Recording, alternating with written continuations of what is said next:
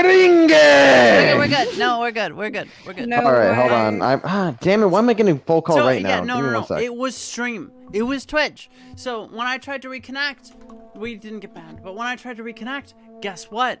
I couldn't connect to my stream key. It's specifically That would have been hilarious, Twitch. though. It would have been hilarious. I mean, honestly, fuck Twitch. Ban me. I don't care anymore. Ban me. Fuck it. I honestly Say don't the care most anymore. offensive shit imaginable. I'll start. Okay. No. Please don't. I wanna. Before we get banned, eventually we will probably get banned. I really don't want to Continue get with banned the though. I want to sweet keep zombie. Okay. I'm gonna speak some soft, done. sweet nothing.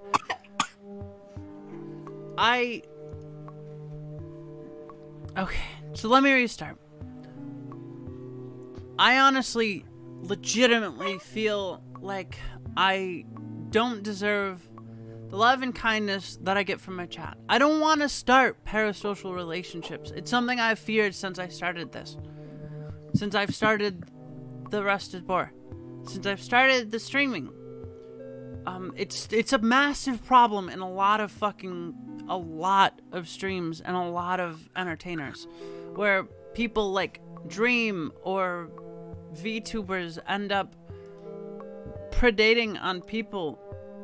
I love that picture, but the way that you're... Okay. One sec.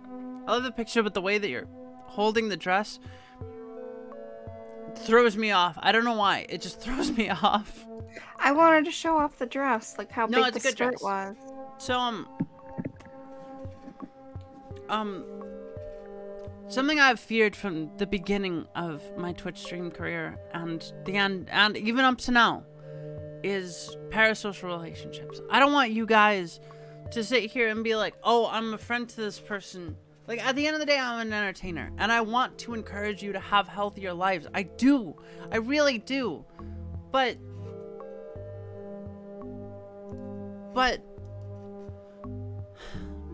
there's a thin line between me encouraging you to better yourselves and you clinging to me for hope and love and justice and whatever the fuck you want in your life. And I don't want to cross that line. I do appreciate the support, but sometimes I legitimately fear that support is a parasocial relationship. I know, like, logically, it's just me getting paid for doing a good job entertaining y'all and helping y'all and giving you Y'all. an escape from the reality that you fucking suffer through all the time.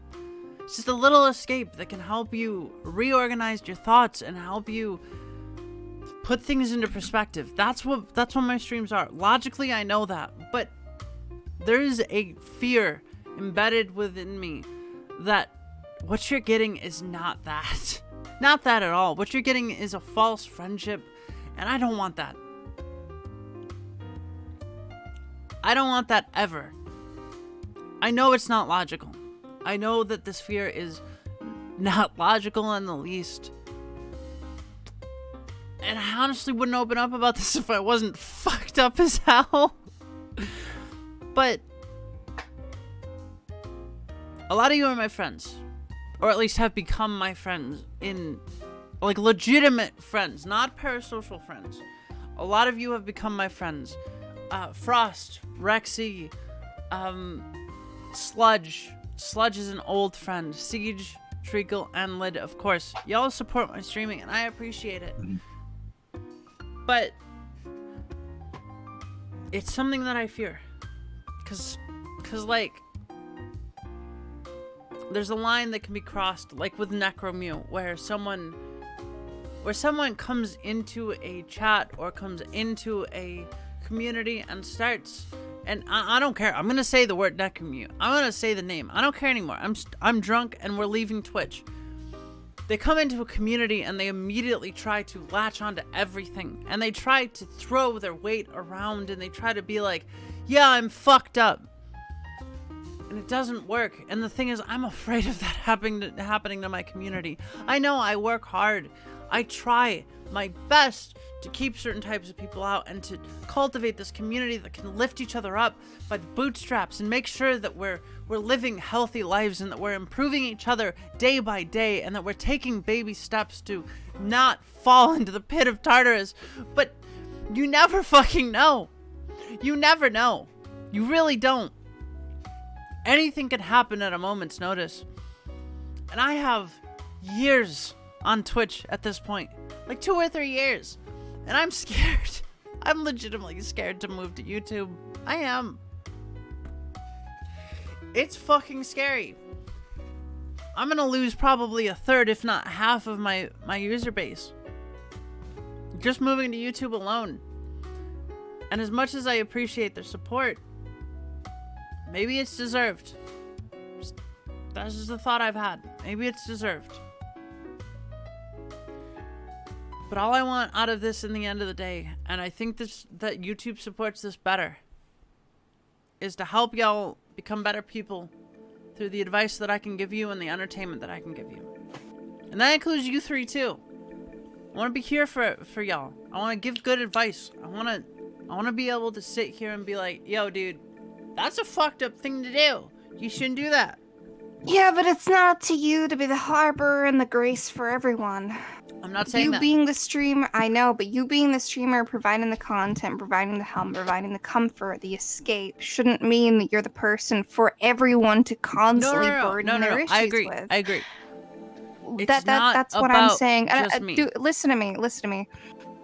An issue that a lot of streamers have nowadays is that people are using their streams as means to escape.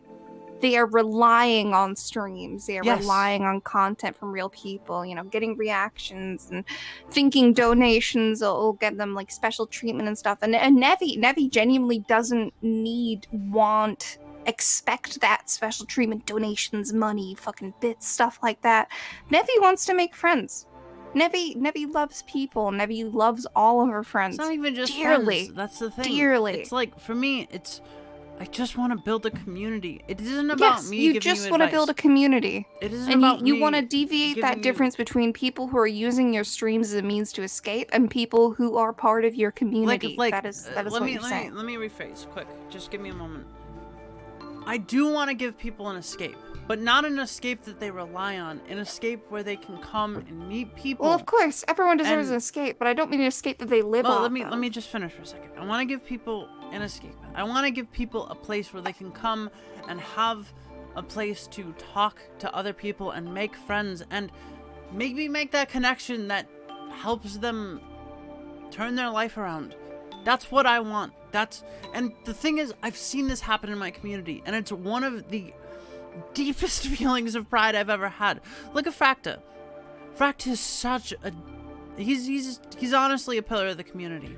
I have seen him go through so much shit, and he still trudges forward and is constantly trying to improve himself, his life, and the people around him, and I'm so legitimately proud of him.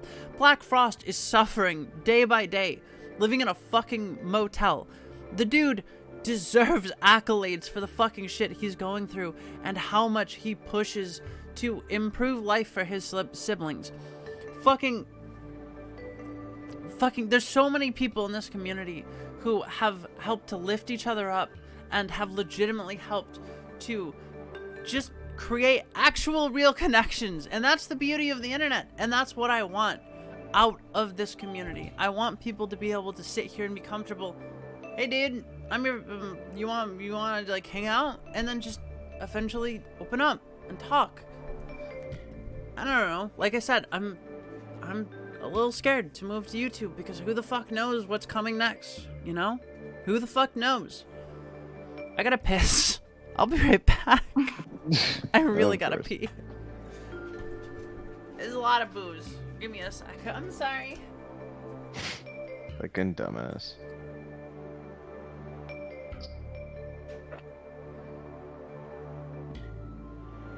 I dare you take a drink without saying shit. Cheers. I was drinking Coke. You fucking tell? Cheers. Sudden segue. Oh, by the way, I have to pee. Go take a piss. It'll be guys' night for like a minute. You don't. I You Just don't, go I don't have you don't. piss. Well, Nevy's taking a piss. Me and Trico got it. You don't want guys' night, my dude. I don't care if it's guys' night. I just want to fucking. Treacle has no nose. That's does why he not. tolerates you. He can't smell you. Liz, does every word that comes out of your mouth have to be an insult toward me? Fuck Can you, it just be a Treacle. normal Die. conversation? Die. British people. Ah, Mexicans. And then you're Mexican and White Cuban. woman. Could get a taco. I do like tacos. I haven't had a taco in a very long time. How do you like your tacos? Both of you. Hard. Trompo with cilantro, pickled radishes, a nice salsa on the side, and some house-made fried chips. All right. First off, lid cringe. Treacle based. Okay, what were we talking about when I was Hard in, or soft, but it has to be the kind of soft that's had the sauce in it. what- So it's what like about What are you tacos, talking about? Livy? Are you talking about I want cocks? tacos. Oh. I only like soft tacos. I like don't hard shredded tacos. beef that's been marinated and slow cooked. I do not like green peppers. I I generally like pickled radish, pickled vegetable, pickled fucking cabbage, I pickled. generally that kind of thing. like just beef or pork in tacos, ground beef or ground pork. And I generally prefer burritos, but soft tacos are pretty solid. Gorditas are fucking based. They are superior to every kind of taco in the world, whether Mexican or American gorditas. Fuck everyone else. They are the best. Fuck everyone. Have you ever had a cucamelon? I've not. What is it? They're these like little Mexican grown cucumbers, cucumber variant. Basically, the thing they is, cucumbers sliced. are melons. You know that, right? Yeah, but okay. Let me show you what a cucamelon looks like. Okay. Open.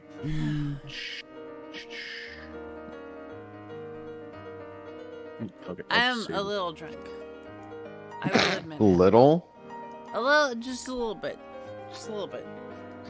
All right. Tilapia Navi. is based. It's honestly my favorite fish. As far as white fish go, I love tuna too, but tuna's expensive. Tilapia is one of I the like cheapest, cod best. tastiest, delicious fish. The problem with cod is that it's been overfished, and so it becomes incredibly Yeah. expensive. Tilapia has Yeah, a very that's similar why. taste while having a nice firm texture after being cooked. That We it can't just get becomes tilapia delicious. here. It's highly uncommon. You know how in the UK we have a bunch of fish Hello, and chip Kage. shops? You have one of two types of fish that you can get at fish and chip shops. It's cod or it's haddock. Haddock does Haddock not is pretty taste the fucking same good, at all. honestly. I It doesn't don't taste like the same. haddock, but I love love haddock. cod. I love cod. Cod. Yeah, me too, Ned. Okay, this is Called what a No cucumber comment. looks like. Wikipedia. Oh, these the little free baby things. I've encyclopedia. never Yeah. had them. Are they good? Are they They're sweet? they're Are they really tasty? good. Well, it's more like having a like not fully sweet, but there is a hint of sweetness that Okay, only here's a Don't question. use haddock in place of cod. accentuated Wait, when wait, you wait, pickle wait. it. Everyone shush. Here's my question. Do they make Mhm. pickles out of these? Yes, they do. I want Uh, some.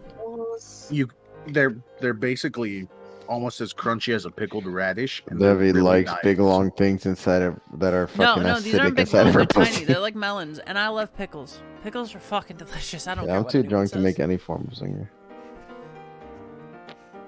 I'm done emotionally spewing about my community and my goals.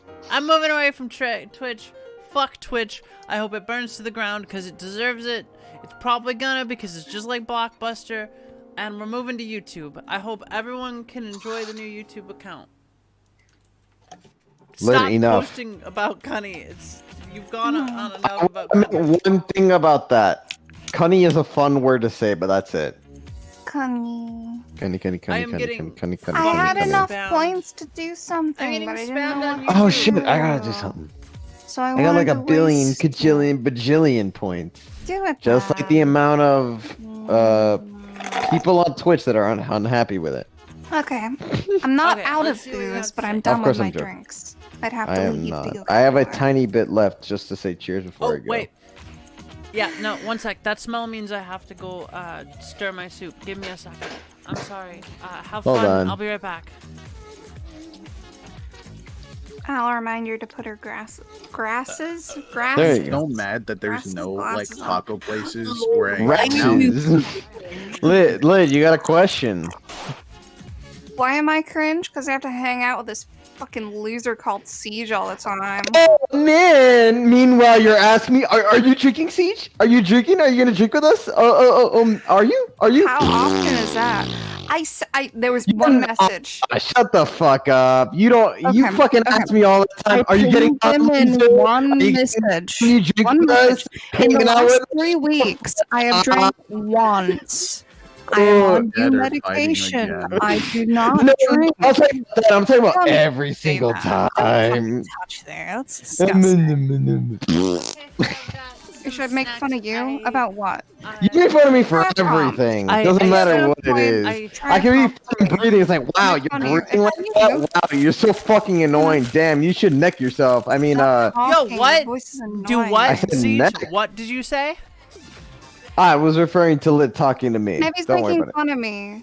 No, Siege is making fun of me. Oh, Sorry, you are such a teacher's pet. The moment you fucking get some shit on you, I oh, can't. Nebby, he's making fun of me. Please. He won't even put a thing. He even put a thing in chat saying, "Lid, why are you cringe?" You are such a baby. You are such a fucking bitch. Wow, She you're makes acting fun of me I for love you. hours on I- end no, every time no, we hang out. no. But the moment I Okay. say anything back, Nebby, Nebby. oh, like a fucking wounded dog. Girls, whimpering. boys, shut the fuck up.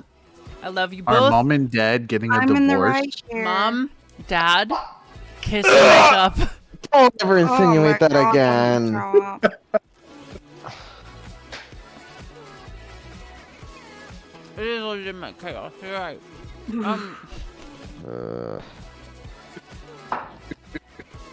all right, I do gotta go, so I'm gonna take this last little bit of drink that I saved for this specific moment I have and change. say, yes, you do. Goodbye, Twitch. I have crab. It was ragout. fun. I love We you, had Siege. some wonderful moments, but frankly, darling, I don't give a damn. Cheers. Yeah, fuck you, Twitch, you Oh, stupid oh, bitch. oh, oh, oh.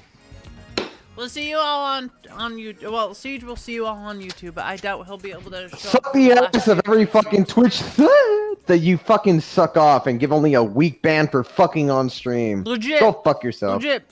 That shit's been pissing me off for years. Like, All right, I'm not getting People into a just- conversation on this. You continue. I'm Yeah, go going. on. Goodbye. Fuck Twitch. Go suck your So- own mom. Cheers. I like how much do you know- Amaranth is literally. Huh? Yeah, how much do you know about the unnamed streamer that legitimately? Oh yeah, Showed she her literally whole- had sex on fucking We won't say a stream, name. and then she only got No, banned no, for not a her, week. not her, not her. Before that, Oh, it was years ago. Like I think a year ago. Before that, there was a streamer that we will not name because fuck drama, am I right? But basically, a streamer. And I don't care about what her actions. I care about Twitch's actions. She showed her hole for a good like 30 seconds to a minute on stream live and got banned I for 3 remember days. that. I remember are that. you fucking kidding me? I'm not kidding. And then people say something a little bit too political, and they get I don't even banned. care Like, about the political stuff. Just permanently? like I know a dude no, no, that no. got- I'm comparing. wait, I'm wait. comparing their policy. No, I have a you no, no. are I have a comparing good. No, I have a Twitch. better. Trust me, Go I have a better comparison. There was a dude, right, that had custom art made for a meme on his stream of a creeper that was in a bikini, and Twitch banned him because it was too lewd. Permanent ban. Why are they Permanent so fucking ban. inconsistent? That's what I'm saying. At least YouTube is consistent with its bans. You know why? It's because these girls who are doing these things on Twitch, and I'm just gonna say girls, right? No, go ahead. Because it's not a particular person; it's a group of people. They It are is. OnlyFans girls who have moved from these fucking cam horse streaming sites and have come onto Twitch and are doing stuff that is highly suggestive, like, "Oh, I'm just gonna turn around and write your name on the board," bends over in fucking tiny shorts. Are you fucking kidding me? That amount of suggested Bends shit. over then and completes a yoga pose. People who are genuinely making content, people who are playing games, people who are chatting about, fucking good topics, people who are playing D&D. There's a bunch of shit going on this There's fucking so website. much good content. But then on you have Twitch. bitches who are like, they're wearing bikinis and, oh my god, hot tub, pool stream, guys. by we're in the a way, pool, I showing don't know off who their this fucking is. cleavage. I don't know who 3-day this ban. is. But What? apparently some big streamer named Drimum is leaving Twitch permanently. Yeah, I'm not surprised. I'm not surprised either. Twitch is This is going what to I die. said. The moment I saw this, I knew. My stomach sank. I was like, Twitch is over. I can't stay. I'm gonna have to switch to YouTube. This shit is just, it's, oh. People will go on here and they will show themselves in bikinis, in pools, doing suggestive poses, bending over, writing people's names on the board, showing off their cleavage, rubbing their boobs together, and they'll not get anything for it. Then as soon as someone shows something ever so slightly against TOS, they get banned permanently for a month, for a year. Some people build their whole fucking lives around streaming, right? And it's not that it's not that I disrespect that or respect that. I kind of have a neutral feeling about it. I don't think anyone should build their whole career around one thing. that? I think everyone What's should that? have everything, kind of open. I have a clip here that we're gonna share with the stream. This is exactly what I No, said would I'm happen. By the way, finished. this is exactly what I said would happen. Right? I said specifically. One sec, I gotta get rid of this widget. I said specifically, big streamers are gonna fucking leave for various reasons with these new fucking things, right? I have a clip that I'm gonna share of Germa specifically saying he's gonna leave the fucking platform if he's forced to run ads.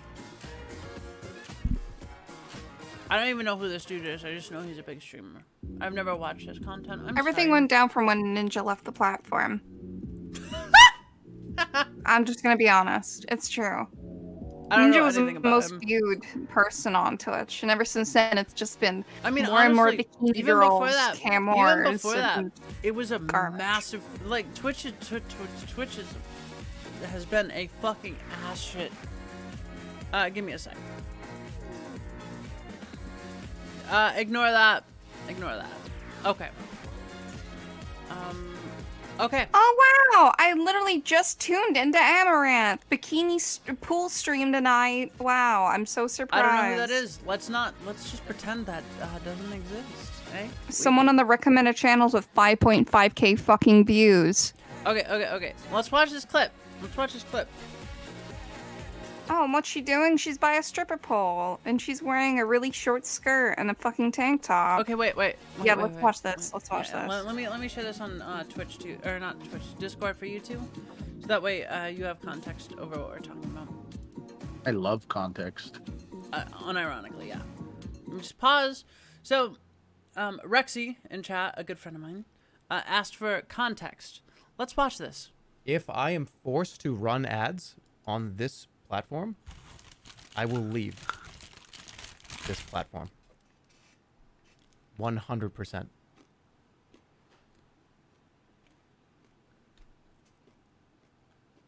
That's So, it. Yeah. I'm not going to be forced to run ads. Now, here's the thing. Ads do play. Pre-rolls play. And I don't really have that much control over that. I do have control over if one essentially runs while you're sitting here. And I don't want to do that. I don't want to run ads. That's it. If I am That's the whole thing. forced to run ads, He doesn't want to run ads. And you know what? I respect it. I don't know much about German. The only thing I know about German, literally the only thing I know about German is that there's a bacteria named after him. I'm not joking. That's all I know about German. Never watch his content. Know nothing about him. But I respect it. Twitch is introducing more ads, and they're forcing streamers to run ads mid-content. No streamer wants that. It lowers the integrity of the stream. Germa is leaving. And as far as I know, that's a pretty big name. And other streamers are threatening to leave as well. Fuck Twitch, dude. Fuck Twitch.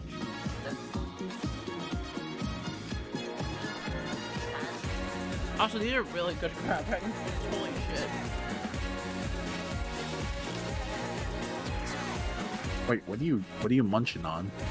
Crab rangoon. Chinese food. It's very good. I've I had can't crab eat rangoons that. a few times. When I was living in a northern colony back when I was a kid.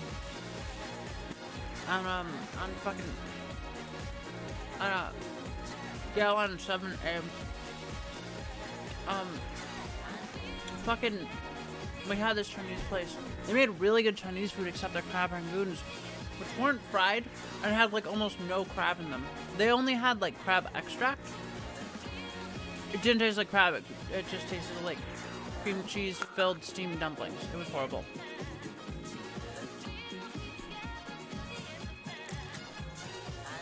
But anyway, moving on.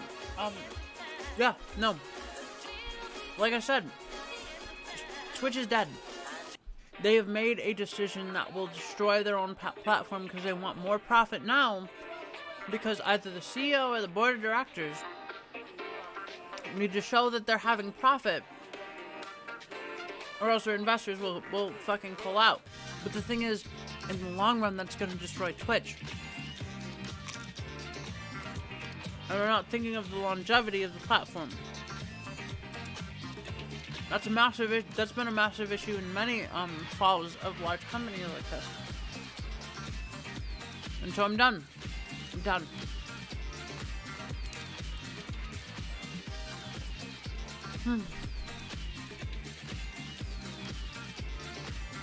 I honestly miss my early Twitch days. I do.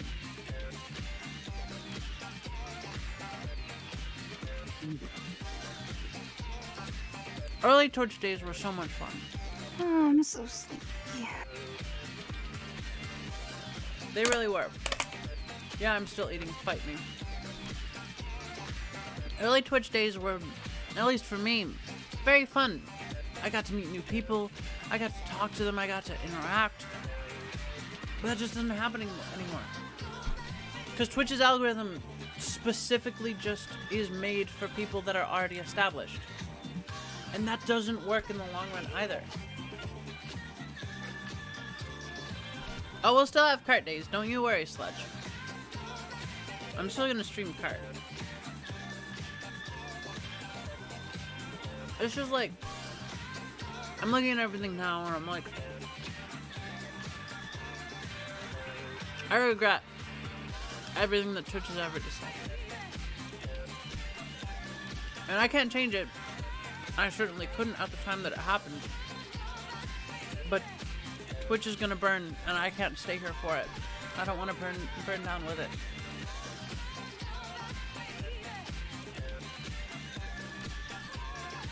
We go to sleep now.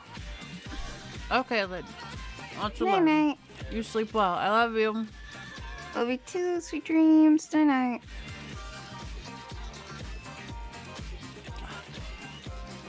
So, at the end of the day, the way I see it, I'm sitting on a precipice between Twitch and YouTube. I didn't want to stream on YouTube for a variety of reasons early on. For a while, Twitch was like, hey, we have better features for streaming. But despite that, instead of reinforcing those features and reinforcing what we love about Twitch, they have said, fuck you. We need profit now instead of longevity. And I can't stick with that. I am not gonna sit here and make you guys watch 20 fucking ads in between fucking content and missing out on live stream antics because Twitch says so. It's bullshit. YouTube doesn't even do that. It's fucking insane. I don't know what a chip hammer is, I'm sorry. What are your thoughts so far, Treacle? I mean, I have not been zoning out. There's no proof of that. You're an ass. Asshole. Well, to be fair, you are correct in a lot of these points. And 'Cause it's I'm really heavy. just. Yeah, we'll go with that. And it really is such a shame. Like, they could be doing so much good in regards to Yeah. the people who actually produce their content for them, but they're instead going for the people who are.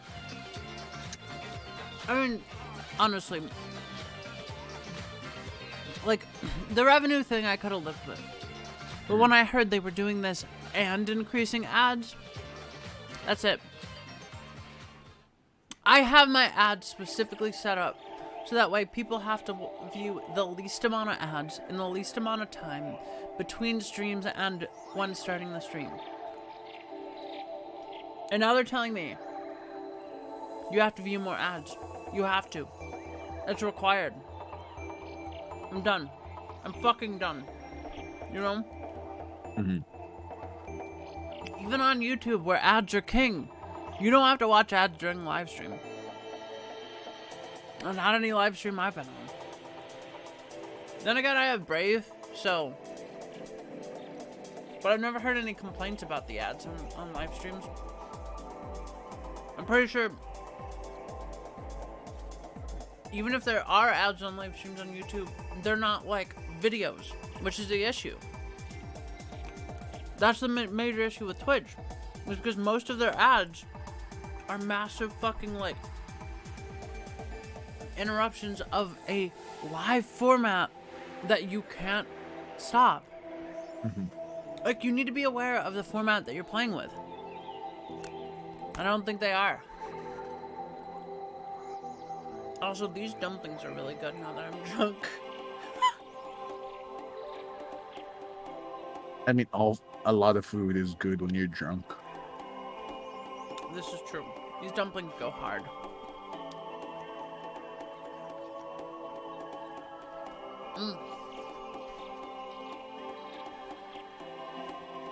So, essentially on the 30th, we're gonna do my debut.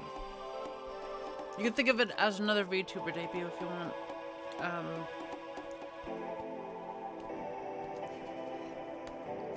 We're gonna be more or less following a similar stream schedule and structure to the original streams that we had on Twitch. Things should be more stable and have slap harder when you're. That is also true, Judd. Things should have more stability on YouTube. On top of that, I should be able to plan out my schedule a little bit better. I'm sorry, Jack. I'm so sorry. But I should be able to plan things out better. Which is nice. And YouTube specifically encourages this fact. It's kidding.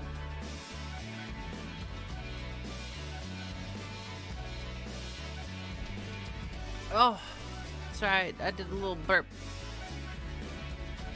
Woo!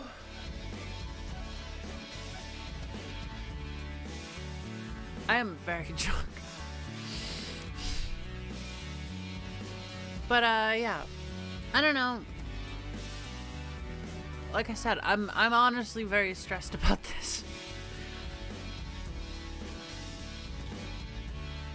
I have been very happy streaming for a long time.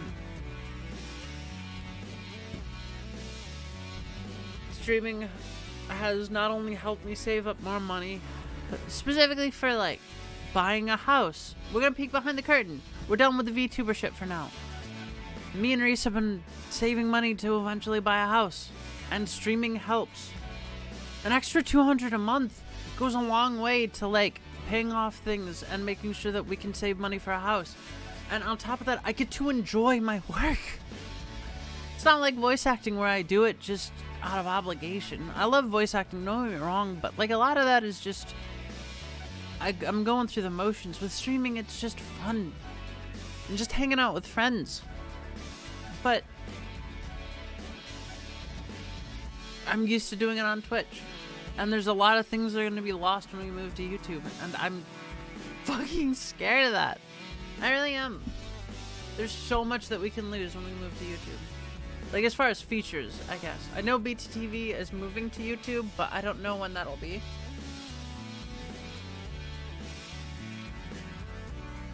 It's currently in beta. I don't know if it's ever going to be official. So, we'll see. I think it started at the beginning of this year as the beta, or just before. So we'll have to just see where it goes. But, yeah.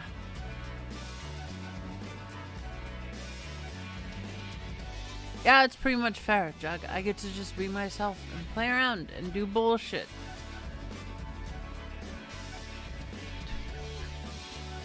I cannot, however, currently set up a stream schedule because I'm not yet allowed to stream on YouTube. I just started the account last night, and for 48 hours, even if you confirm the account and you do all of the steps necessary, you cannot stream or post videos. This is good. Unlike Twitch, that stops spam, which is horrible for the algorithm.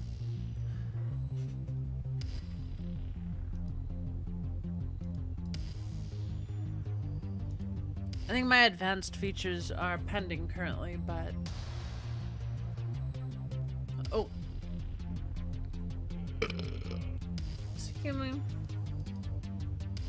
So yeah, that's the long and short of it. And I think we're gonna go figure out something to play while I chill out and wait for other people to come in.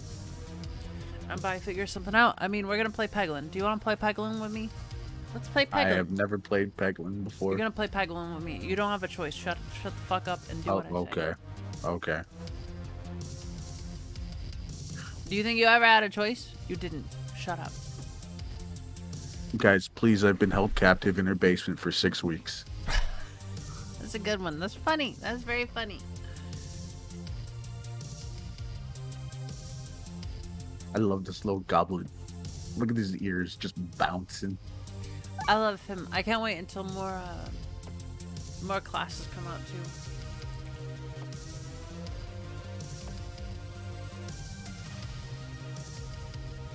Bounce, bounce, bounce, bounce.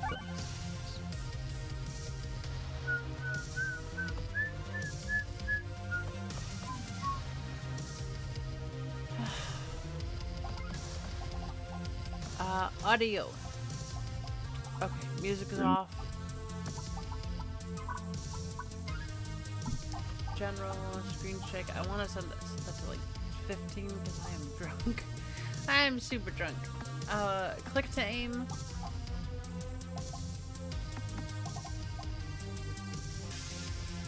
Forget, is the regular Peggle a free game or no? No. Oh wait, Peggle? Yes. Yeah. Peggle is horrible. We don't play Peggle. We play Peglin. Mm. Because it's based. And I am based. And fuck Twitch because I am based. Okay, there's only one Peggle that is free, and that's Peggle Extreme. The rest of them are like $4. Okay, so I actually have a story while we start. So I run an experiment back in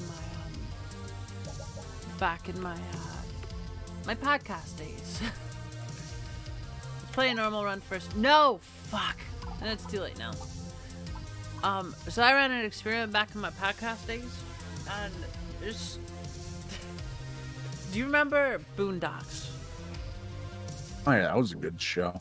Do you remember the episode where I think it was Huey specifically decided to do an experiment where all he watched was BET?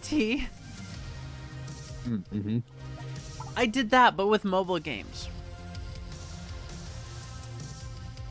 Just mobile games. I played no video games during this 2-month period. I only played mobile games. And I found myself incredibly depressed by the end of the 2 months. Like, legitimately. it was a horrible experience. One of the games I played was Peggle. It was, I guess, I wouldn't say fun, but okay enough.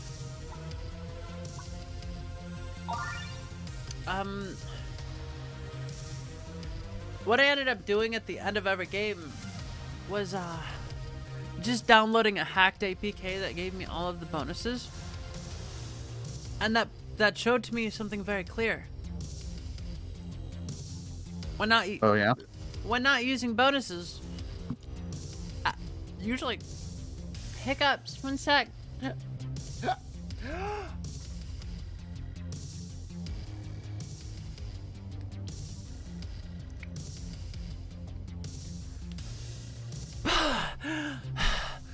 Okay, I'm good. So when I'm using bonuses in a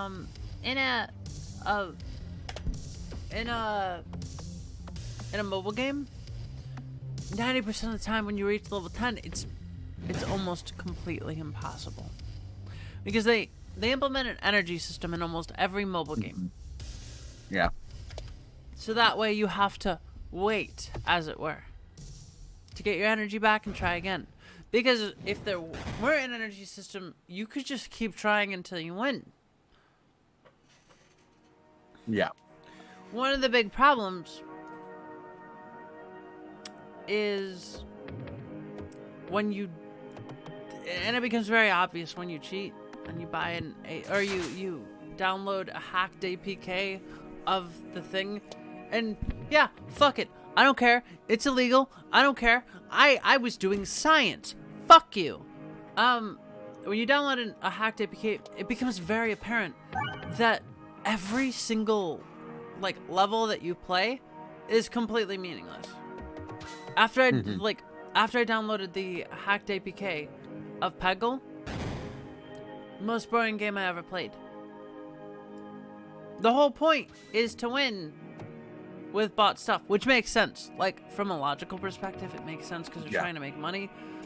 But it's kind of fucked because they make these impossible fucking levels that you can't actually play, and no player skill actually comes into it. And what you end up with is this addiction to buying stuff so you could win. And that's every single mobile game ever.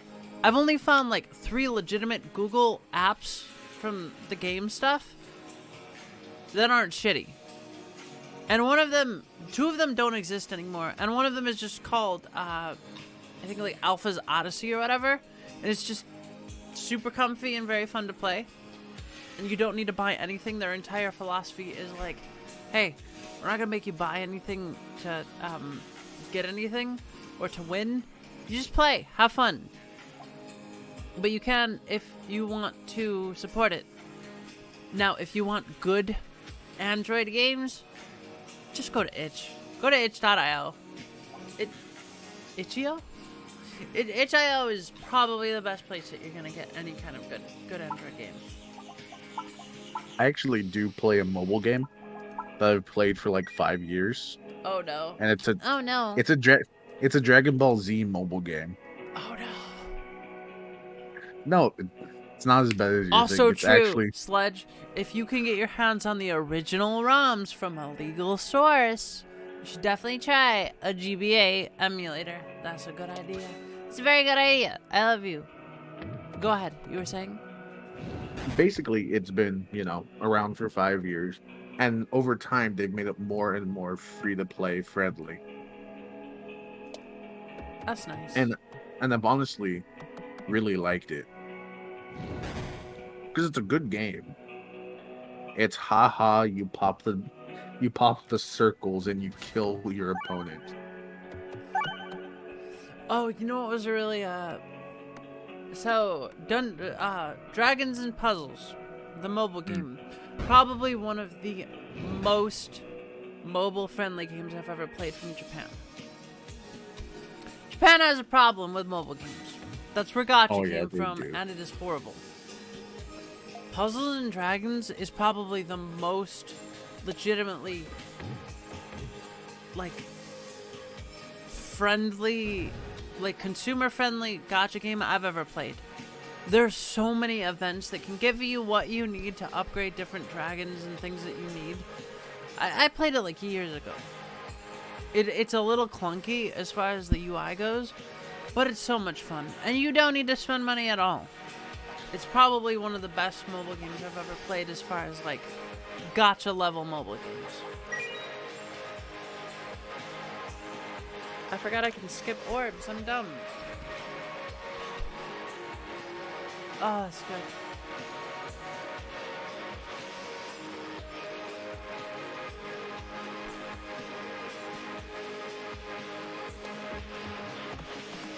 We're just playing Peglin.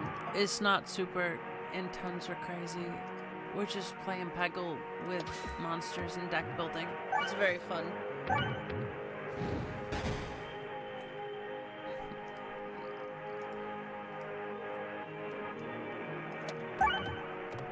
It'll also be good to get rid of Commander Root. So Commander Root is a bot. It was created by some dude on Twitch.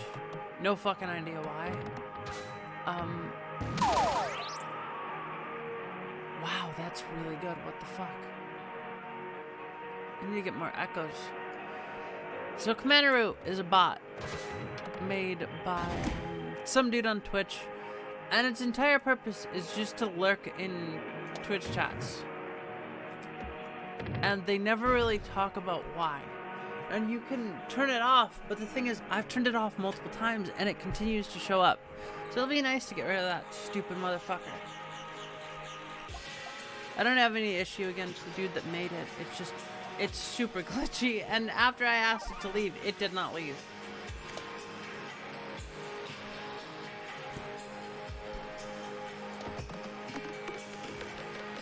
Need more bombs. Oh, that was great. What'd you say? That was great. I just like hearing the little sound when you like hit a peg. Little It's very nice, right? Yeah. Except when that happens. Go for full right. And try and other way. I want the bombs. Bombs are 50 damage each currently. I win.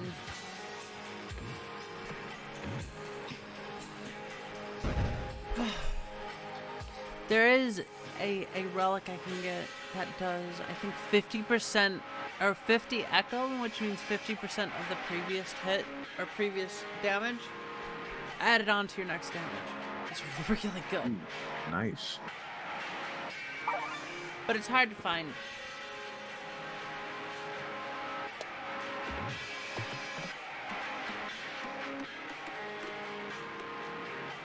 No! Fuck you. I got this. Don't you dare. Don't you dare!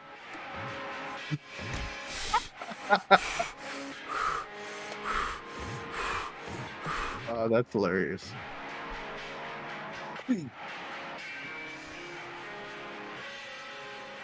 I'm gonna blow a gasket. Okay, do you think we can do it? If we blow all of the bombs, we can get another free item from this. But if we go left, we... Actually, if we go right and then go left, we get a guaranteed item anyway, so fuck it. We couldn't blow all the bombs. I fucked up. Also, those question marks can sometimes be mini bosses now. It's very bad. You don't want that. Horizontally is left to right, right? And vertically is top to bottom. Possibly. I think so. I don't know this game well. I don't know what horizontal means. I'm very dumb.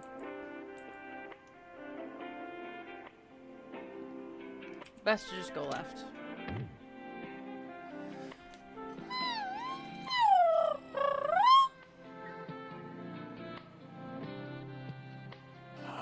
Oh god, that's the worst choice for the first one. Yes, let's go crit.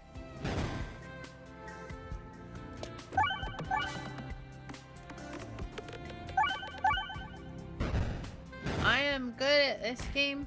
Fight me. No, because I feel like you'd pull out a gun. You know me too well. It's no longer fun.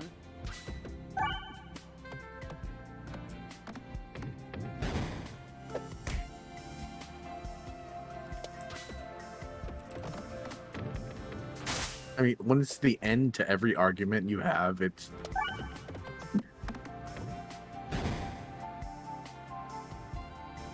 kind of, is.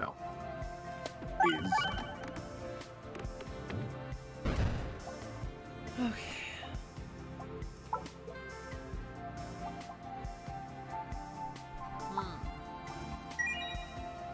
Bomb orb. We're gonna upgrade the bomb orb. Orb. Bomb orb. Okay, let me sit back and relax. I am very fucked up. You're gonna have to keep me stable during this entire fucking stream. Fun. You ready for this? You ready for the big coup de grace? Yeah, sure. I love this game so much. Game is my favorite. It's okay, it's not my favorite, but I like it. I like it a lot. And the thing is, y'all can't understand the satisfaction of, like, actually winning in a game.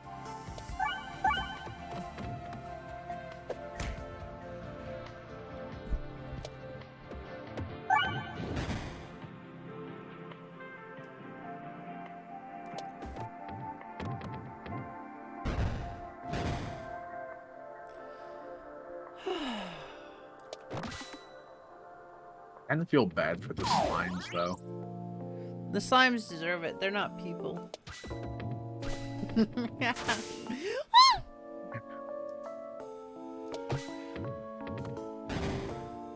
Was that racist? No, it wasn't racist because they ain't sentient. They don't got souls, you see. Excuse me, guys. I'm gonna take my 5-month break from Twitter.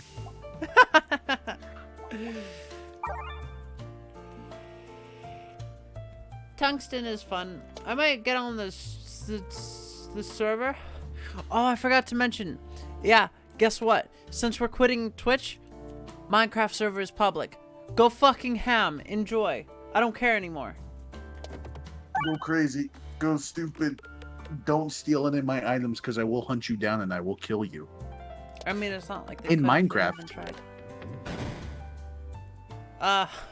I'll hunt you down and kill you in real life.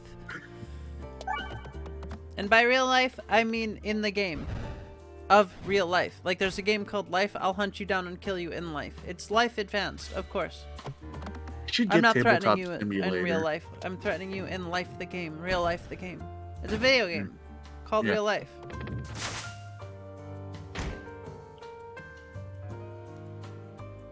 I don't want to play Risk, but that game takes like 4 hours. At that point, just play fucking D&D with war mechanics. Like, fuck, dude.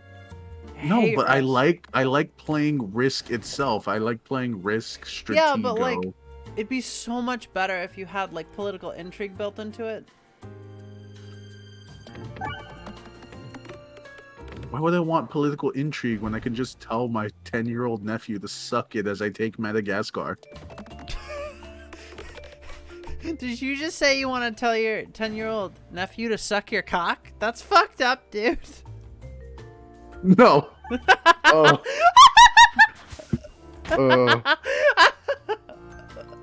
That's a joke. He never said that. Or did he? Bum, bum, bum. You can tell I don't care anymore, can't you? Just a little bit, just a teeny bit.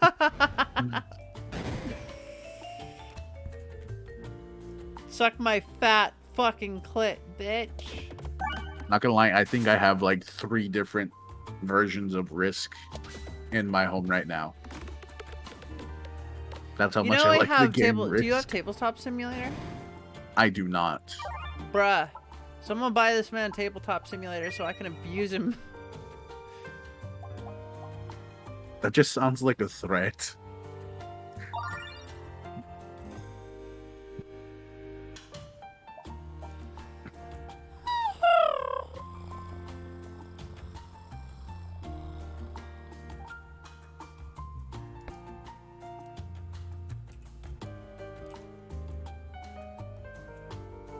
Ooh, I hate how the line moves from the balls. No! No!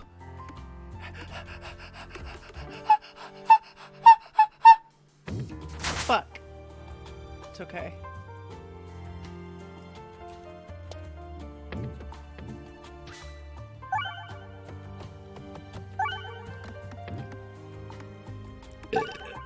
Frost, check out the Terraria wiki. There's a lot of good shit in it. Fuck that, I'll just die. No, no. Oh yeah, there's no secret- bombs in this one. I have to legitimately just get my own bombs.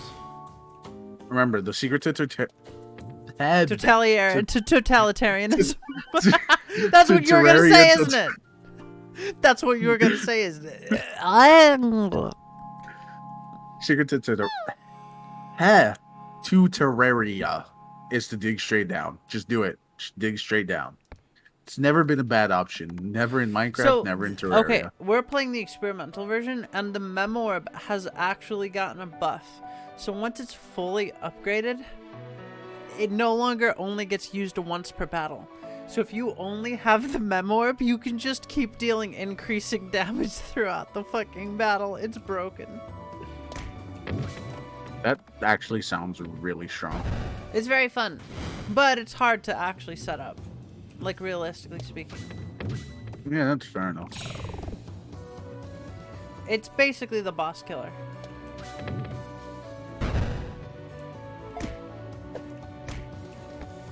I gotta continue Octopath Traveler too.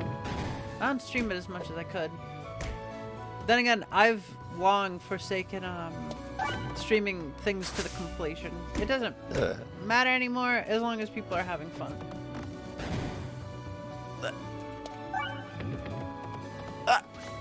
They just, I only like streaming certain things to completion. Because some things, you know, only really feel like they're completely wrapped up when you finish them to completion. true, but it doesn't really. It depends on the game, and honestly, streaming to completion is different. Depends if you really enjoy the game. I play Tales of Arise specifically for the fuck of it. I don't care about the completion because Tales of Arise sucks ass. Upgrade orb. There it is. I have a fully upgraded Memorb.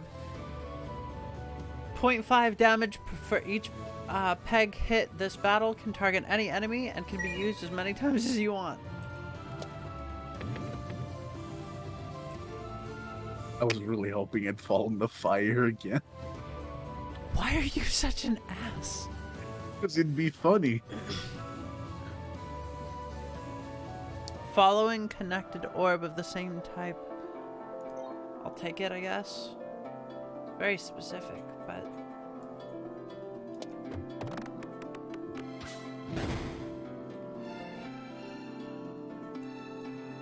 no reason not to use it.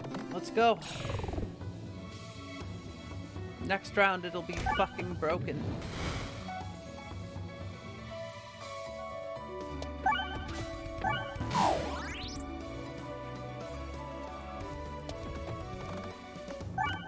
Wait, do their shield have little health bars too? That's Yeah. cute.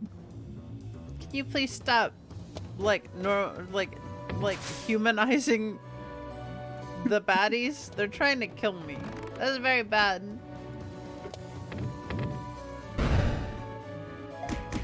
Can you please stop humanizing my mortal enemies? Thanks. Yeah, legitimately stop it. You're gonna get me killed.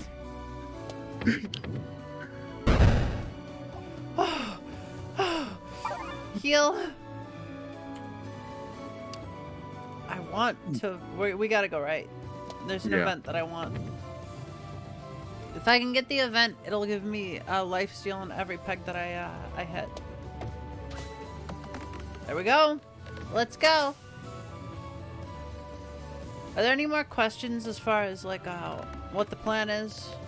Because I'm willing to answer any questions. I don't care anymore.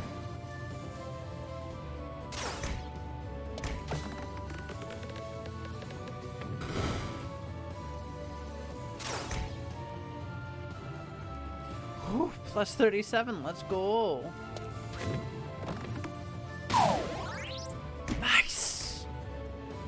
The Echo Orb is only strong. The Icy, what are you doing? God damn, dude, that's $100. Stop it. Wait until we move to YouTube. You cute little fuck. Icy, stop. I'm too drunk for this. I can't. I'm drunk enough that I can't, like, deny your offers. Oh well. Oh well. Little Icy Fire Mage, I can't say no to that. I'm joking. I make a lot of jokes, but please do not proposition me. I will fucking end up killing someone. And it's a high chance it'll be you. Tune What? in now. What? What about the Wii U? Why the Wii U? I said it's a high probability it'll be you. Oh, I thought you said the Wii U. We don't talk about the Wii U. I actually almost bought a Wii U. Bruh, you poor baby.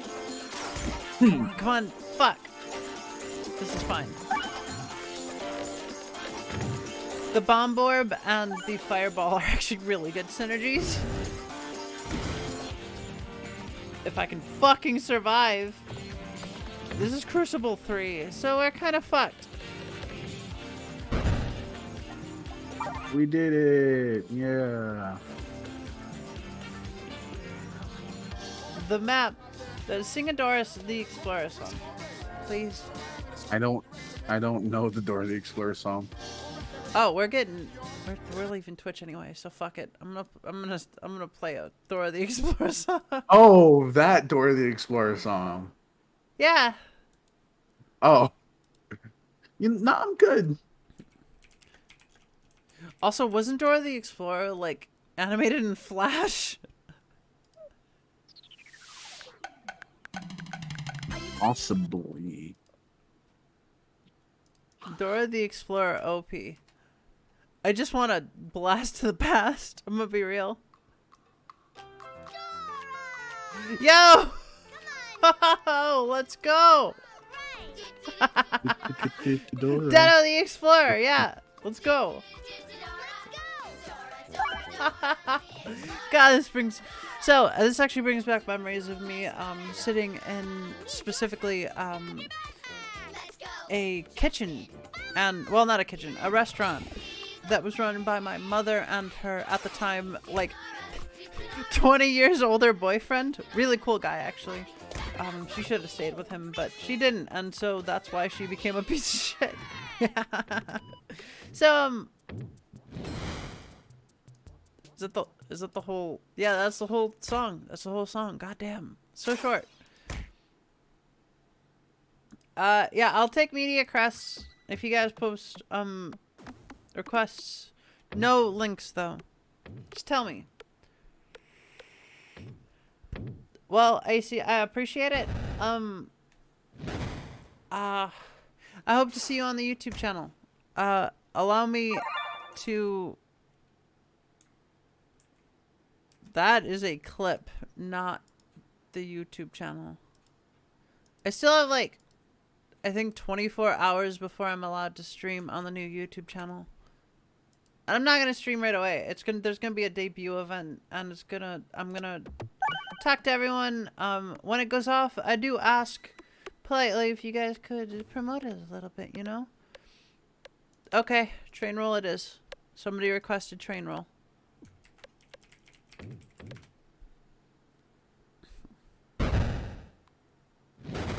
Ah, this is perfect.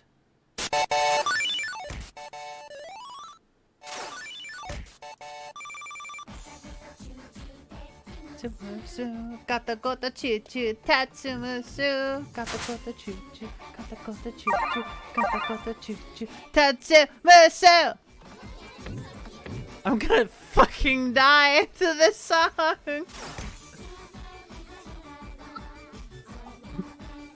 Oh, that's cute. You get cute little wings. Yeah, but you die. Also, this is got the gochu to Tatsumusu, but every single girl is singing at once. It's not 40 minutes, it's all of them at once. So it's only 1 minute.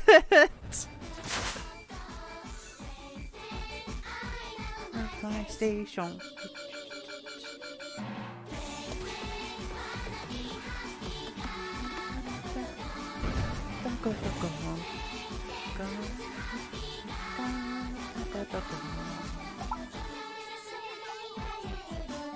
Start listening to openings to Sentai again.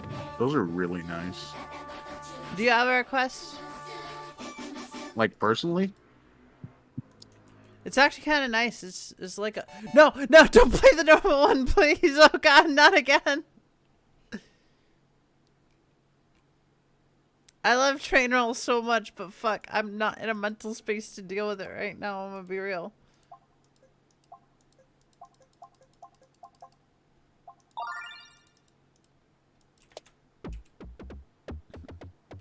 Uh, uh, Chico, do you have requests? yes, I do. It is the opening to Magi Ranger.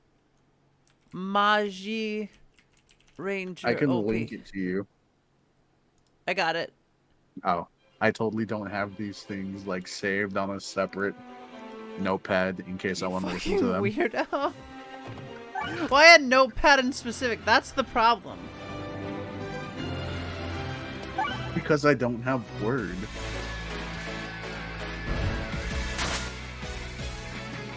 Yo, this fucking goes hard. Holy shit.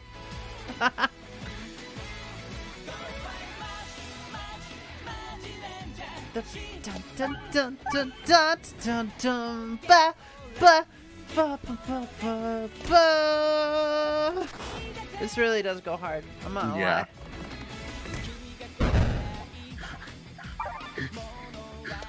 Sledge says, play Ma. There's a weird fucking cat outside.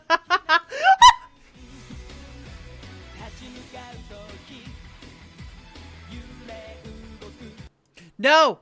Go back. Keep playing.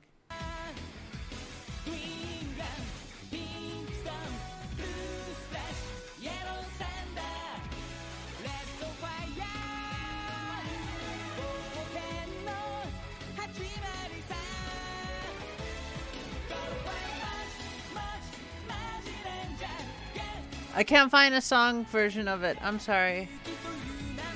So no, it is rejected.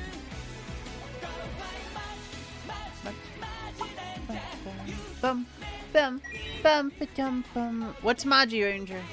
Chico? Okay, the American version would be Mystic Force. Power Rangers Nice. Mystic Force. So this is the original, and they were called Magi Ranger. Yes! To the right. Let's go. But as opposed to the American version where it's just kids who happen upon a magical land, in Magi Ranger, they're all people who are trying to be some sort of wizard. Interesting. really- so it's Magic really nice. Ranger. Is Yeah. the deal. Yeah. Interesting.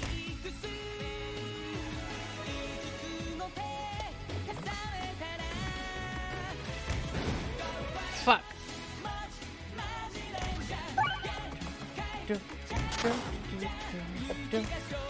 I would totally read a manga based on this. Is there a manga? Is there a comic? I'd like a comic. I need to read more They've comics. recently been doing a lot more manga and anime based on Sentai and Sentai adjacent things like Kamen Rider Double. You're so quiet. Let me turn you up. I'm so sorry. Oh no, you're already at 200%, dude. Holy fuck. I can't do anything. I'm It's just sorry. sometimes my microphone like slowly starts turning away because I use a Liga to keep the cord wrapped around the base of the microphone. A Liga being a hairband. Bruh. Fix your shit. Alright, next No. request. Necromantic.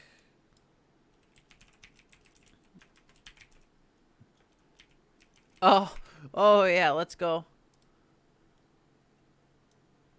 This is one I can play without any copyrights, because fucking soon. They do have one manga adaptation of Maji Ranger. Wait, we have to be silent out of respect for Doki Doki Waku Waku. Okay.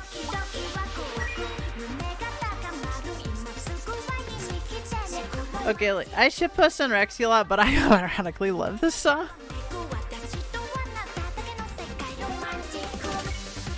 Yes, I did it.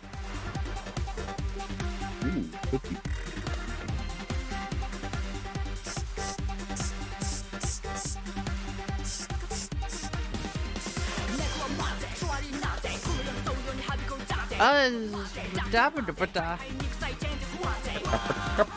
It's a good song. It's unironically a very comfy song in like a weird way.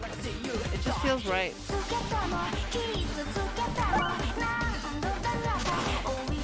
And its fucking beat goes hard. I miss Airplane Dog. Airplane Dog? You mean that Never stupid seen- fucking meme? Yeah, You're with so the dog. retarded. Why specifically Airplane Dog? There's still Twitter specifically posting it every day. You could just go watch it, you retard. I just like the dog going "Hapatapa, hapatapatapata, hapa, patahahapatapa." I love when they take Airplane Dog and put like ridiculous subs over it. So it's saying like shit that's super fucked up. It's like a dog would never say that. That's silly because a dog is too kind and loving.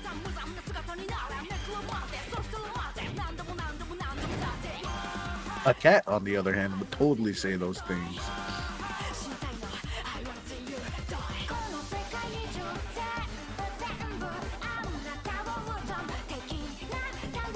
Right, what I was saying.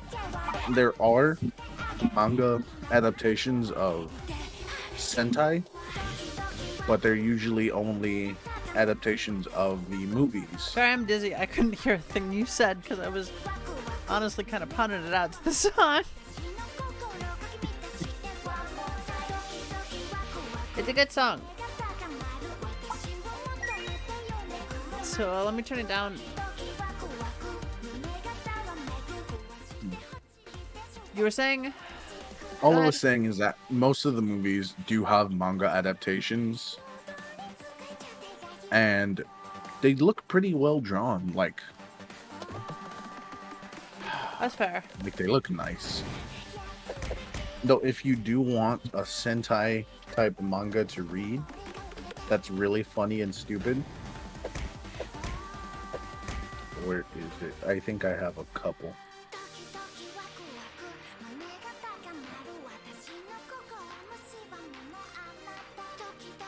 1 sec.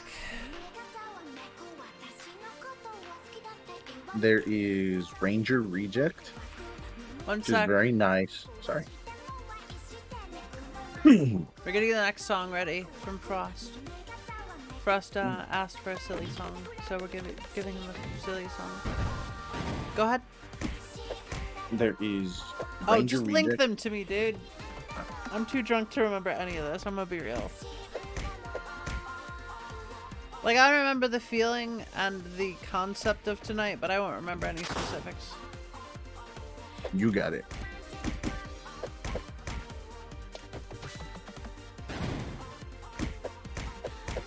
I am gonna lose this fucking run so bad.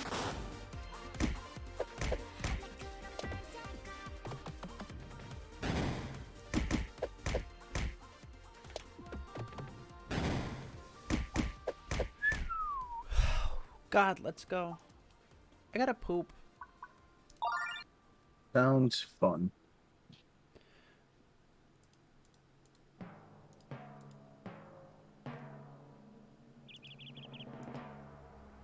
Barbie girl time, let's go.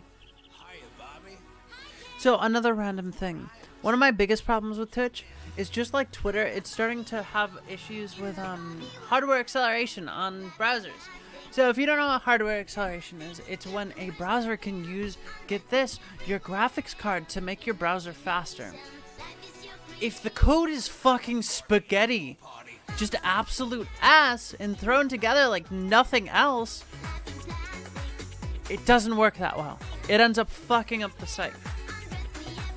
Twitch used to have no problem with hardware acceleration. In fact, hardware acceleration used to make Twitch really efficient and very fun to, well, not fun, but very efficient to work at. Like you could watch a YouTube or a Twitch video and no problem. But just like Twitter, now Twitch can't handle hardware acceleration. And yes, I got the original. I'm sorry. Is that a problem? It's kind of my favorite. Oh, after this, I know what to look up. One sec.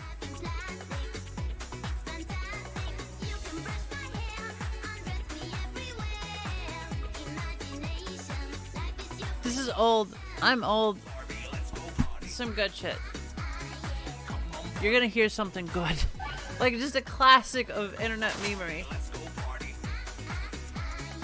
Back in the day when like YouTube was only AMVs and shit posters who didn't know what the fuck YouTube was for.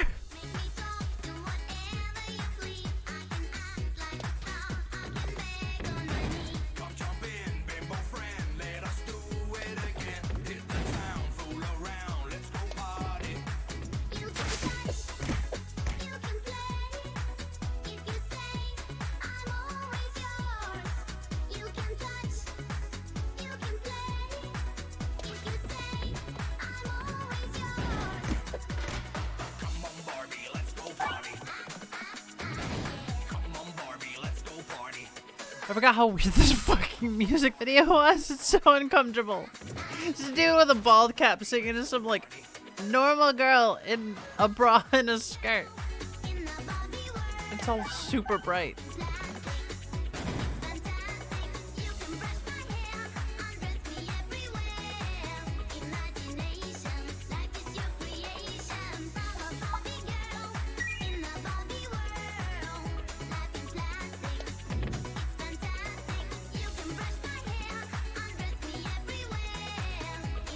So, Treacle, what are your plans for the future, little one? I don't know why I said that.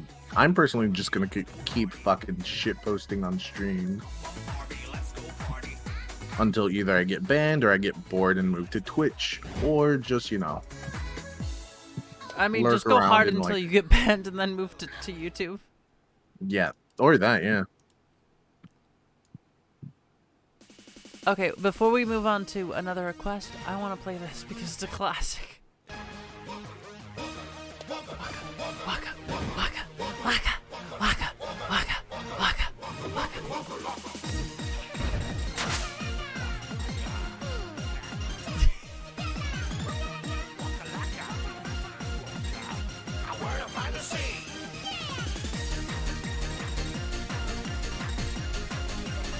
Oh my god, I need to find like where I can buy this manga set because it's the Go Rangers, but I can't find it on any of the sources I use to read. So I'm probably gonna actually have to buy it because it's. Oh, I got you. Just hit me up later. Because it has like I the can classic definitely get you a Astro very Boy legitimate style art copy style. for a very cheap price, and that price being 0. Legitimately.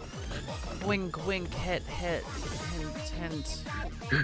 Wink, wink, punch, punch.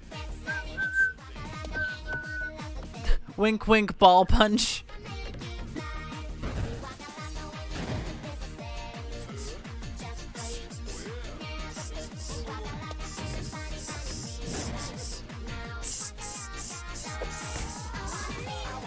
I should start reading Cyborg 009 again. That was a really good story. Ah, that show is so good. At least I remember it being good. Maybe it wasn't as Oh, good yeah. as I thought it was. It was good. The newer movies though were kind of Yeah, I watched some of the newer movies. They were kind of shit.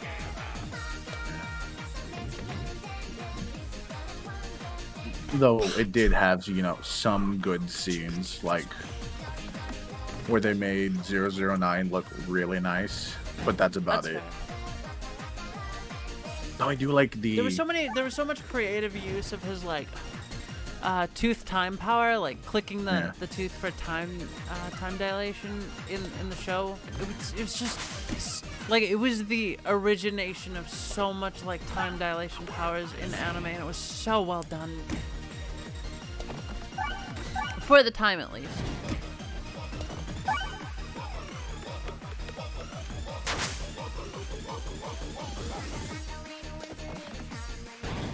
My favorite character from the original series had to be 13.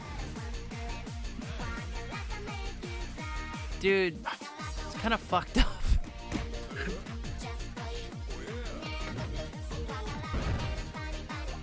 You shouldn't like 13-year-olds. I'm joking, of course. 13 wasn't 13. Or was it? I honestly don't know. I don't remember shit. 13 was like the fat one that also was connected to a yeah. giant robot. Yeah, that one was based. Yeah.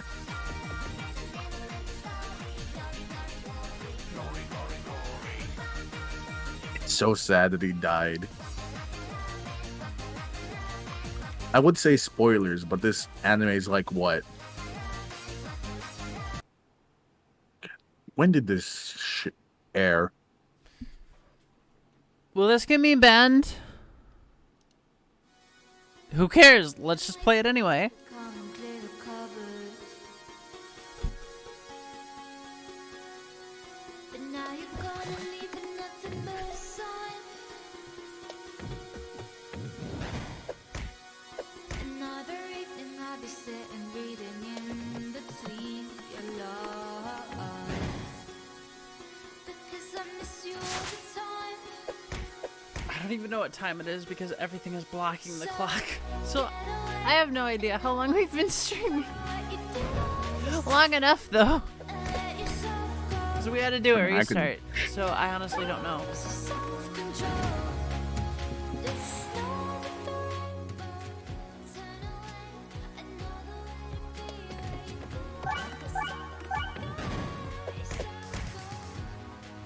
Something I really okay, something I really respect Cyberpunk for is that they have the streamer mode. But the streamer mode isn't fucking retarded. And what I mean by this is that when you turn on the streamer mode for Cyberpunk, not all the music turns off. Like certain games, hint hint, wink wink. Same show. So some games turn off literally all the music. All they've got is shitty licensed music from modern times. Cyberpunk's not like this. They'll throw some licensed music in there as like a modern equivalent, but like that's not always the case with Cyberpunk. You just got so much original music in there. Mm-hmm. But music that won't get you copyrighted. It's very nice. I respect it. I respect it so much. I would totally play that game if I didn't think it would fry my PS4.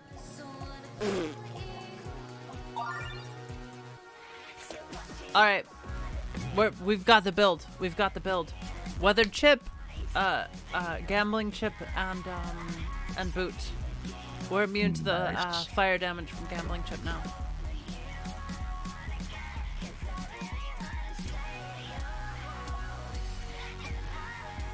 Islands in the stream. That is what we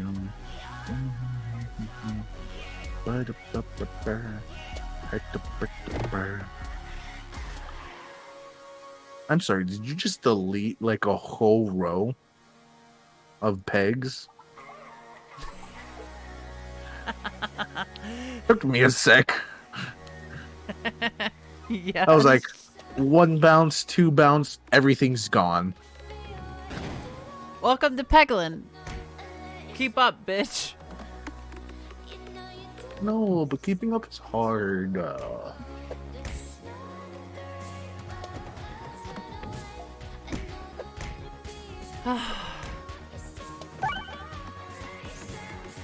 Oh, but I don't take damage anymore, so that's good. Why am I doing 0? What the fuck? Oh, I shouldn't have taken short stack. That was a mistake. That was a massive mistake. Oh, that's bad. Remove all orbs. So look what we've got now. Persist 3, Echo 50, deal 4 damage to self when discarded. The Ouroboros, level 1. My favorite orb.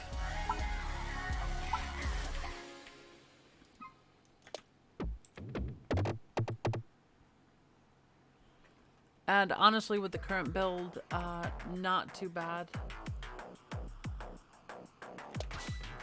This is just Inscription all over again.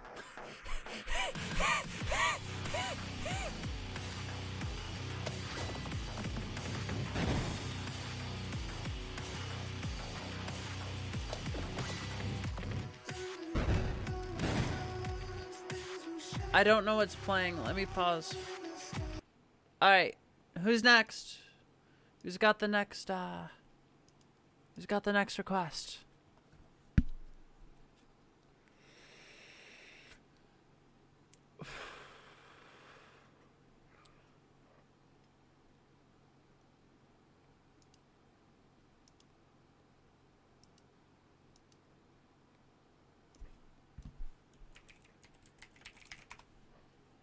Alright, it's apparently pizza time.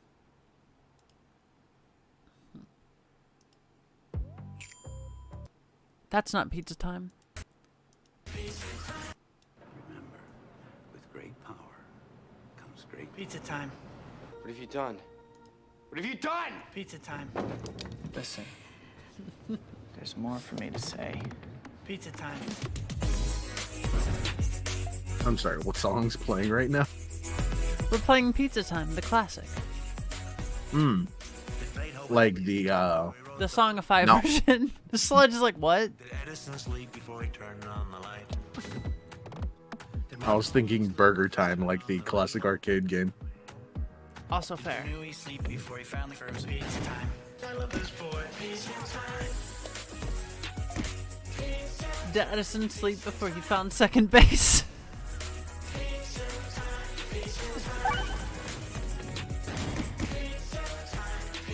Who's the sexiest historical figure? Like, personally, Yeah, personally. I do like me some crazy, so I'm gonna go with Caligula?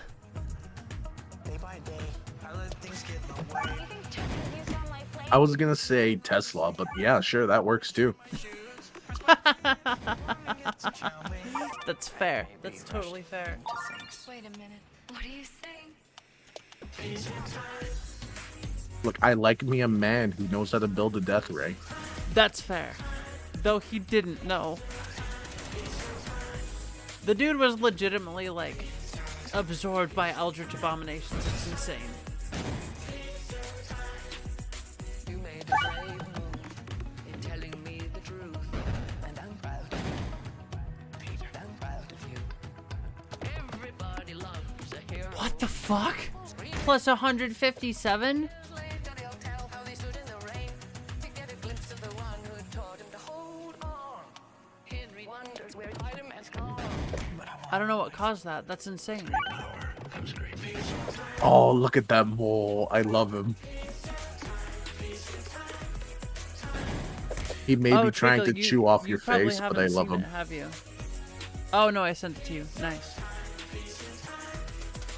No, yeah, I thought it was really cool. Pizza time.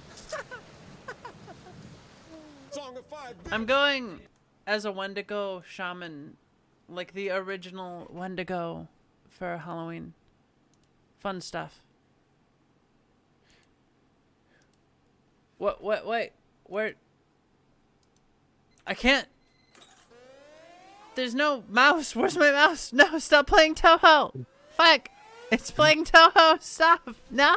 I don't need people to know that I'm autistically into Toho.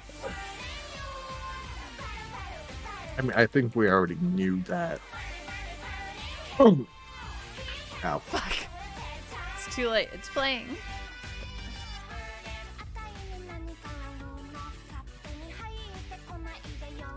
That never happened. Shut up.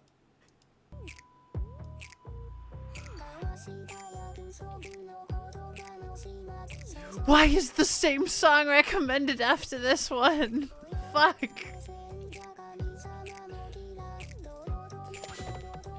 YouTube knows that I want Toho. Good old Tuhu.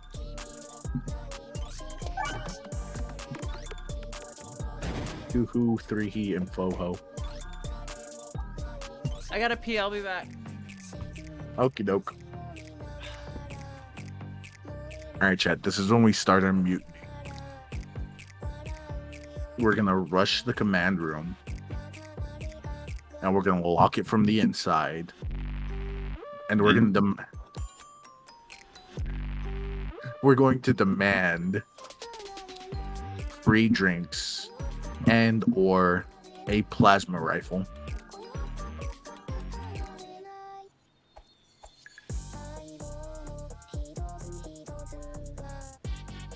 Now, who's with me? The plasma rifle. Come on. Free gun. Just go pew pew. Go bang bang. Commit atrocities, and no one can stop us. Mutiny, yes.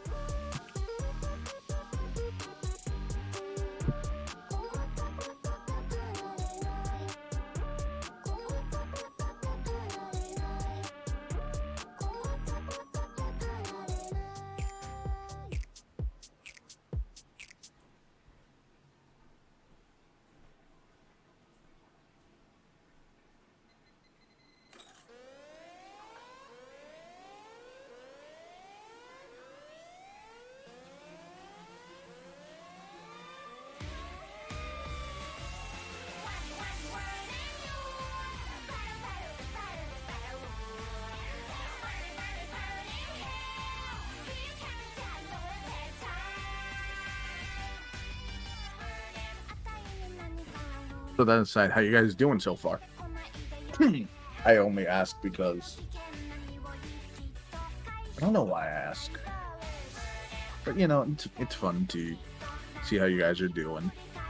Aside from Sledgy's peeing, we already know that. Ooh, eel sashimi. That actually sounds real nice. Actually, my knee does make noises when I move it. It cracks. It's fun. Oh, it's so fun. Ooh.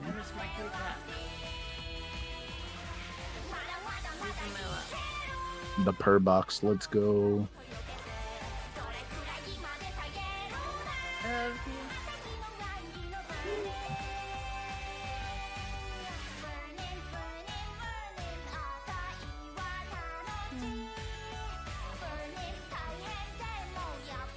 I love some shit.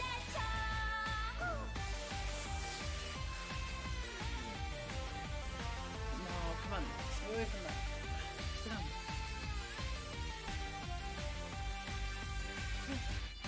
Hey, I love you.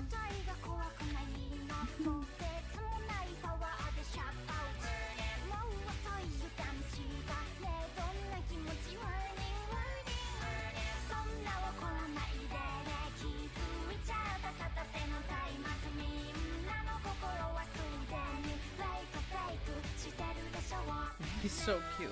I love him so much. He's just laying on the floor, so I picked him up and brought him in. He was just like, I love. Did you know in Japan for the Resurrection F movie, they released a special flavor of grape soda, and in the commercial, Frieza and his squadron are just dancing. That's fucking based.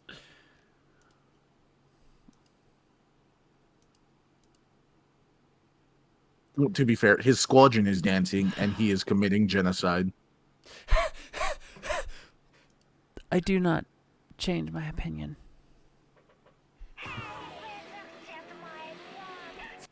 Oh, yo, I love Pum Pum Pum. Let's go. I haven't listened to that in forever. Pum Pum Pum. I'm more of a fan of Boom Boom Boom Boom. Also good.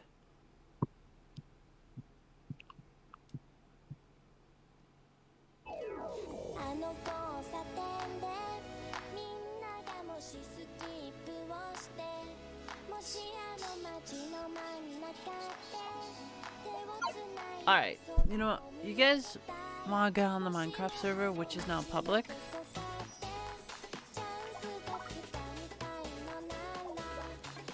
Yeah, join the Minecraft server. Do it.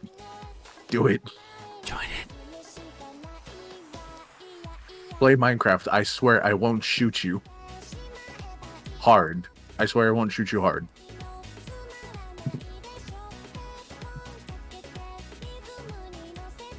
Oh, there's two of me.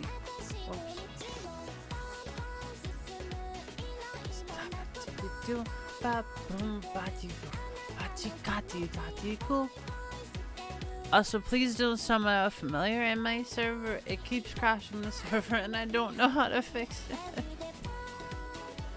Please don't what? Summon a familiar. Oh no. So I crashed my server for like 4 times trying to summon a familiar. Oh no.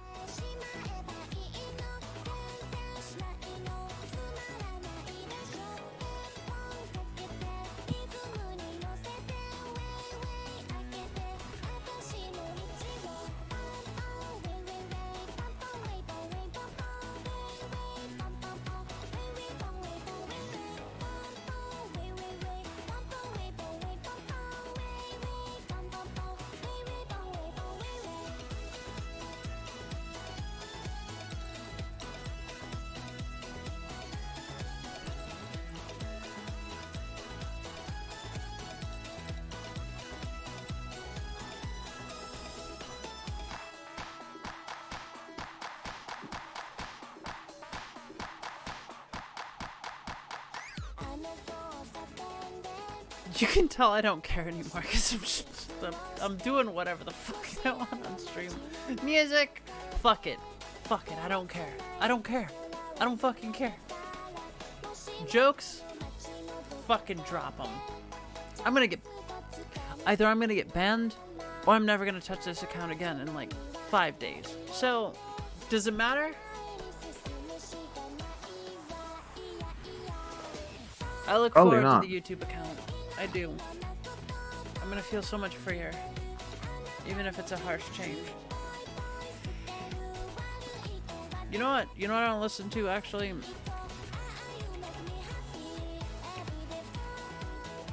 So here's a question for you, chat. Who's your favorite Vocaloid? This is a weighted question because there is a wrong answer. There is indeed a wrong answer.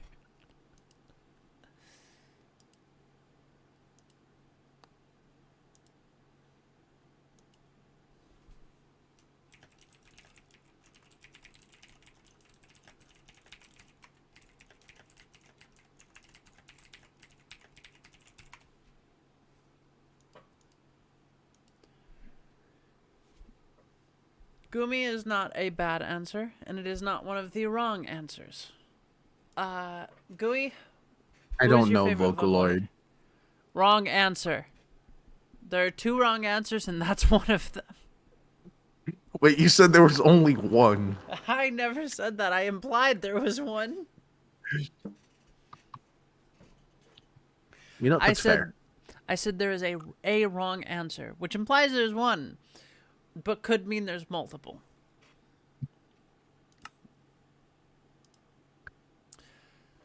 Okay. So before you get on my ass, chat, for being creative, I was building something really cool.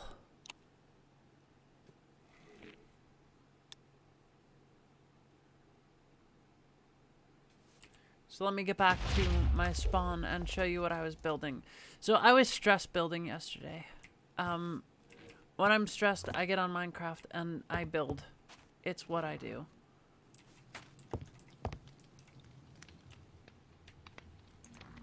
and I was building this. Are you showing them the Stargate? I'm showing them the Stargate. This is the Stargate. It's actually really nice. Rin is my favorite. Fuck you, Rexy. And now to play like the best song ever. This and Bad Apple were my favorite songs when I was a kid.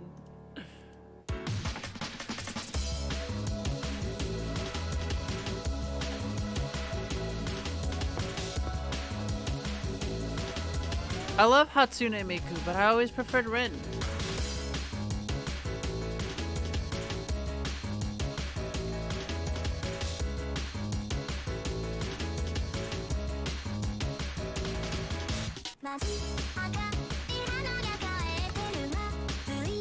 I'm not gonna lie, for the longest time, the only reason I knew about Hatsune Miku is because there was this one Japanese commercial about a soda with her on it.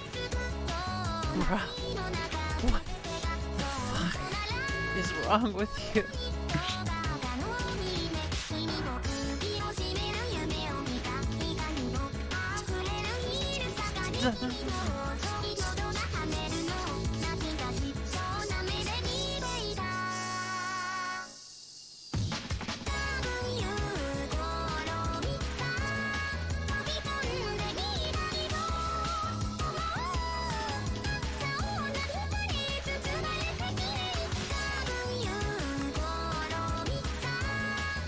Why are all the Sentai openings so good?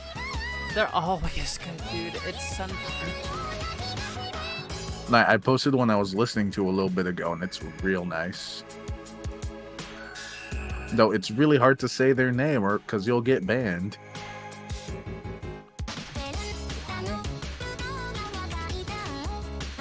I posted in Record Nation.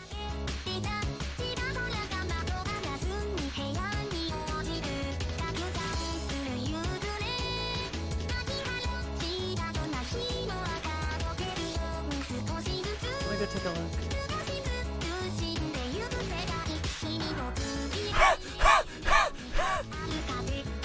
I understand.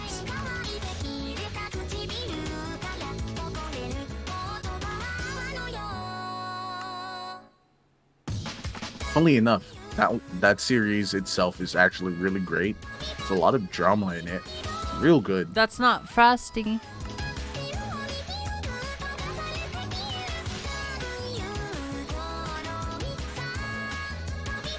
That's Black Frost. Frosty never shows up to my streams because Frosty hates me. This is the Stargate.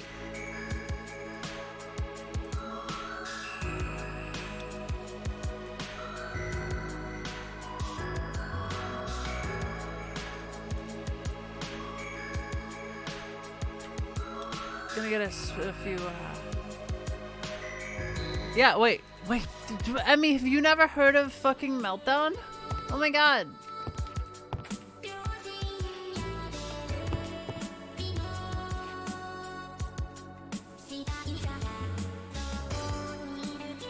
Stargate is closed. We cannot go through.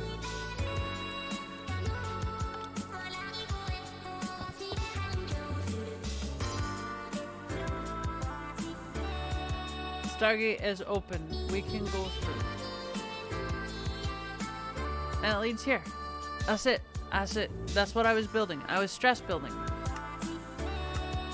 That's literally all I was doing.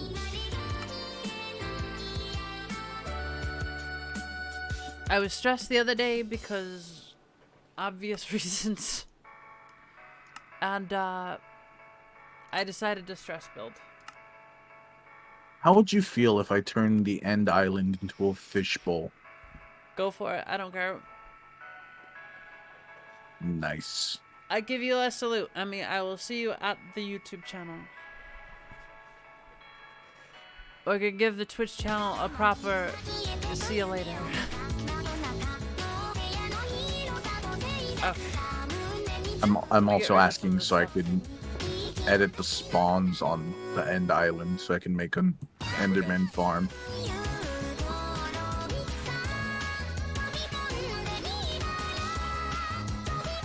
Okay.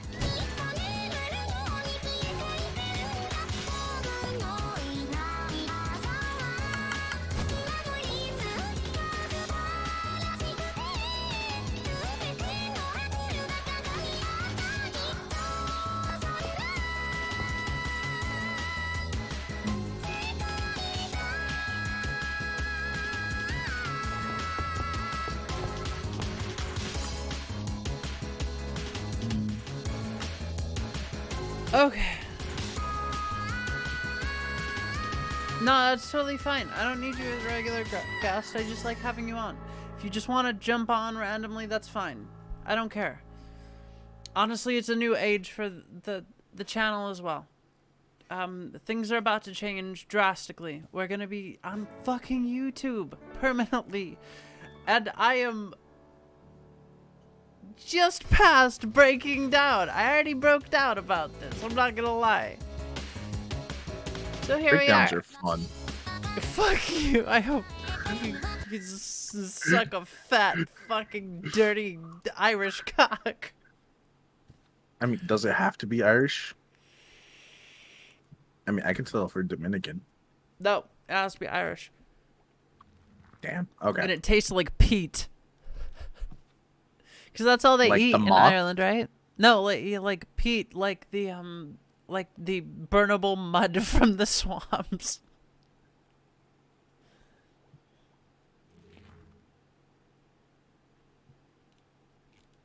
Oh, I mean, drink. I'm taking a request for music. I don't care. Anything.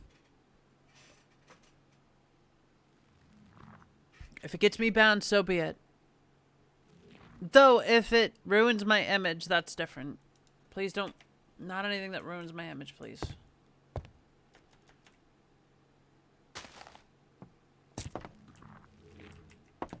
Okay, Gooey, what have you been up to on the server?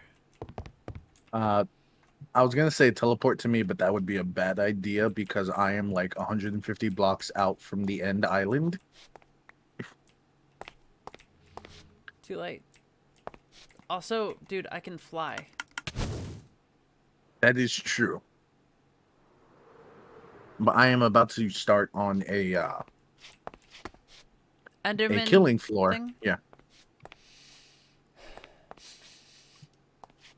Emmy, did you squirt out all the cum again? Oh wait, Emmy, you're good at this.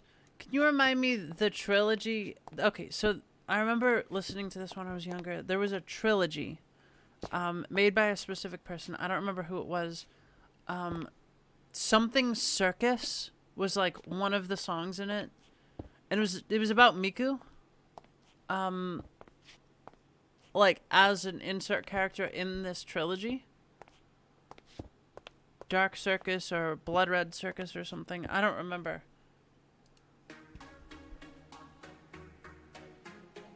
Something I can't quite remember the name of, and I've been trying to find. I need Also, more light colored. I found out we blocks. can't grow these bulbous anomalies outside of the end. Darkwood Circus, thank you. Fuck. We can only grow them here. Yeah, that's the one. Darkwood Circus. It's a trilogy. I think she like inevitably ends up going to hell because she kills herself or something. That's the whole story of it. This is so fucking loud.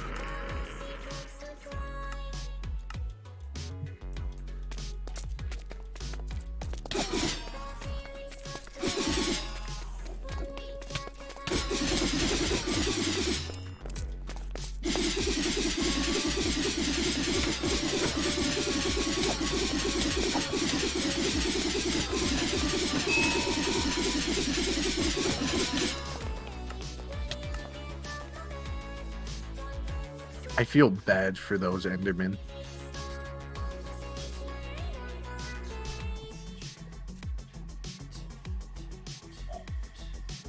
Almost died I'm right not gonna there. lie, I'm kind of What? jamming to this. Thank you. Thank you, Emmy.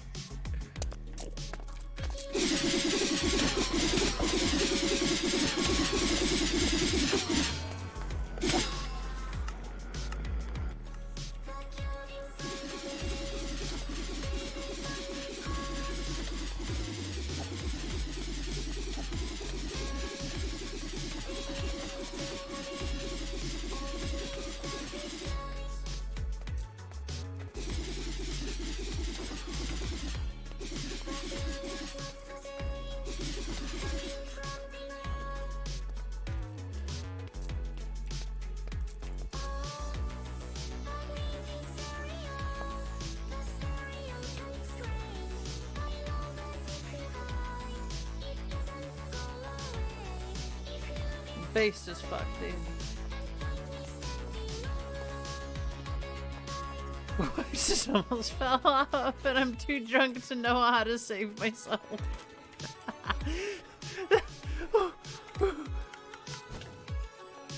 I'm gonna go explore the end. Alrighty.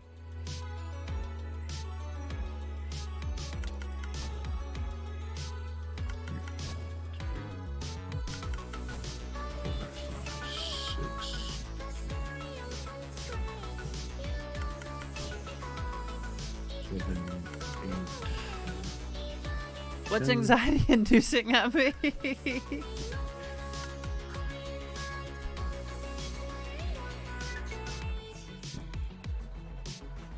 I love you. I mean, I do a lot. You too, Rexy. You're both very close friends of mine, and I care about you both a lot. 20, 21, 22, 24, 25.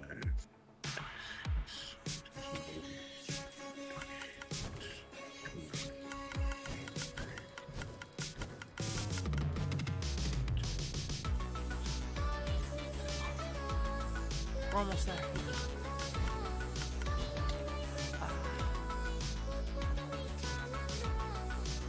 Going down, adjusting,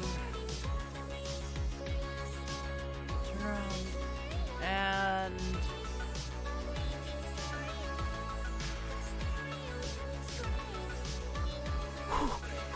umbrella trees have membranes, like slime. And you can bounce on them. Gooey, come here. I am already on my way. Fuck, I fucked up. 1 sec. This never happened. TP, Gooey. Check it out.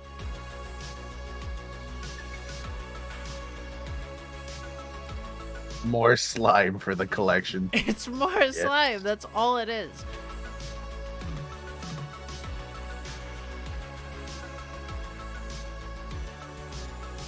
Okay.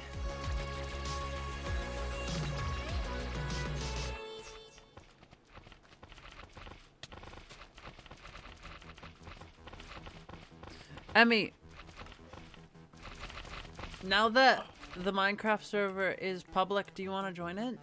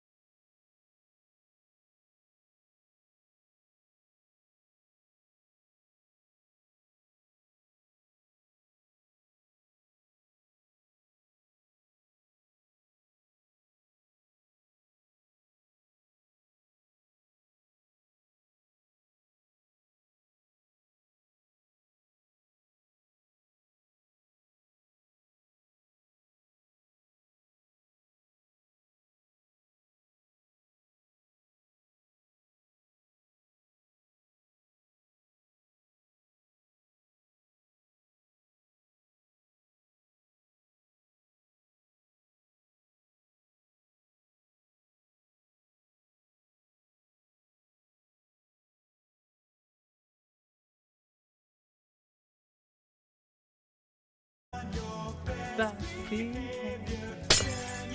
I've got Mother Nature. Everybody wants to rule the world.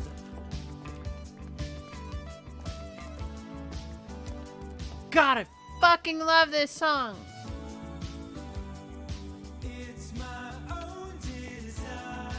I should make an infusion pedestal. You probably should. It's not that great though. There's not a lot of recipes for it. I mean, I just want the fucking gay elytra. You can't make it. Why not? So there are recipes in here that you cannot get because there's a glitch, an uncoded part in the fucking mod. That's the entire reason. That's it.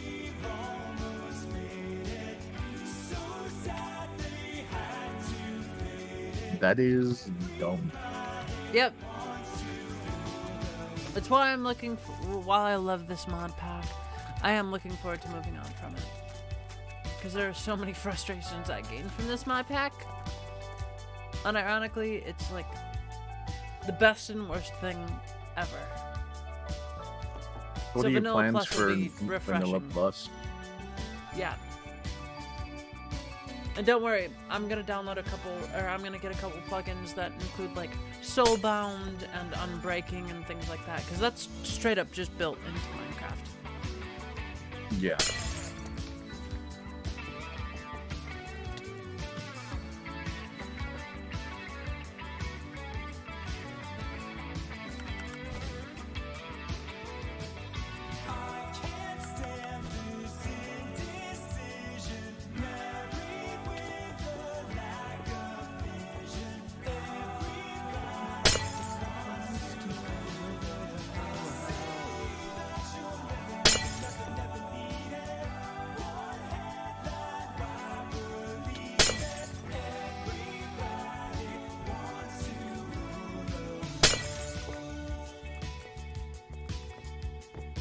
I'm gonna miss the Banglium pick, I'm not gonna lie.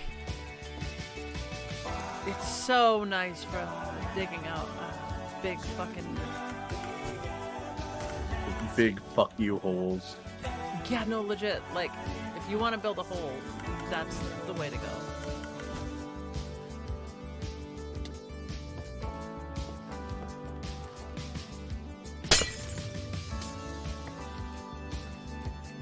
I'm just getting a bunch of this crystal because it's nice looking, and I figure we can decorate with it, especially the Stargate. Oh yeah, definitely.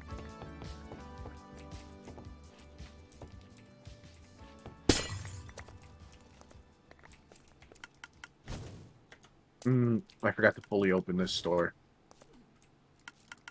There we go. Oh, looks like no one's visited it yet, so that's fine.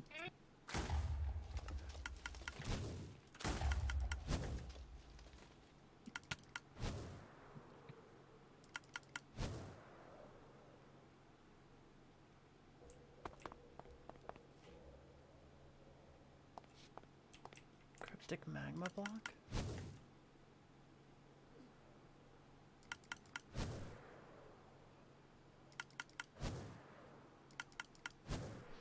I'm still taking requests for songs if you want. I no longer care.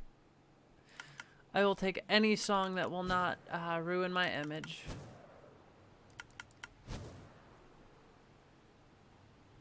Do you know... Okay, question. Do you know what to do with the obsidian altar? No, I don't. I know it's Go for the there. bosses thing, but the bosses mod isn't working, so... It doesn't work half the time. It's very annoying. Yeah, so it's just there. It's probably to summon a mega boss or something. But it's like, what's the point?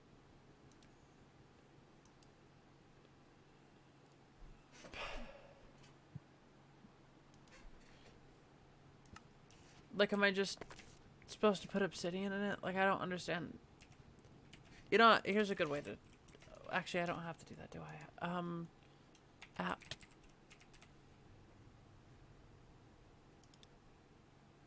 What? No.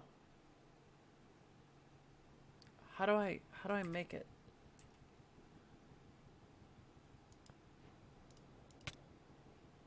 Oh, it's because cheat mode is on. Fuck.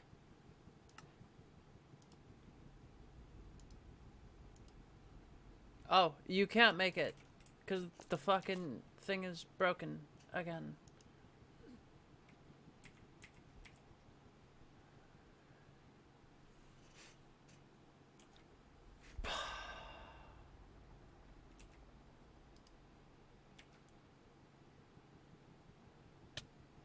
Let me try something. Nope. Obsidian heart isn't the way to go.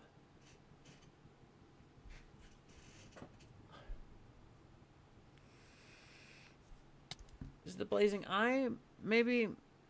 Actually, yeah. Let's turn that back on and get a blazing eye back. Nope. It's not the blazing eye. Let's try this. It's not that. The worst part is there's no wiki. There's no Yeah. wiki. So it's not like I can just look it up. No, yeah, it's dumb.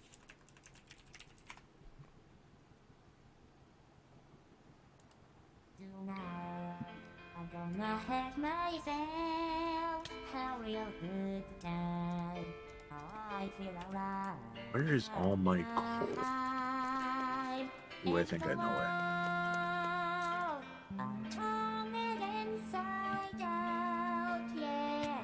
I'm floating around in ecstasy, so don't stop me now.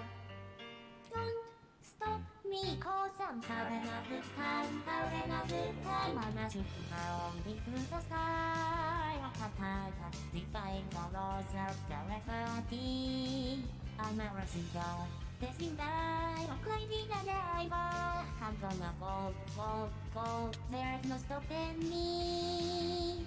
I'm running through the sky, yeah. 200 degrees, that's my frequency. There's legitimately, like, no way to activate this altar.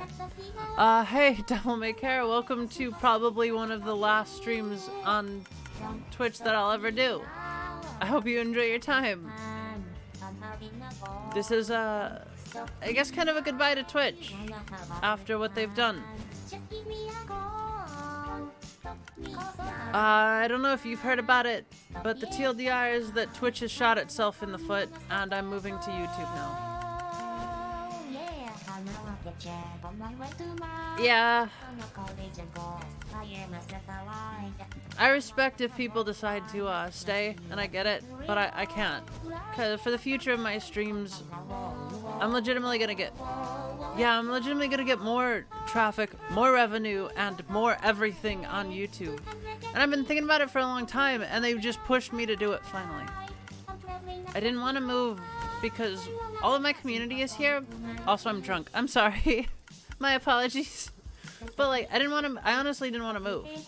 But they finally pushed me. So here we are. Fuck, I can't get inside.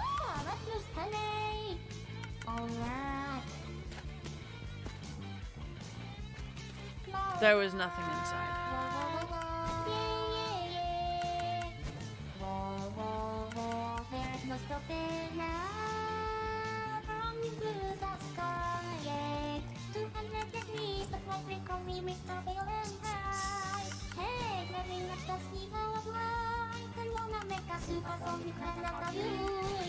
A supersonic man out of you.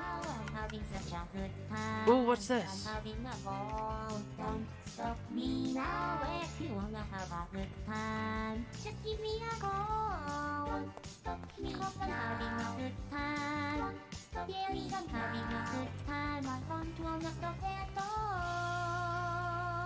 I should keep a couple of those in here.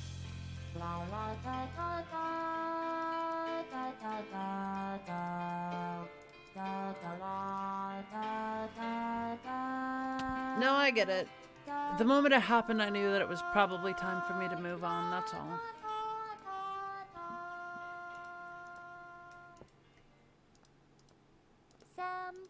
If you want the whole story, you can go look at the Twitch blog post.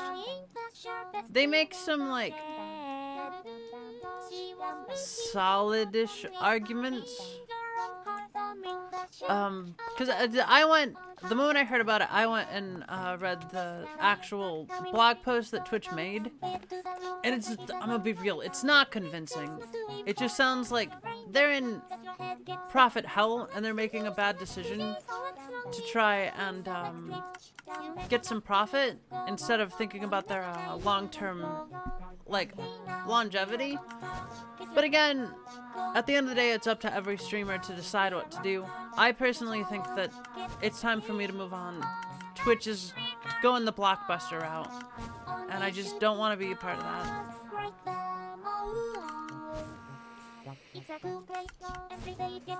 But that's my personal opinion, and that's what I see in the future for Twitch, that's all. Also, sorry, I was vaping.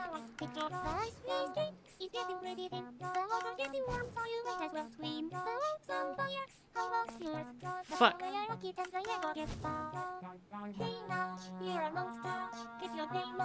I found a gateway in the middle of fucking nowhere, dude. Nice. And it led me back to spawn. Fuck! I should have known. This mod is legitimately the first time I have ever beaten the End Dragon. Because I've never cared to do it before.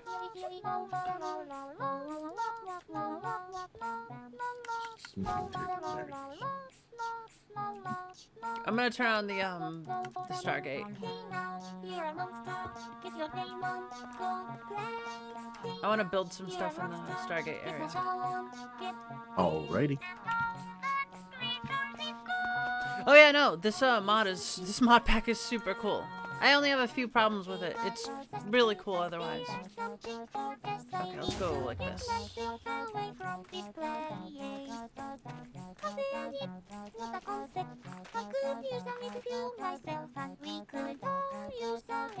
If you can't tell, I'm fucking tiny. This is my hitbox.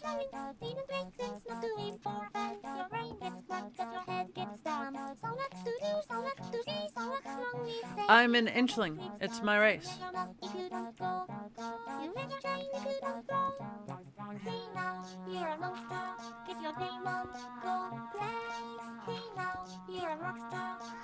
Yep. Everyone gets to choose a race in this mod. It's very nice. Oh, this is public, by the way. You can join if you want.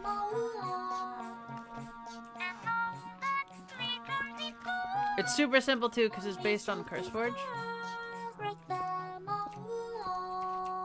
Okay, so we do this, this. Do they not have that rainbow aura that they have in the end?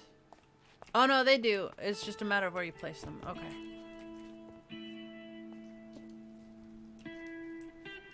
Nah, totally, dude. I'm always available on my Discord. Like, legitimately. You can always come by and take a look at how things are going and stuff.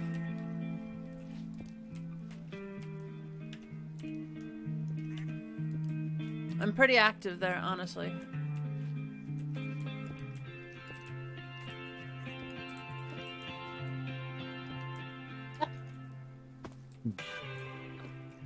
Ow.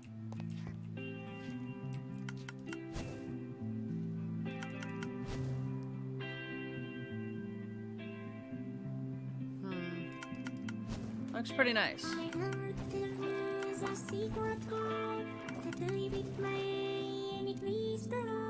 Also, this is literally just Hallelujah covered by Miku. This is great. This is like based as fuck, dude. Holy shit. I'm gonna have to come home actually. I need some I'm gonna need some what's it called?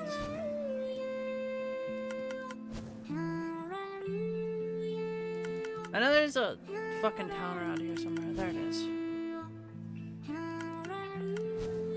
Yeah, sure, dude. I don't care. I'm playing anything and everything that won't ruin my image. So you send me a link and I'll probably play it next. It's the last trial for the Twitch channel and we're going hard tonight. So go fucking ham. Oh, let me show you Spawn while I'm at it. Welcome to Spawn.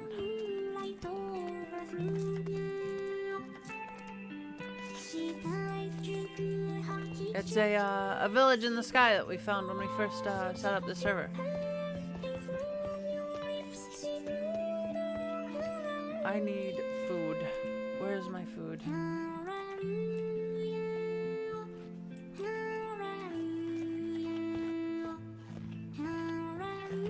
I got you, dude. One second. I got you. Let me untime you out.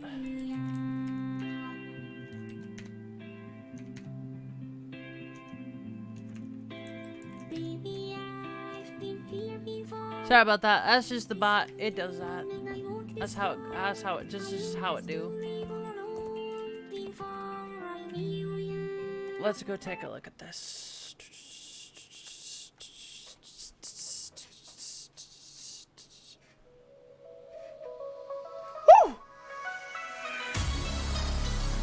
Woo! Oh yes. Not gonna lie, this makes me a little wet. I'm not gonna lie, this is kind of hot. I like it. I'm sorry. Wait, what did I miss? This is music. I'm already playing it. Don't you worry. Oh, that saxophone. Oh. I'll show you my theme song after this. It's made by Nick Nitro, a good friend of mine. Real cool music. Ooh, that is some nice sax. It's a nice sax, right though?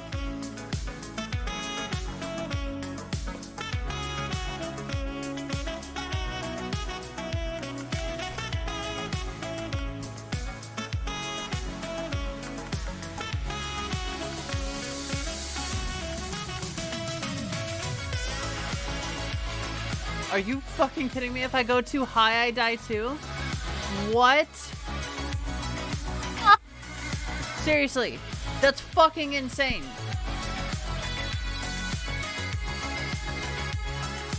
I fucking hate this dude. I hate Eden Ring. It's such fucking bullshit. I try to show it off to someone and I just get fucked. I try to fly in it. What happens? I get fucking killed.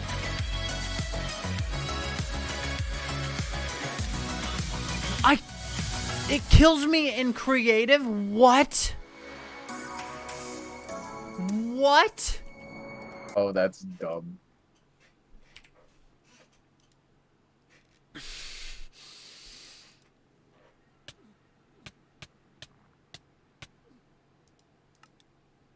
Bro, my stuff is gone because of that. I love this mod pack, but what the fuck?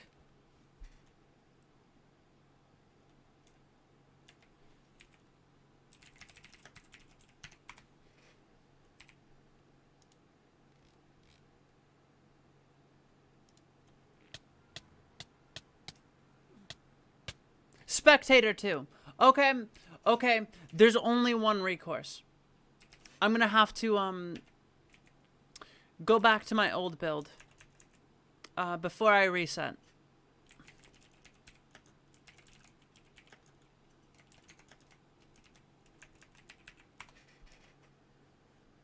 Give me just a moment. There's only one recourse. And then I'll have to reset again after this.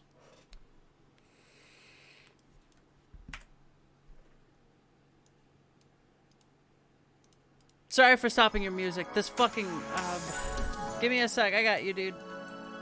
I appreciate it. I appreciate it. Okay.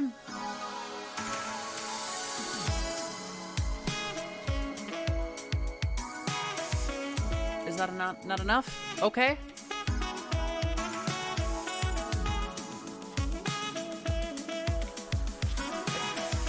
We're putting 2,000 levels into strength because I can't survive without the health regen. This is insane. Sorry, how many? 2,000. You know, fair enough. Don't worry, I'm gonna reset back to fucking level 220 after this. No, just become God, punch the Ender Dragon, see how that works. I was already God at level 220. I don't need that. I was That's bored with fair. the combat anyway. I might just reset back to level 0 like for the second time.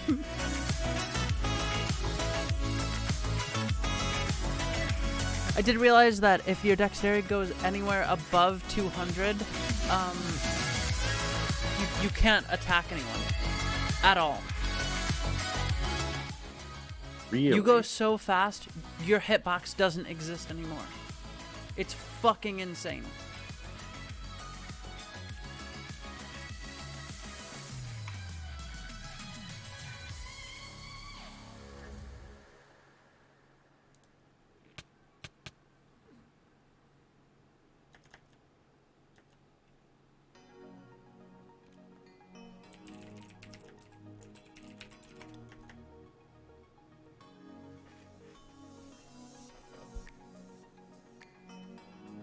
And the worst part about Eden Ring is, like, if we didn't have the grave mod, what the fuck is the point of Eden Ring?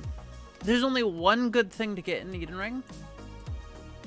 And, like, on top of that, like, the amount of damage you take falling out, whether you go up or down, is fucking insane. I love the look of Eden Ring, but there's nothing to get here. There's legitimately nothing but Gravelite to get here. And even then, it's for a dumb fucking meme of a piece of equipment. Okay, let me play my theme song. So, we've got the original and the remix, and they'll play in turn. This is the original. It's a song I made years ago. And this is usually my outro.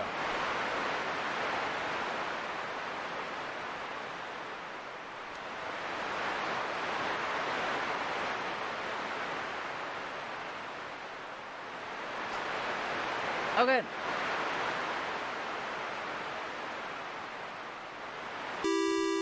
Let me go get my whispers open. I almost never use whispers. Give me a sec. That's another thing. They're taking away hosts, raids, and whispers. Fucking insanity. Yeah, I saw that. That's dumb. It's so retarded. I'm done, obviously. I'm done.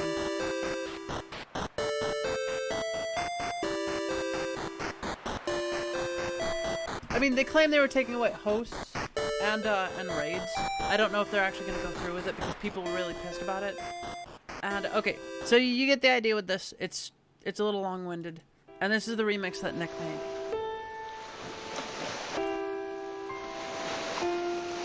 We're going home. I'm not showing this off anymore. I hate this.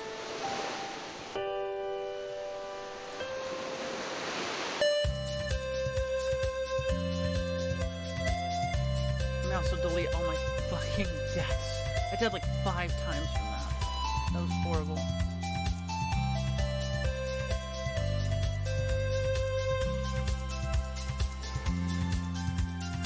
Yep. It's got a nice poppy feel to it. Let's just go home and turn off the end gate or the Stargate or whatever the fuck you want to call it.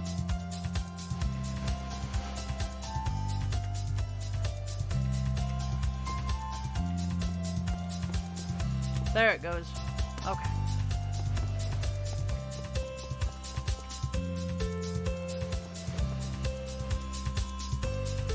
This is my room. I haven't done much with it since I moved the mix out. I honestly have only used it for grinding, I'm not gonna lie. So, yeah. Eventually this mod pack will be gone. Like I said, we're gonna move to Vanilla Plus at some point. Okay, that's enough of that. Let's play this song you sent me. Ooh, already I love that guitar.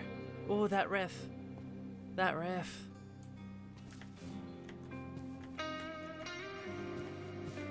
I gotta get a theme song for this upcoming secret event that's gonna be happening on the new YouTube channel. So there's a bunch of stuff that I had planned for stream before this all happened, and none of that changes. It's still gonna happen. It's simply not gonna happen here.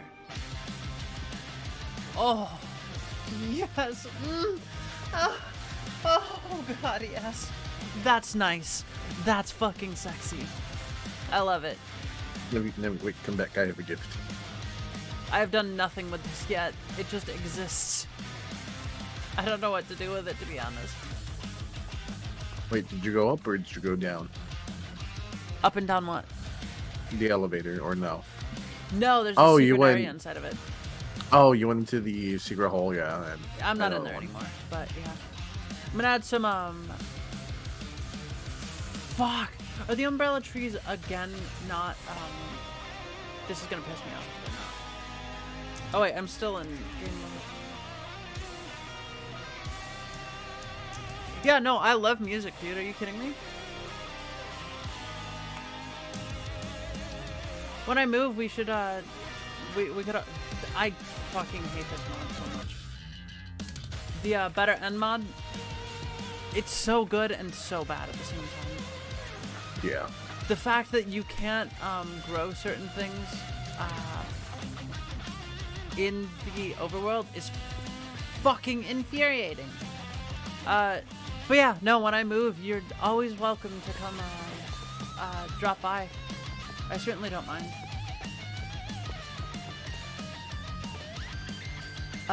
Okay, so this is a secret. I don't think we have a lot of viewers right now. I'm honestly not sure. I don't keep an eye on the viewer count, and don't tell me. I usually keep that, Wait. KIWC? Wait. What does that stand for? KIWC. Please explain. Because that's,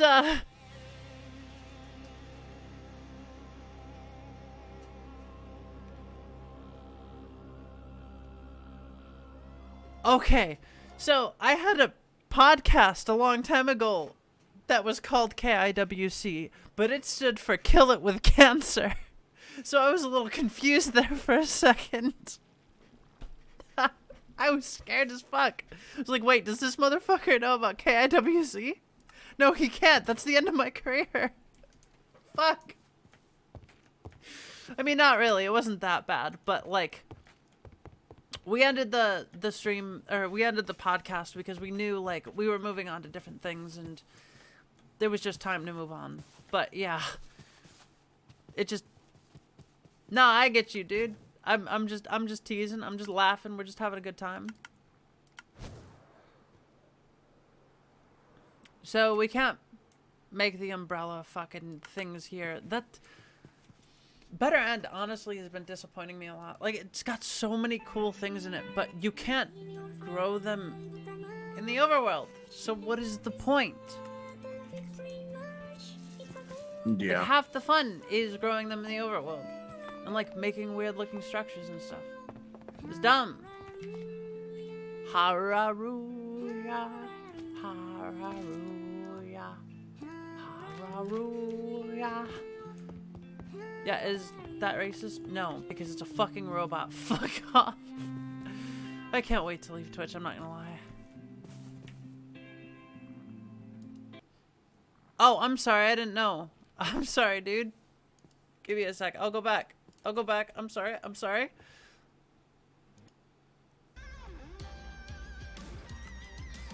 I got distracted is all.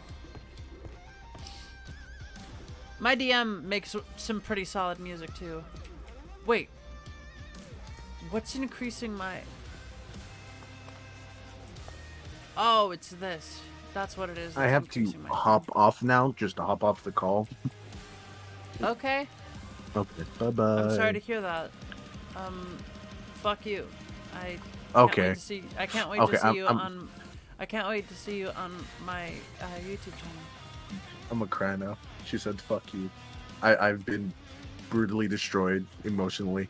Based. Let's go. I'm gonna destroy you physically too. Get on the ground and bend over. Let's go! Pegging time! I think he left. Fuck.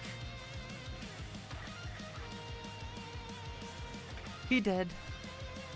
Oh well.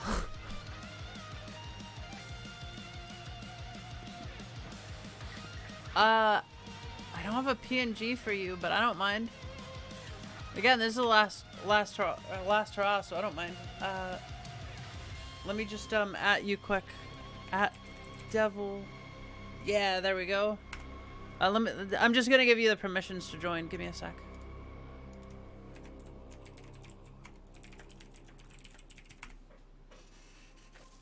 I don't have a PNG for this guy, so anyone in chat, don't worry about it. He's just a ghost. Don't worry about it. Okay. Now I can move on.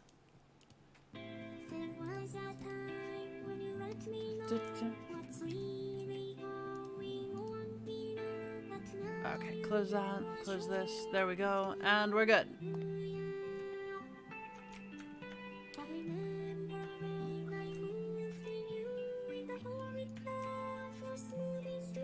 I added you in the server. Yeah, Devil May Cry 4. I added. There you are. Hello? There I am. Yeah, okay. Okay, that works. Yeah, I was like, wait a minute. What do I do? No, I got you. I got you. Let me turn the music down one sec. All right. Am I too low? No, you're good. I just gotta turn you up on my side. If you turn it up on your side, it'll probably end up breaking. Blowing your head off. Yeah, the one thing, peaking. That's the word, peaking. I'm very drunk. I can't remember words right now. Fuck off. Don't judge It's okay. me. I'm My not. last hurrah. Only a little bit. Goddamn, looks though. interesting. So you're gonna move on to another. So you said another mode. Another mod. Sorry, say again. You gonna move on to another mod? No. In like 2 or 3 months, we're gonna move on to back to vanilla, but it's gonna be vanilla plus. So we're gonna have a bunch of plugins and stuff, just like little things to improve the just general gameplay. Oh, okay. That sounds cool. I'll probably help with playing that a little bit, I guess. Who's that? That's Gooey, and apparently I can't hit him. What the fuck? Maybe he's like safe mode or something. No, I think it's just because my dexterity is too high again. Oh yeah, I gotta reset my level. Fuck. Player X. That shit pissed me off. This mod pack is both amazing and incredibly infuriating. Let's see. Level up. Reset. Slash player X. Level up to 30. Oh wait, no.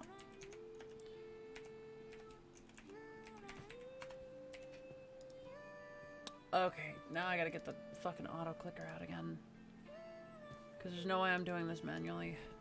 So, I spent tons of time training and grinding until I got to level 230. Then I reset my level again and did it all over again. Because... Why? I was bored. Oh, I see. I'm just... Listen, dude, I'm a no-lifer. You got a problem? Fuck off. I didn't have anything better to do, honestly. I mean, that's fine. The training was nice. Let's just bring this up to 30.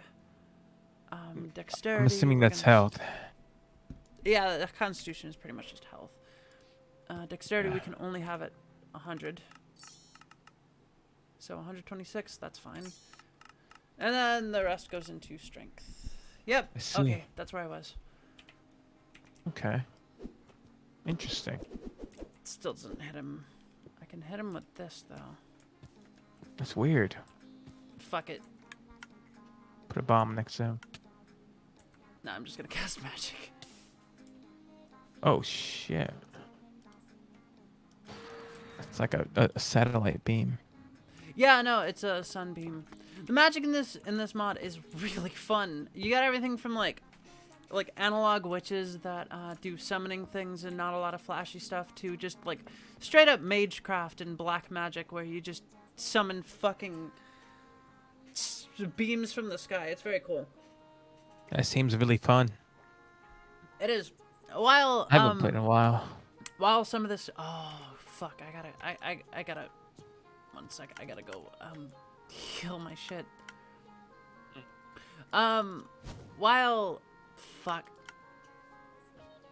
While some of this stuff is kind of horrible, to make it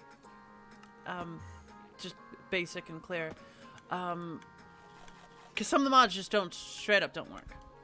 Right. This is a great mod pack, and I love a lot of the mods, but the Environment X mod is fucking horrible because if you go in the Nether, wearing any armor, you will literally just die of dehydration in like 30 seconds, and Why? or heat damage, because heat. That's literally it. That's the entire reason. Oh, I see. So we just disabled that using configs, but some of the mods just, like, you can't craft things that are in the mod and necessary for the progression of the mod, which is dumb. So I'm looking forward to moving past this, but I'm also going to kind of feel bad because there's just so much good shit here. That's pretty cool though, cause like I pressed the wrong it kind of button. brings like new life to the game, you know? Yeah, no, it does. There's so much to discover. It feels like you're playing the game for the first time again, and it's really fun. This is basically like a IRL Minecraft or IRL Craft, but like not as bullshit, I guess.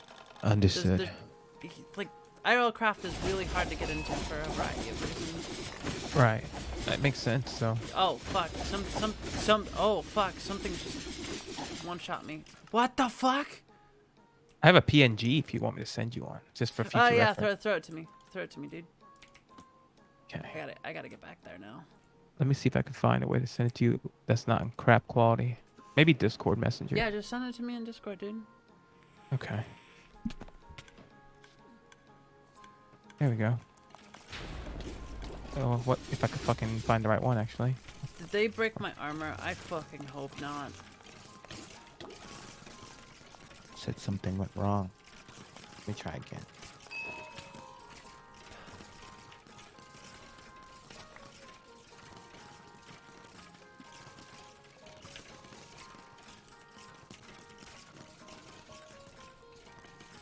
Wait.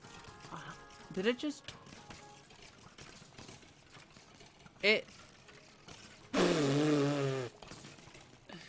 I think it just accidentally doubled an item for me, which is kind of based, not gonna lie. Let me go take a look.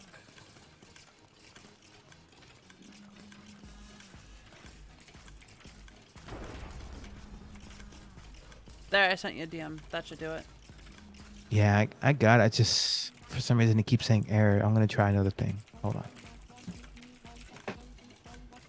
I'm skipping this one. I honestly don't like Poker Face. The beat's super simple and kind of basic, and it's just not my thing. Yeah. Well, I guess it's not working. Let's try this one then. How about now, computer? It's saying processing, and nothing's happening.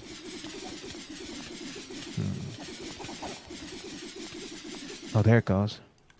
What? What killed me?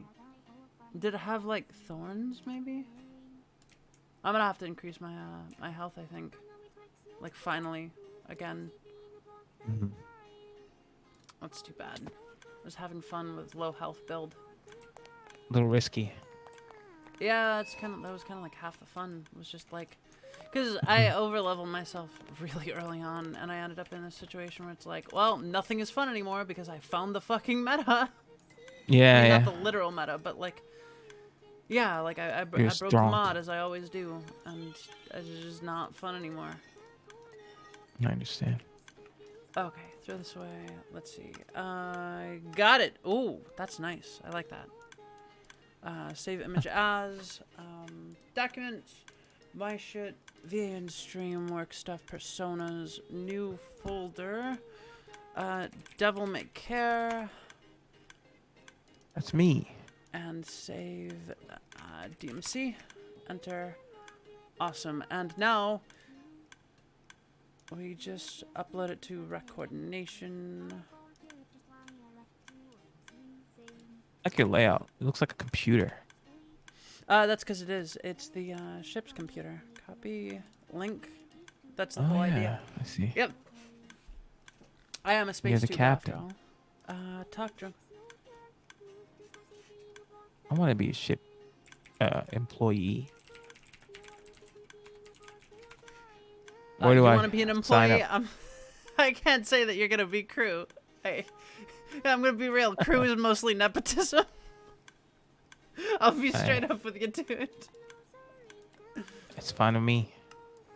Throw that out. Throw that out. Okay. Let me go into the PNG VTuber stuff. Let's just copy Peachy. Custom CSS control copy. New. This takes a bit, but browser. DMC. Like that. Okay, that worked. Now I just take the CSS code, copy paste that back in. Okay. Now I gotta copy your ID. Copy ID. Seems like a lot of work. Oh no, it's super simple once you know how to do it. Just a lot of copy pasting, not gonna lie. Yeah. You're gonna show up as my friend for a second. Okie doke, copy link. Like I said, it's mostly just copying and pasting different links and codes and stuff like that. Browser links and stuff. CSS code, browser links, etc. Etc. Wonder who made that word up. Found it. Etc. Etc. is, I believe, an old Latin word that means and also, from what I remember. Yeah, like and so on, kind of like. Yeah. Let's see. Yeah, etc. abbreviated to etc. is a Latin expression that means and other similar things and so forth. Yeah. Gotcha. Oh my god, that is massive. I'm gonna have to change that. With 1200? No, that's I've heard not that enough. before. Go fuck yourself. Let's try 3000 height 1000. That is too much. 1500 maybe? It's a high quality PNG, as you can see. It's certainly not bad, yeah. We're gonna go for, I think, 2000. Yeah, that should do it. And then we just look like a little gnome. It's fucking adorable. And there we go. And now you got the Let me constant. see. All right. Okay. I exist.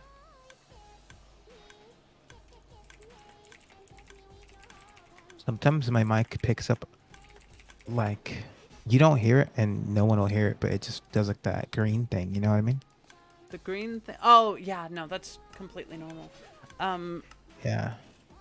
When you have a good quality mic, that kind of just tends to happen, especially when you're living on the edge of your pickup range.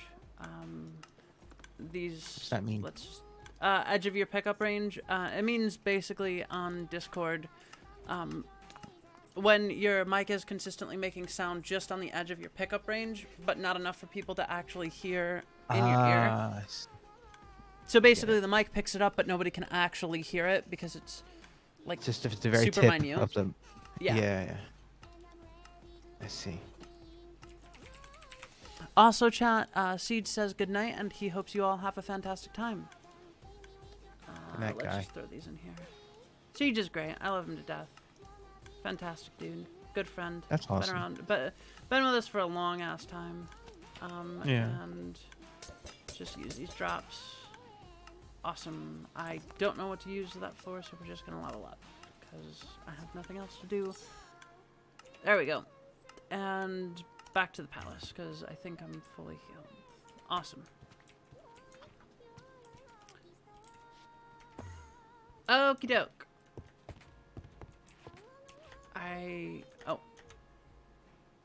Oh, another mod that we have on, I'll show you right now. Let me just share my screen in Discord, so that way you don't have to have any lag. We have a thing called Get Off My Lawn Resync, I think it's called. It's a redo of the original mod. And essentially it's a claim block mod where you can like actually craft the claim block. It's very cool. And this is ours. And it comes with craftable modules, which are also super neat because this one, I believe, allows you to fly, and this one gives you regeneration. So you can get these modules that give you these nice little buffs while within your territory. That's interesting. Yeah, Like a radius. Yeah, exactly. It's super, super interesting. I had to make sure it was outside of the admin spawn radius, though, because... Yeah. I just love the verticality of this mod. Yeah, that's also true.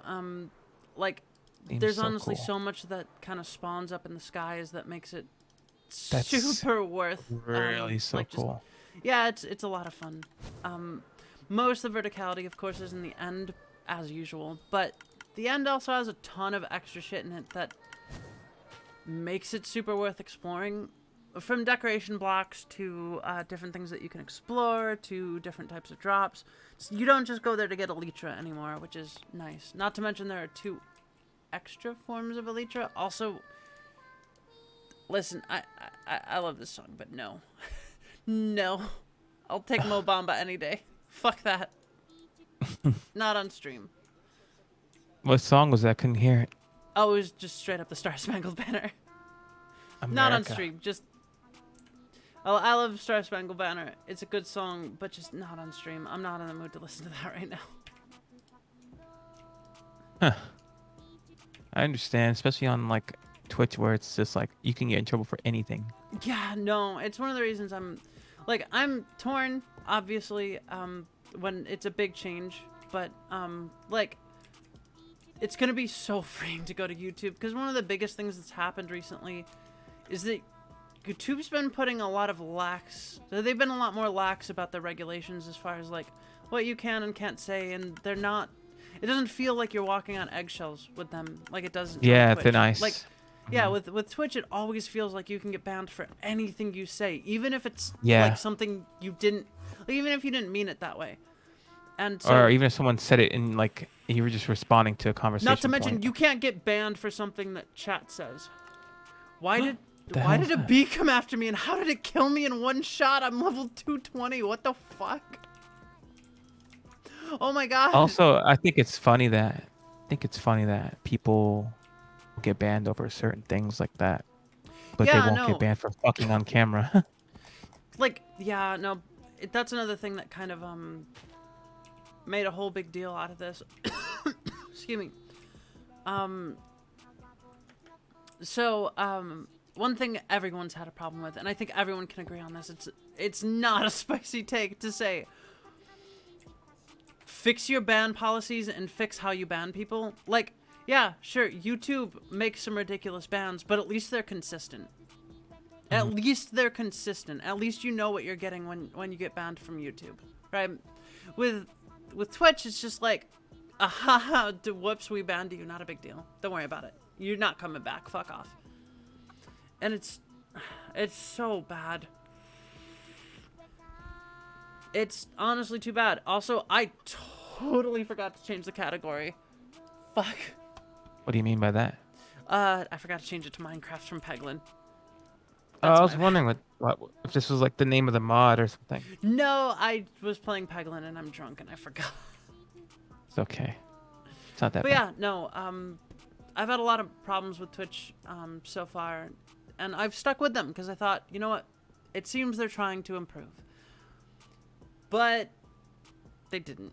And now I'm putting in the work to transfer, and it's hell. At least I'm not on Streamlabs anymore. That would be honestly quite worse. Yeah. You ever use Streamlabs? Yeah, I used to. Yeah. They were I little, thought it- little, like- little thieves. Yeah, I went into it originally thinking, oh, it's super easy, but like, it wasn't. It just looks user friendly, and then like you get into it and you're like, and then you look at stream elements and you're like, oh wow, why wasn't I using this in the beginning? Or just straight up obs, why wasn't I using this in the beginning? Like it's just the same thing as Streamlabs, but open source. True. Okay, we got our stuff back. I don't know where that bee came from, and I don't fucking care. Let's just put this in here. He'll like that. Ah, God. Man, I was really looking forward to, like, starting some wars in this server, and then, like, I grew so powerful that now Yeah, it's all not of the fair. other factions want to get together to make sure that they have a solid protection against me.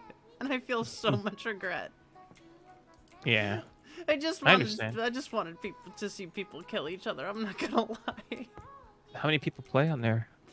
We have an average of like 20 players total. It That's pretty was cool. originally a sub-only server, but now that I'm, of course, going to YouTube, I'm like, fuck it, just make it public. I Yeah. I don't honestly care anymore. We've got plan. 6 months of this server until we have to pay again, and we split it between like 3 of my friends. I'm not gonna complain. I don't think they will either. They get a nice server to play on, and we all get a say into what gets added to the server. So, Yeah. and yeah, no, you're welcome to join whenever you feel less gamed out. It's like I said, it's a public server now, so everyone's Yeah. Just welcome. I've just been having a lot of not to get personal, but I've just been having a lot of like Mental blocks with certain things I enjoy.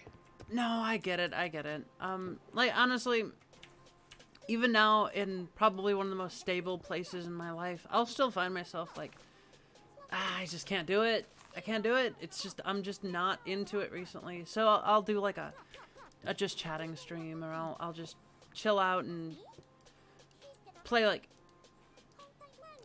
Honestly, I'm gonna be real. The one thing that never grows old for me, TTRPGs. I Sorry? just TTRPGs like D&D never grows old. Oh, right. Like that shit. I wish I had people to play with on that, but I never get the opportunity. Maybe we can make an opportunity. I have Maybe. okay, so I run a thing called the Cronus Compilers. Won't go too deep into it, but it's basically an archive project for old TTRPGs, and I have a ton of one-page systems I bought off itch to archive, and those are really simple one-shot systems. You can make a character in like 5 to 15 minutes, very rules light, very focused on like creativity and just building a story, and it's a Yeah. great introduction into TTRPGs. Honestly, sorry, I have hiccups from all the booze. Give me a sec. I need some water. Okay. But honestly, like, if you want a good introduction to TTRPGs, a silly one-shot is never a bad start. Of course, hello Makoshi, welcome to the last Twitch stream. Yeah, after this, that's it. So I hope you enjoy it. But yeah, no, with TTRPGs, another big part is just finding a group that meshes well with you. I was lucky enough to find a great group. I started DMing for them ages ago, and then one of our players started DMing for a little while because I was just fucking beat. Like, DMing is a lot of energy. There's so much that goes into it. And, Yeah, that's true. yeah, and like, he started DMing for us. Fantastic dude, lots of fun. And we're taking a break from that campaign for now for various reasons. One, he's trying to find a new house. Life, just life stuff. Yeah, life. And on top of that, we have plans for another campaign that we want to do that is super secret because it might get Okay. streamed. Let me ask you a question then. Ask away. What dates and times do you plan on doing that? That's not set in stone. We haven't done session 0 yet. And if you don't know Gotcha. what a session 0 is, Isn't it like where you just kind of like start like just like establish the world? kind of. So the world we play in is well established. It's a continuation of many other previous systems over the past 10 or 11 years. Right. Basically different systems that I've played and different campaigns that I've played, all under the same lore, but Session 0 basically allows us to establish that, and on top of that, there are many continents that haven't been established inside this world, the secret world that we are building, an actual campaign setting that we plan to possibly sell in the future. So these continents have so much potential that we haven't built up yet. So a session 0 for us, at least in this world, is, hey, what is this continent all about? What is the whole deal? Also, this song is based. What is the whole deal? What are we looking at here? And what do we want out of this campaign? Because that's the biggest part of a session 0. It's basically, what do you guys want to play? I know when I first started building the official version of this world, the first thing I asked my players was, what do you want to play? Like, what kind of character? And my current boyfriend, my now boyfriend, previously friend, Reese, was like, I want to play a smith. Right? I want to be a Ganassi that is a smith. Oh, I like the Ganassi. Yeah, no, Ganassi are super fun. And I'm like, okay. And my other player, AV, love him to death. It just turns out that so we thought he was mute all this time, and we all thought he was a girl, and it turns out that he's a guy, and he wasn't mute. He's just really silent. Yeah, silent But type. yeah, it is one of those situations. Fantastic dude though, love him to death, and it turns out he wanted to play as a greaser. And I was like, okay. So I built an entire city around like 1950s, 1960s magic technology.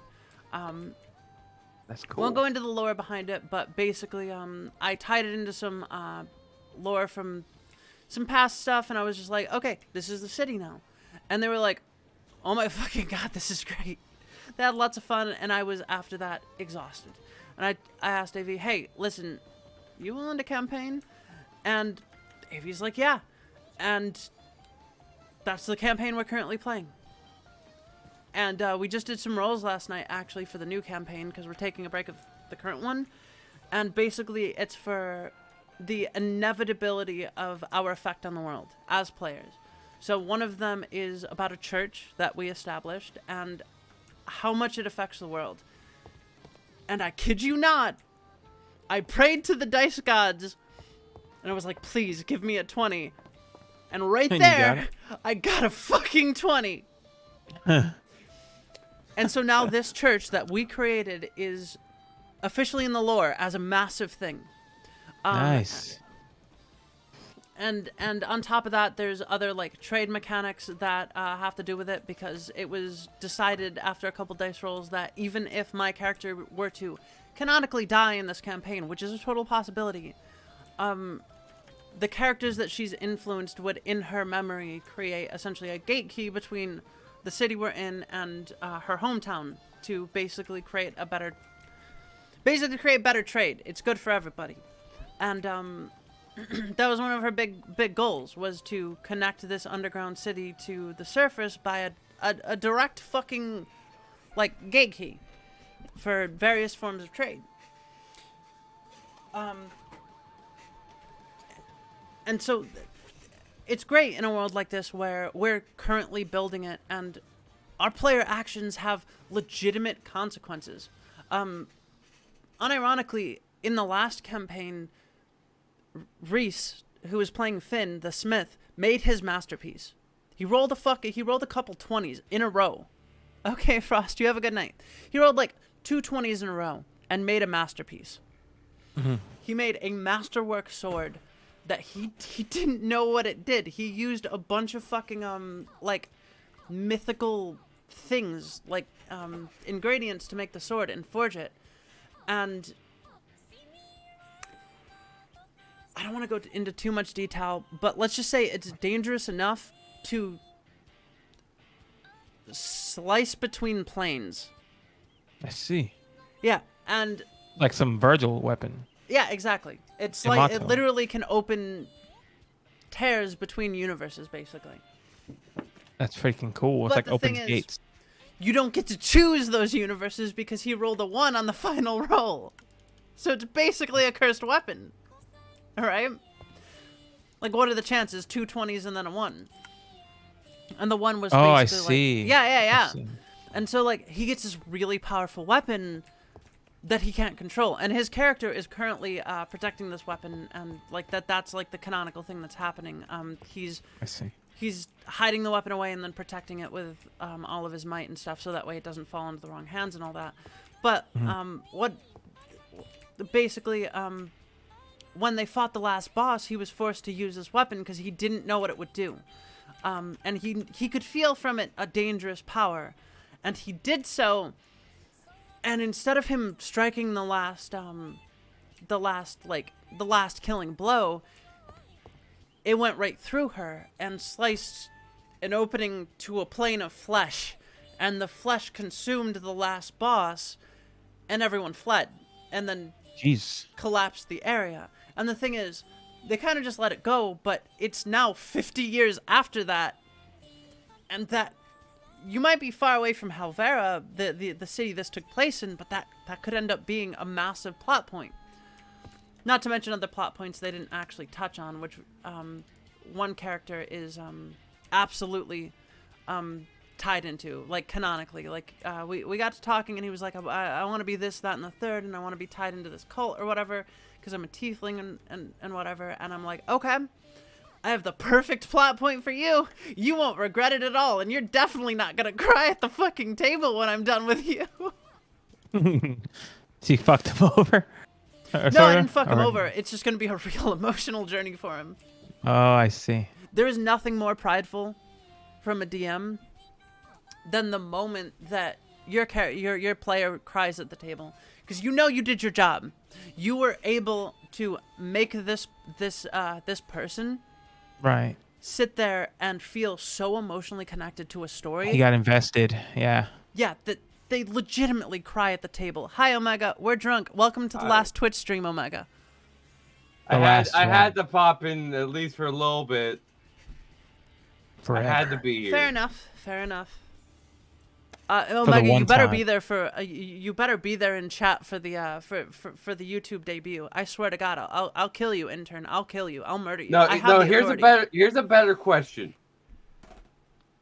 Am I allowed to be there, or are you going to be doing it solo? Probably solo. It's a debut. Then yes, I will gladly be there, unless you do it some point at before I get home from work. It's probably gonna be long as fuck, so it's fine. Perfect. Yep, I'll show up. Yeah. But yeah, as I was saying, like, as a DM, if you get your players to cry over the characters, and that's not Treacle, that's Omega. Oh, you mean Sergeant Sentai? Sorry, he's in the chat. Hi, Mikoshi. He's sick. So anyway, if you get your players to cry at the table over a fictional character that you and them created together, you've done your job right. You have given them player agency, enough that they can invest their emotions into the story, and you have given them characters that are real enough that they can empathize with, and if they cry, you know that they're invested in the story. I'm not saying you have to make them cry, like, in I know what you mean, though. But like, there's nothing I find more prideful than that yeah, moment it sounds where, satisfying. Like, where a player is like, fuck. They don't have to cry, but like, they're in the middle of a moral dilemma, or you can feel them like venting their emotions. They're like, God fucking damn it. You know, if they're emotionally invested, you've done the right thing. So you're a good DM then. So actually, I have a great example to give. It wasn't even something I did as a DM. Yeah, go but ahead. it's actually something another player did that was so brutal. It made everyone just like stop for a couple minutes. So in my campaign, I had them deal with some music-based cultists and everything, and they actually had to fight them like at a pier to stop them from stealing a shipment of It's stuff. funny you say that. Go ahead. So, I love music-based cults. for there various was like reasons. one person left because they just slaughtered all of them pretty quickly because, you know, these were some newer ones, so there were still basically people, so their health was still very low. So one of the members of the group was a necromancer.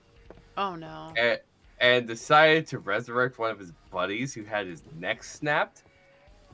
Not resurrect, make him undead. Made that zombie kill the last person who was being held in place. I forget by what it was. So he literally goes in great detail, just describing the visceral ripping of the throat, and they kept the zombie for a while.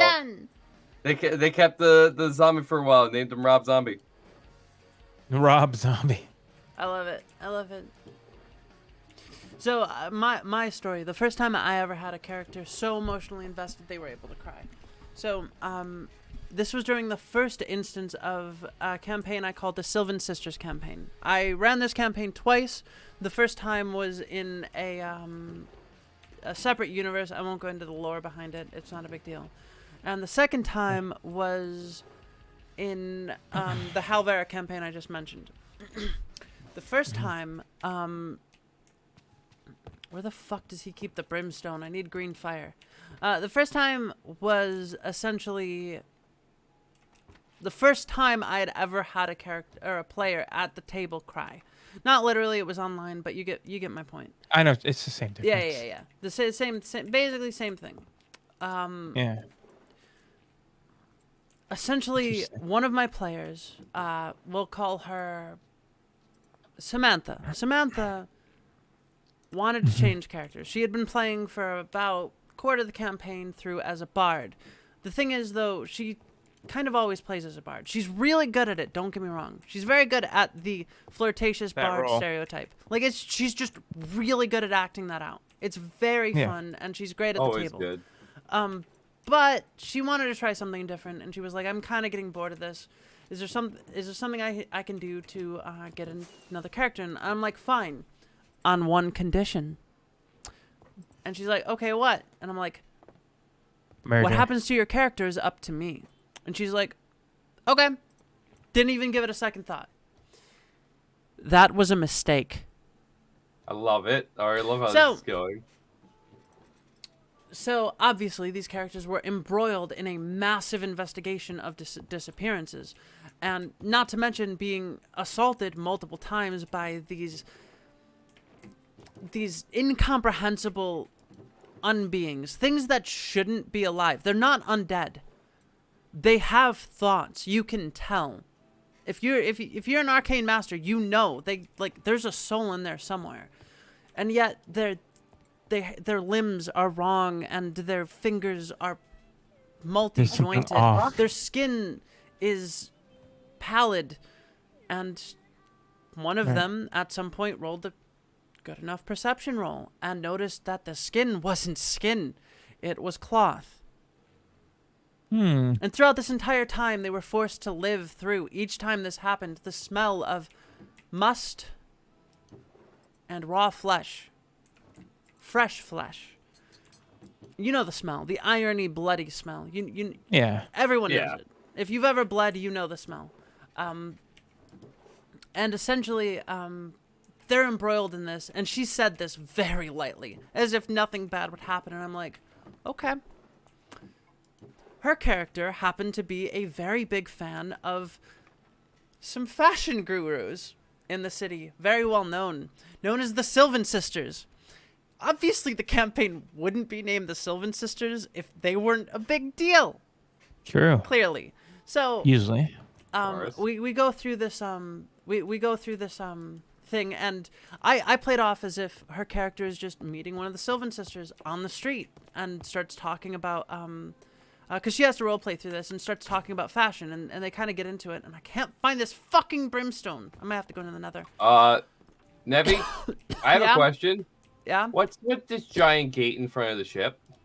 Oh, you haven't seen the Stargate yet. Come, take a look at the gate. Just watch it. Ready? Watching. It's a Holy Stargate. fucking shit! How the fuck? It's commands. That's so cool. Ah, of blocks. course it's commands. Very Yeah. nice. Holy shit, that's awesome. I was stress building. Don't Like, question why were you stress building? it. Because of Twitch, okay? Fuck you. Nappy, if you were stressed, you could have asked for some help. Minecraft gives me all the help I need. Thank you very much. Yeah, but what's better than your nice intern punching bag to help relieve the stress? Minecraft. There you go. Fair. Get fucked.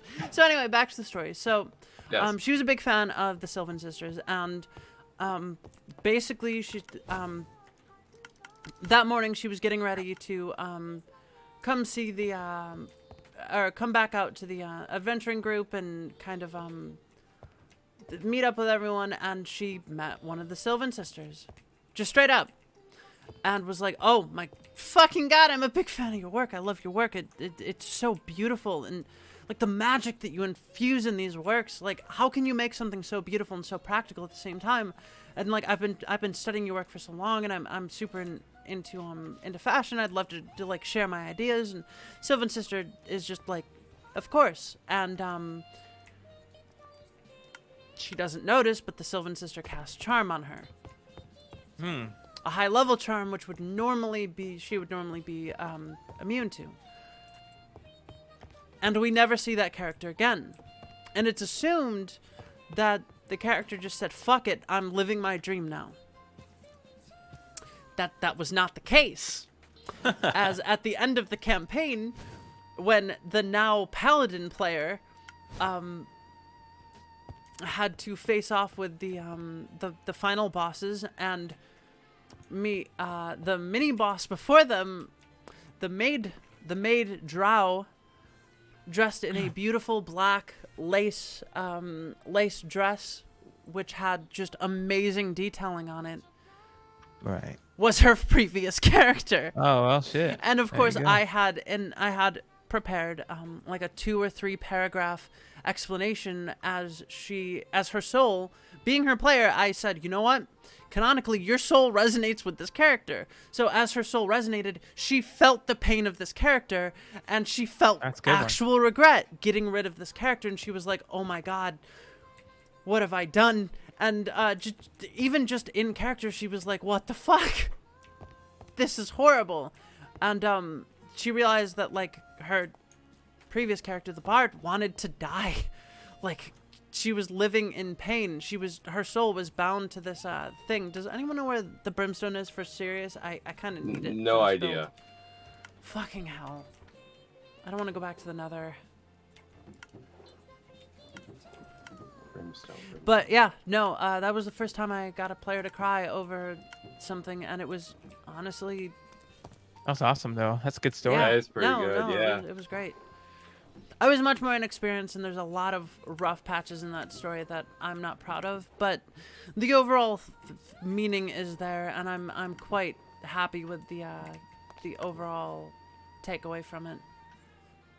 I will say, I've had some great moments in D&D, a lot of silly moments, a lot of serious moments. Honestly, I can't wait to see what happens next for a lot of our stuff. This sucks that like most of our stuff is like, well, on hold. Your group is on hold as well? Yeah, my group's on hold for a little while. We can't get people together, apparently. Yeah, I know the feeling. My campaign got canceled because it just wasn't working out right with players, so I decided to scrap it and start completely fresh with a whole new thing. That I'm basing off a game that I fucking grew up and loved. My What? armor is just gone. Did that bee seriously one-shot my armor? I got one-shot by a bee earlier, and apparently it just fucking killed my armor. What the fuck? How? You're practically invincible. What the fuck? I know. The armor was at 100% too.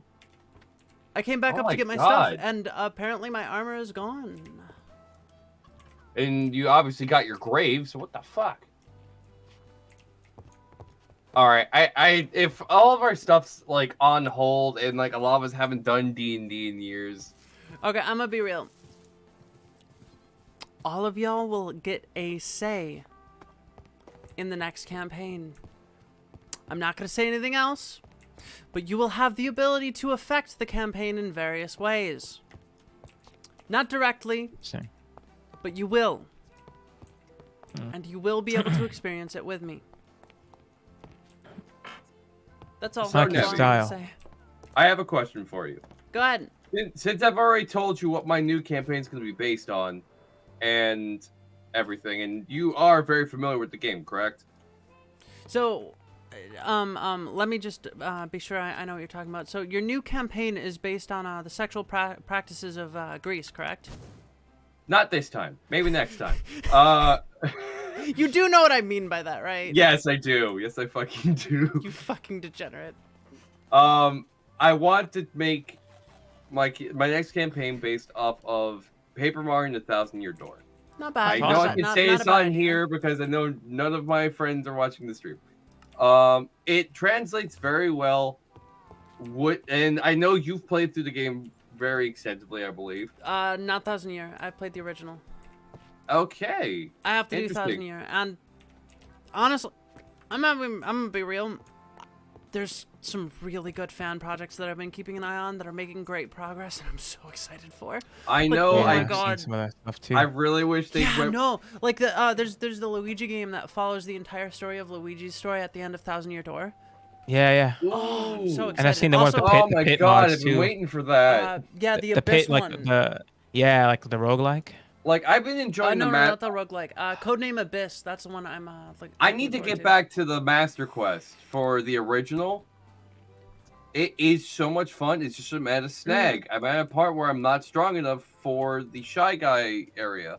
I just Dude, got I to legitimately, that boss. It's so hard. So I knew nothing about the exploits of the game, and immediately learned and broke the game with the infinite bounce patch. Oh, fucking course. Listen, dude, I am built to break games. I can't help I it. know you are. But because of what you just told me, though, when you do Thousand Year Door, I want to be there. I will literally, I will bring my fucking copy of the game to your fucking house. I'm specifically gonna run it at 420 frames per second just so I can break it easier. Oh my god. Actually, no. Have you guys ever seen some of the earlier 3D Final Fantasies running at like 60 frames? No. It's so fucking whack. Somebody posted a video of them porting the code of Final Fantasy, I believe 8 or 9 to computer and then running it naturally at 60 frames, and because the animations are all tied to the frame rate, it's just it's fucked fucking up as weird. hell. Yeah. It's really fucking silly. Oh my I god. love it. So, are you gonna be running an emulation, or should I actually bring I'll my probably copy run to you? I have a GameCube, but we have it set up to our entertainment system, and it's Reese's, and I don't want to steal it from him, so I'm probably just gonna emulate it. I could literally bring over my GameCube. I would not hesitate. I want to be there such a when cunt. you do this. I would Fair. love to be there for this. You do realize, though, you wouldn't be able to be there because I'd be streaming it, You dumbass. know what I mean, smart one. I want to be a part of that stream. I swear to fuck, I will fight you. Honestly, the thing that has stopped me from actually being able to play through the game is back in the day when I tried to play through it, I had horrible machines. So emulating it did not work out. What? Why are all these bees? Oh yeah, that's right. They can pollinate in trees now. That's true. I forgot about that. There's so many honey slimes. Can I kill? Gooey, can I kill some of these honey slimes? There's legitimately Jesus like fucking 40. Christ. What? I'm seeing it like all of them. Holy shit. But yeah, no, I completely understand though when it comes to that. It GameCube games are always very hard to emulate. You have to have a really tanky computer for that. It used to be like that. It's honestly a lot easier now, but yeah. Oh, I see that I see that Emmy died in here somehow. Oh yeah, ages ago. I just haven't taken her stuff. I'm gonna take her stuff now. Sugar. It's all emerald and slime. Let's go. Let's go. I am now the slime queen. Let's go! The weirdest part too is that... Oh, that's why. Navir's wings have unbreakable. I forgot about that. That's why they didn't break when I got killed. Ah. Yeah, that's another fucking really good thing about this. You can literally just get unbreakable instead of mending. Also... Alright, Gooey. Gooey, come here. Come here. Oh, it's a no PvP zone. I forgot. Fuck. Jesus fucking Christ, I heard that. Gooey, meet me at the arena. Pussy. That's so cool. Did you make that? Oh no, it was What, the arena? pre-generated. No. And we just took it. Yeah, I had to clean out a lot of water from that. Yeah, and then we Nice. took it for ourselves. It was really fucking hard to clear out too. Alright, Omega, call it. Alright. Oh, Who well, the fuck I guess just hit me? that was gooey. Fucking guys, go fucking go for it. Slaughter his ass. I almost got hit by that. I'm gonna go ahead and just fly. I'll be right back. I'm gonna use the restroom, okay? I might get some Stupid water as bitch. well. Hell! Fucking hell! I'll be back in a bit. Okay.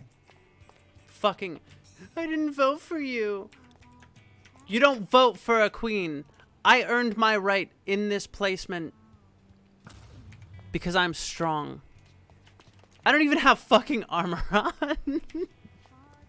Oh no, I do. I have slime armor on. Oh, you have that. Okay, I see how fucking is gooey.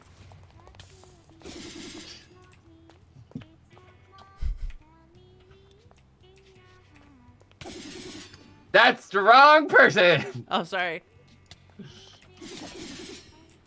All right, let me. There we go. Fuck you, guy. Hello, Gashes. I hope you're having a good day. Welcome to the last not last Minecraft. My last Twitch stream for me ever. I'm gonna be moving to YouTube. Cause yeah, Twitch fucked up. And I need a couple weeks to actually set everything up and make sure it's good, so this is the last Twitch stream, period.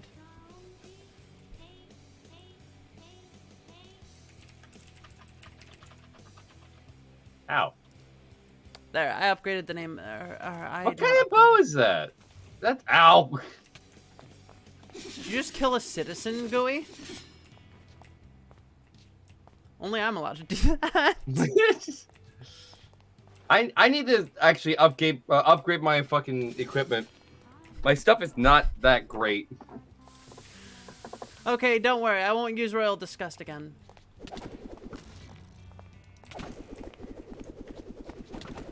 Jesus fucking I'll Christ. use Royal Disdain instead. Nevi. Go! Nevi, got it. I love I want you to try out my sword. It's not as strong as some of your stuff. I want to see how fast you can kill him with this. Oh no, you've made a horrible mistake. Have I? Omega. This is a claymore, correct? -3 attack speed. Oh!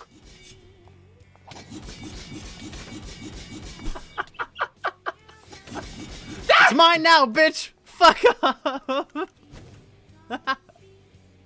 I joke, I joke. Here, come and get your sword back. I love what I just saw from that. You don't do not ever underestimate the power of 100 dexterity. You can't go any higher than that. Sorry. Sorry, I was trying to kill this bitch. Yeah, 100 dexterity, that's the highest you can go. And you can't use daggers at that height because you go too fast.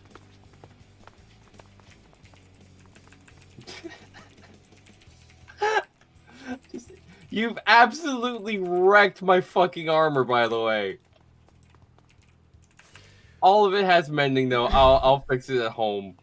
All right, so let me give you the quick version, Gaseous. The TLDR of it is Twitch obviously are cunts.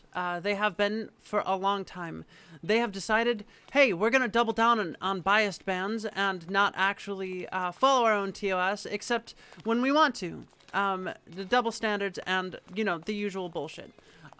Secondly, they have doubled down on increasing the amount of ads that users are forced to run. So any streamer that is not running ads now will be forced to run ads. It is no longer optional, or it will be no longer optional in a few months. Finally, they've decided to cut the revenue split, which is their worst move because they just shot themselves in the foot. Because the only people that get a big revenue split are big streamers. And they've basically said, we're going to cut the revenue split from big streamers and claimed it's for fairness sake. But we all know that's not the case. They want more profit. They're floundering in the water. They're failing. And so what they've decided to do is to cut the revenue split to make more profit. Except these retards don't realize that the big streamers that get this special revenue cut are the ones that are keeping their entire platform alive in the first place. And they're just driving them away. Even Germa, who I don't really know much about, but I know he's a big fucking streamer, said, if I'm forced to run ads and they cut my revenue, especially the ads part, I'm just gonna leave Twitch. I don't care. And honestly, good on him. And that's why I am leaving Twitch. That's the too long don't read of it. They have been making bad decisions for years, and they finally crossed the line by basically forcing more and more ads on users when users don't want them on their streams. If they could just trust their users for once and say like, hey, I trust you to make money for us, they might actually have a good platform, but they don't. Because they just ban everybody and then decide, oh, hey, we don't trust you, take some ads. It's just bullshit. I noticed that you both ran away and didn't fight me again. Why might that be? I have to fix my armor. It's literally all in the red. Yeah, it's the blockbuster panic decision, honestly. Like, realistically, if you're thinking about the actual business, you wouldn't have done this, right? Like, anybody who's taken a business course knows this is a bad decision in the long run for something like Twitch. Twitch is basically dying, and they're absolutely freaking the fuck out From on a business perspective, this is a horrible decision, and it will destroy Twitch. But from a panicked businessman perspective, I understand. They are legitimately panicking, and they are scared of what's to come because they think if they don't start making profit now, they're going to die. The problem is it's the exact opposite. You can take a few losses while you're trying to build up your platform and increase, essentially, consumer friendliness. And the thing is, they're not doing that. They're not thinking about that at all. And that's where they foul. And that's why a lot of people are immediately moving to YouTube, and I know I'm going to get the jump on that. On the 30th, I'll be doing a YouTube debut.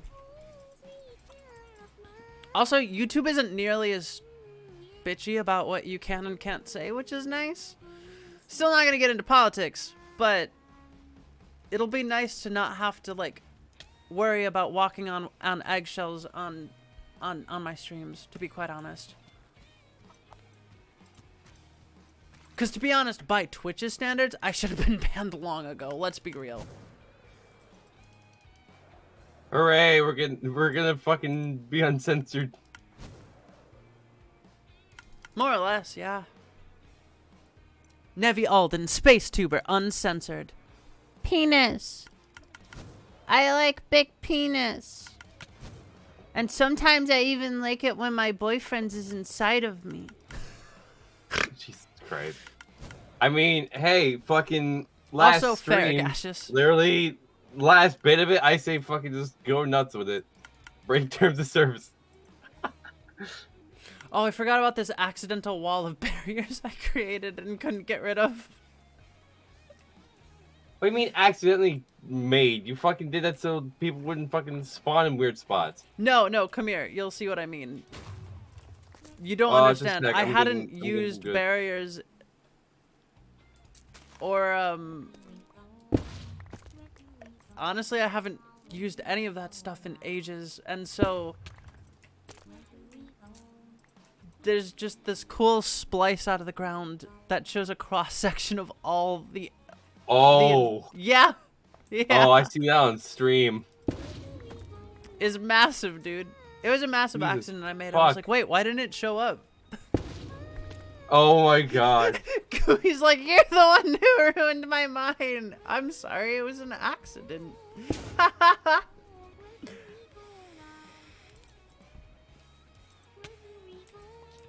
Are you upset? That's your fault. Shouldn't have been mining there. I mean, honestly, I'm not gonna say anything that's gonna like ruin my public image, but that's what we're doing. We're more or less saying whatever the fuck we want, as long as it's not like something that'll get me banned off YouTube. Because I don't Fair. want to ruin my public image, but honestly, I'm gonna be real. I'm not saying you should, but if you feel like you really want to tear down industrialism, go right ahead. That's your business, not mine, in Minecraft.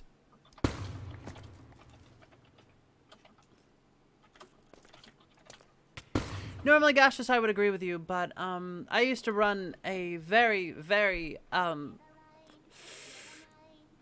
let's just say, a podcast that wouldn't be accepted in today's standards. And don't get me wrong, the standards are changing, and I get Spicy. it. But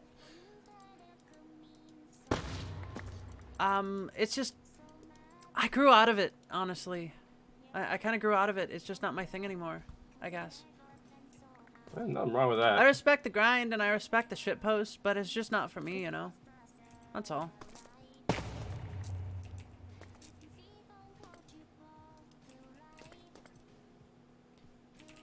I'm taking all the ores out of the boss room.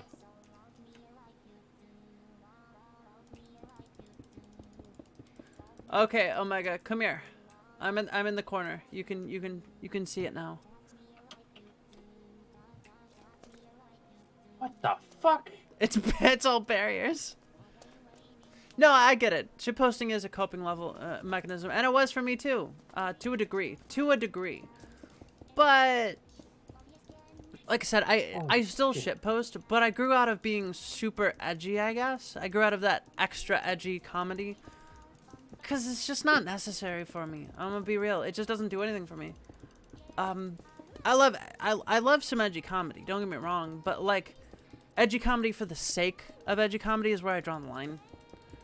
If it's edgy for the sake of being edgy, it's just not for me anymore. It just stops being fun. There, I fixed your mind, Gooey.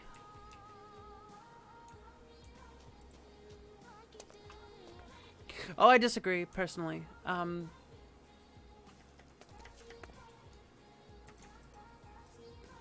my opinion, being edgy is usually a point that you're trying to make. It's not about being edgy, but about kind of being satirical and poking fun at something and making sure that people understand what you're poking fun at, I guess. And I still make satirical stuff, but I'm a little more subtle about it. Because a lot of edgy stuff just isn't subtle. And that's kind of weird. No, I get it. And I respect the hustle. I respect the grind. I get making them upset. It's just not for me anymore, you know? I prefer just nice, subtle comedy. It's just not for me anymore, you know? I guess I've grown a little too old for that kind of thing. Too much energy, too much time. Yeah, Makoshi, the based motherfucker. Oh, for sure, but it's not wasted on most of my community, which is what I like. The subtlety is where the fun comes in, you know?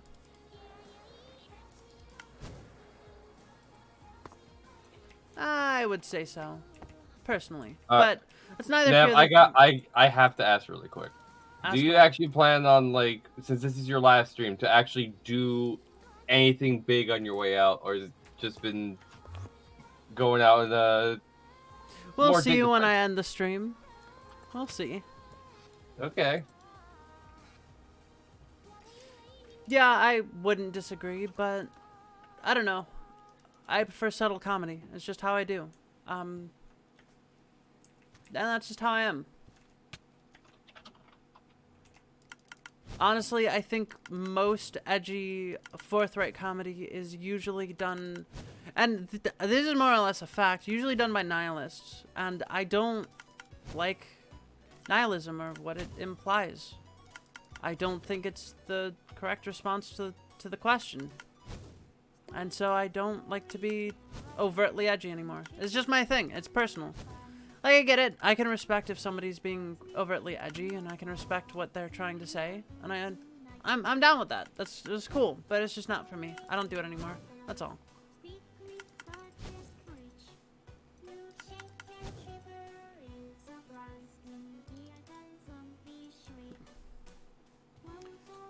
Also, this is literally just Spooky Scary Skeletons by Miku, and I love it.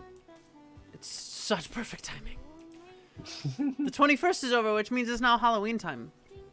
Yes. It's Halloween. That's just how it works. I do actually celebrate 3 days of Halloween. And it's great. It's not actually Halloween, but...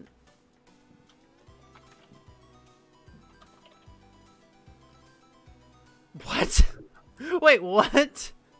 Omega was killed by a Harry Potter paragraph? Yeah. What? Resistance thorny, rust blinding, yeeter burning, training, regenerating skeleton. Yeah. While I would agree,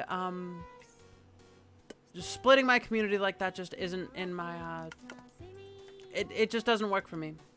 I've tried that kind of thing before, and it just simply doesn't work. Not for my particular brand of content, I guess. Odyssey has been, well, honestly, a bit of a disappointment. I like Odyssey, and I respect what they're doing, and I might just back up my streams onto it, but I'm not going to use it as one of my main sources. And the thing is, YouTube is, like I said, they've been getting really a lot better with their, unironically, with their basically speech stuff. They've really pulled back from, I guess, just trying to be political. And it's one of the big reasons I was so away from being part of YouTube, because they were more political than Twitch. That's also true. It's the censor bot is definitely weird, but it honestly just makes it more funny, because you just get really dumb comments. But yeah, no, Twitch is so much more political when it comes to them banning people for no reason. You could say anything, and you're not a political streamer. Hell, there were people on Twitch trying to say that non-political streamers should be banned for being a certain type of political side, and I'm like, that makes no fucking sense. I'm sitting here just trying to entertain people. I don't care about fucking politics. Get that shit out of my streams. Stop trying to blame me for your own faults, okay? I don't care what the fuck side you're on. I don't care what the fuck you believe in. I just want to entertain. That's my job. And as an entertainer, that basically means that I should keep my nose out, publicly at least, out of politics. It's not my business. It's not my business to preach to you guys about what you should believe. I think that's wrong as an entertainer.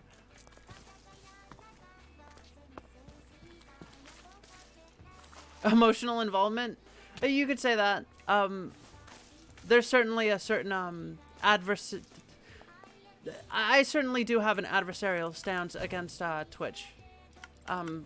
They have been horrible to me for ages. For absolute ages. I'm starting to sober up and it feels nice. Twitch has honestly been the worst to me for ages, and the fact that they would allow people to say, to basically cancel people over being non-political is fucking insane to me. And that pisses me off. Twitch I have is no just idea where I am. Not a good place to be anymore, and honestly, It's I really don't not. think they're ever really gonna come back from it. Honestly, fucking good. I hope they fucking rot. Legitimately, yeah. I honestly, okay, listen. I'm not telling you what to do, but you know, if you ever find yourself at the other end of an FBI agent who's offering you a gun, perhaps, you know, help out a little with the Twitch problem. And by that I mean go protect the Twitch headquarters, of course. I'm not implying do any violence. I'm just saying you should protect the Twitch headquarters, of course. I would never imply you should do violence. Unless it were in Minecraft, of course. Of course, only Of in course. Minecraft. Only in Minecraft.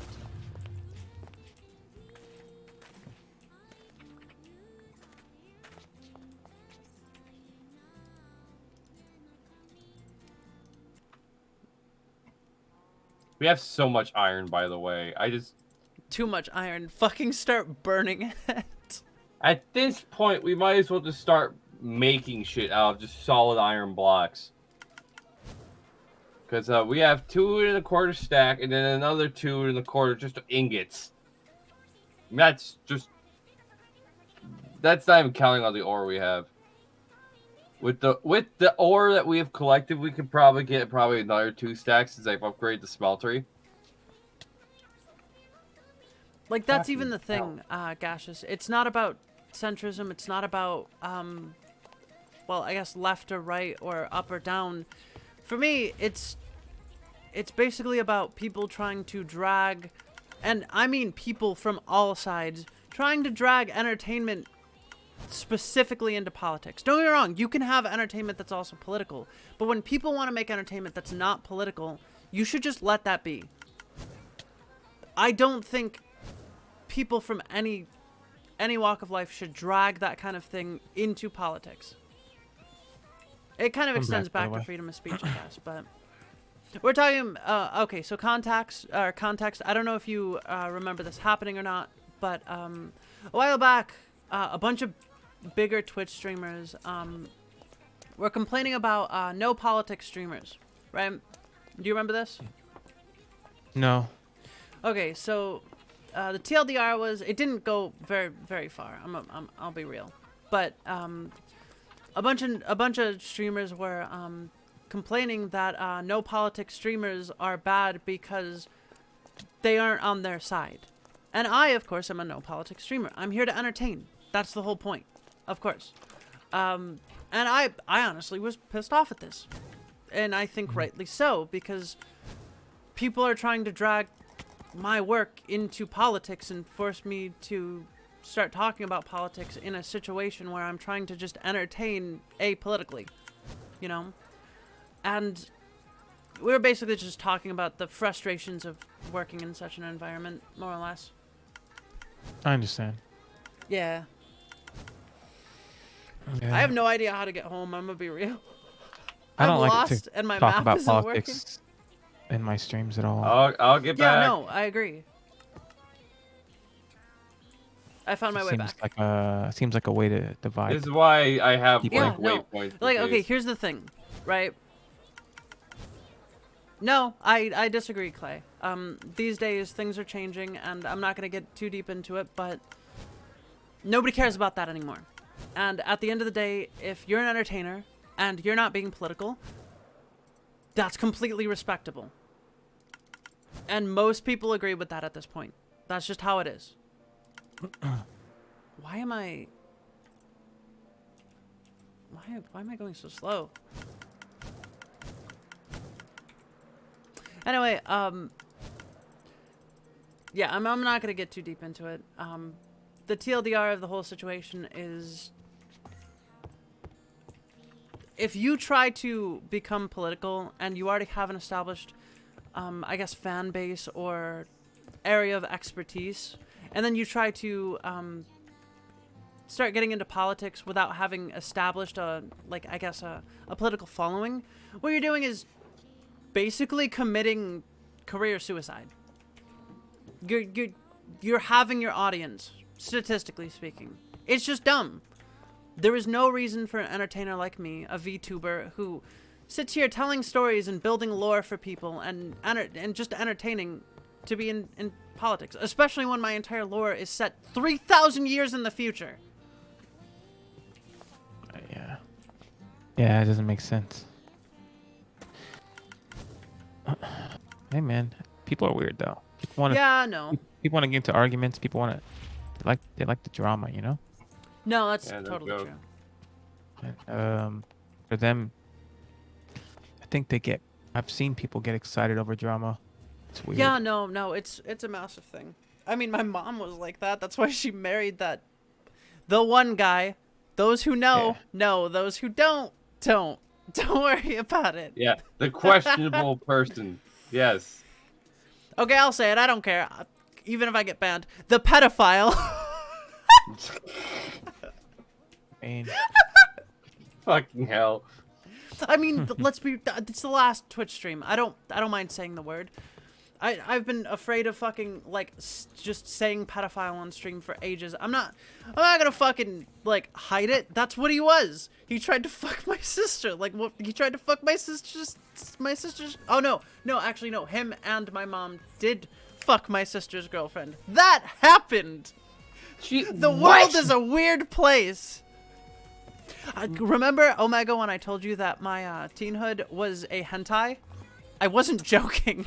Jesus fucking Christ. I know. Oh, I'm sorry, Garble. That must have been one hell of a thing to walk into. And no, don't worry. I'm making jokes about it for obvious reasons. I'm quite okay with it. I mean, I'm not okay with it, but you know what I mean. Said and done. Yeah, it's said and done. It's in the past, and the dude is in fucking prison again, so. Well, that's good. The world will be better when he's fucking dead. Unironically, yes. You know what? Here's a spicy fucking take to hit me off of fucking Twitch.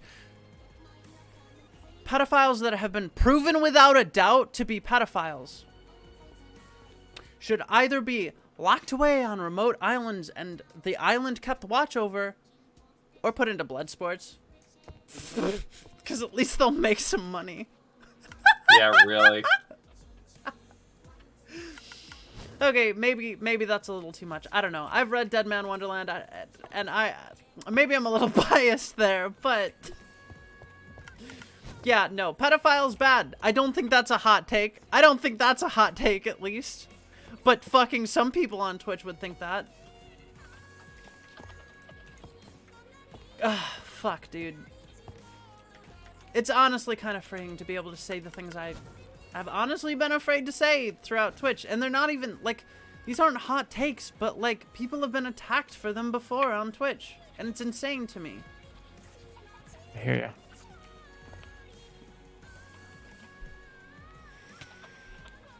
It'll be nice to be on YouTube. And that, my friends, is how, you go through all 8 stages of grief in the course of 6 hours. That's unironically what's happened during the stream. What the fuck? I think I'm done with Minecraft. I can't really think of anything to do. Let me just copy DMC over to... To where? To the... I'm just copying it over to the just chatting area. Oh, I see. But yeah, no, it's... Yeah, no, it's you're right, Gaseous. You're right. But the thing is, marginally speaking, compared to Twitch, it's better. They have been improving legitimately, and Google has been honestly just pushing to pull more profit from it. And to do that, they've decided to.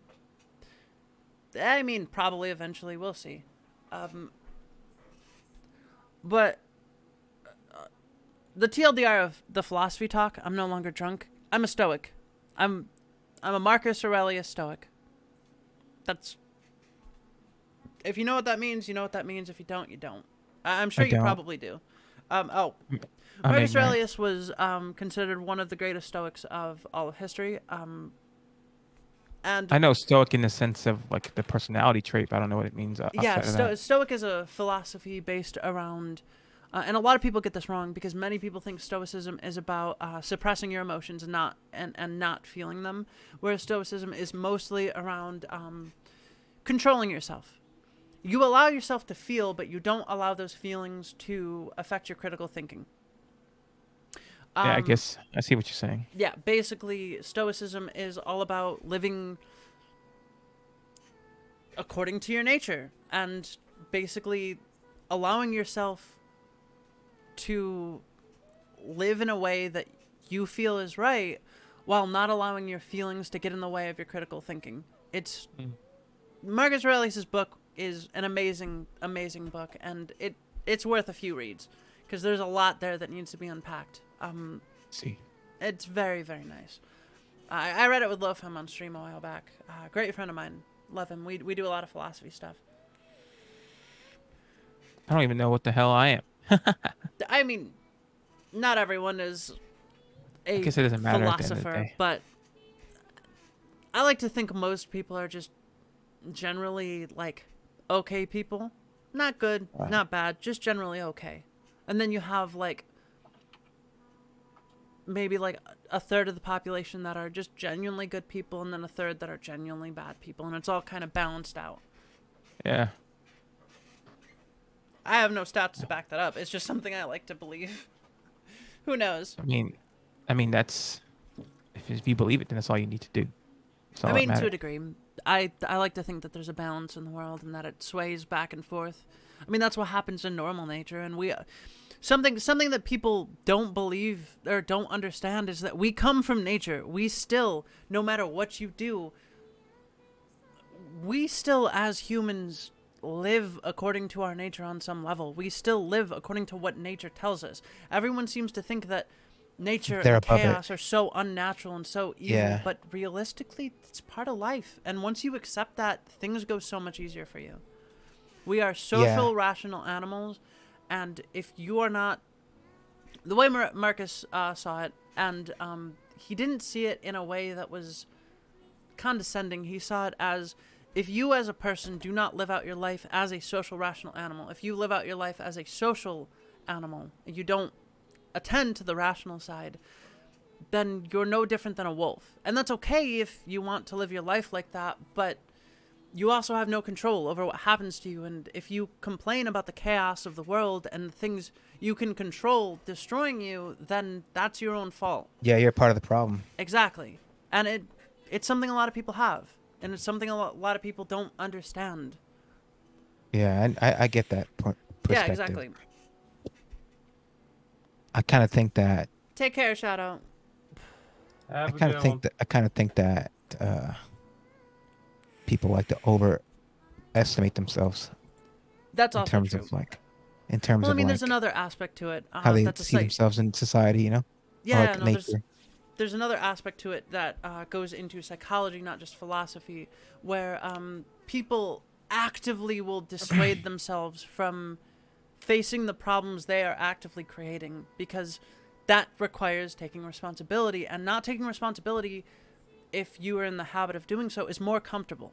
And getting into this loop of comfort is very easy to do, and it ends up destroying you. I've been there before. It's not a good place to be. And there are even people around you, many families, for instance, family situations, where you will essentially be put down by your family for actively trying to improve yourself and improve the world around you, and just not like the whole world, just your world, the things you can affect.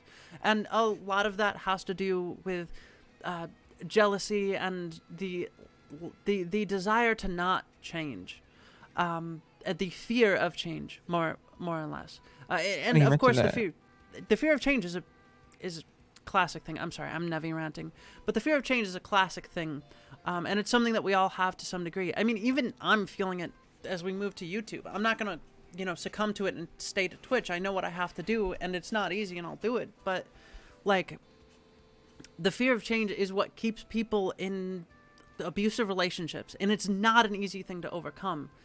But you can overcome it as a human. You are autonomous, and if you gather your strength, you can better yourself. Yeah, it's funny you mentioned that because I was dealing with that with my ex. We broke up. I broke up with her 5 days ago because of that. Damn, Like, dude, that's like, recent. I'm sorry. no, it's fine. I'm the one who decided to do it because No, we've been I get together it, for I get it. 5 But years still. and she didn't want to change, and we've been stagnant for so long that it literally felt like Yeah, that's how my ex life was just stuck. And I tried to like give her these opportunities to like have a better life, and I take a lot of risks to make a better life for myself. And Yeah, no, she actually got upset at me one point when I asked her, like, what if this job opportunity hits, and what if I get to do these things I want to do, and I'm told to move somewhere? Would you go with me? And it became a whole like situation where eventually, after several days of abuse from her end to me, of me being gaslit that I was like a problem, I had to like confront her and tell her that I'm not leaving her in the back burner, but I just can't be with her anymore because I get it. if I'm feeling guilt tripped for wanting to improve our lives and make changes, then I need to be with somebody else or by myself. Yeah, no, you know? that's pretty much the same reason why I broke up with my ex. And we were pretty much 5 the same years reason together. why I swore off, like, I'm bisexual, and it's, my last ex is the reason why I swore off women. I couldn't do it anymore. I've been understand. with, like, 7 women in my life, and every single one has been nothing but heartache and pain for me. And the last one I was with for 7 years. Like, it's just, it's been horrible. And don't get me wrong, I'm sure it's possible to find the right one if you're lesbian or you're bisexual and whatever. But, like, realistically, it's so hard. It's so It is. hard. It's so hard. Like, it's just statistically so hard to find a stable partner, even whether you're gay or straight or bisexual these days. There's so much chaos. It doesn't have turmoil anything to in do the with world. it, you know what I mean? In Yeah, my yeah. opinion. Like, don't get me preferences wrong. There and- are dynamics that go into it. I won't go into it on stream, but there are dynamics that go into it. And it's one of the reasons why I said it. Every fucking female I've been with have been abusive, and it's not because I was getting with the same type of women either, because that's usually the case. But, like, no, they were all very unique in their abuse, and they were all very different. But, like, it's just, I started looking into it, and I was like, I probably should just stop. This is gonna kill me. This is gonna kill me. And it sucks, dude, because women are great. Like, aesthetically speaking, and, like, as far as attraction goes, pretty fucking sexy, dude.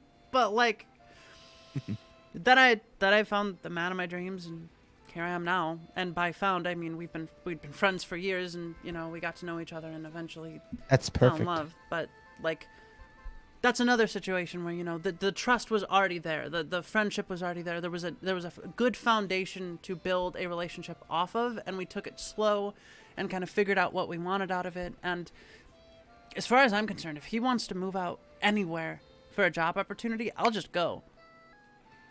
Exactly. Yeah, dude, I'm sorry to hear that, Gaseous. I feel it. My last my ex that I was talking about, I had to leave her because I realized as I grew older, my values were changing. When we first got together, I was very young, very naive, and I was totally okay with, like, an open relationship. But as I got older, I realized I want to live a relationship where I'm committed. Yeah, you and want that's to just how settle I am. down. Yeah, I want to settle down. I want to live a proper relationship that's committed, and I want to maybe adopt a kid because I can't have kids anymore, you know, stuff like that. And she was just like, no, it's not for me. I don't like it. You're being possessive. And I'm like, no, you I'm want not being possessive. This is pretty normal. And she's like, nah, it's too possessive for me. And I'm like, yeah. A week later, I was like, listen, I love you, and hopefully we can always be on good terms, but I think it's time that we break this off. It's just not going to work out. And she was like, I understand. And And honestly, it was an amicable breakup. There was no issue. There was honestly no toxicity. We just had differing opinions on how the relationship should go.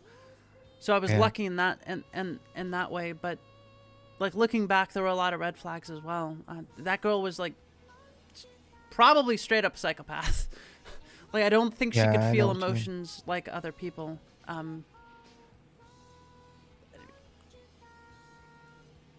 I've been there That's before. another big thing, yes, Garball. I don't judge too much about relationships, Gaseous. People will learn what they learn through their life actions. They want to try an open relationship. Honestly, mine didn't self-destruct. My values just changed. That's all. I left her because my values changed and we went our separate ways. It could work, could not work. But at the end of the day, it doesn't matter. I moved on and I'm in a happy relationship now. But Good, I'm happy for you. Yeah. Like, but for Gaseous me, did. Yeah, go ahead, Omega. I'll ask the question afterwards. Yeah. Like, for me, when it came to dealing with my own attempt at, not really open relationship, but more of a polyamorous relationship where we were all literally dating each other. What made it fall apart was also mental states, because both me and the other person just we were not in the best places mentally. I'm still dealing with a lot of my own personal stuff as well, like to this day. And because of that, it just didn't work out anymore, and like we all ended up splitting off. Yeah. I'm still luckily in a very loving relationship from the aftermath of that, because obviously not everyone split. It was just me and this one person. Luckily, I will say we did rekindle as friends, and they're doing very good for themselves now. Yeah. So proud of them for that. They're doing way better. They're much more mentally healthy. It's great. Like I said, I don't judge anyone who wants to be in a polyamorous relationship. It's not for me. But I have talked to so many people who have been there before, and it's not that polyamory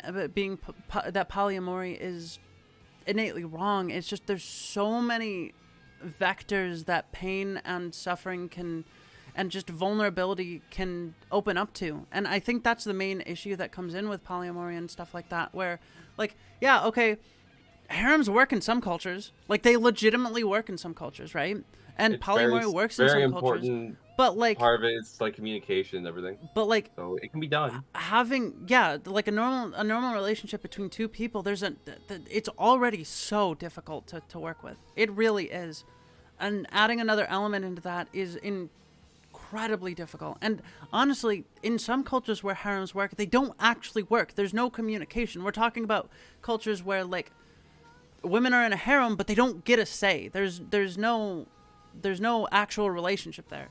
And so it's a really complex issue, and I don't judge anybody for whatever they want to do. Again, your choices are your choices, and I respect that, but it's not for me.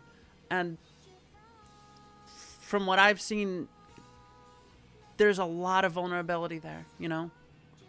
I just think it can be dangerous. It's not always dangerous, but it can be dangerous. I think that's the wording I'm looking for.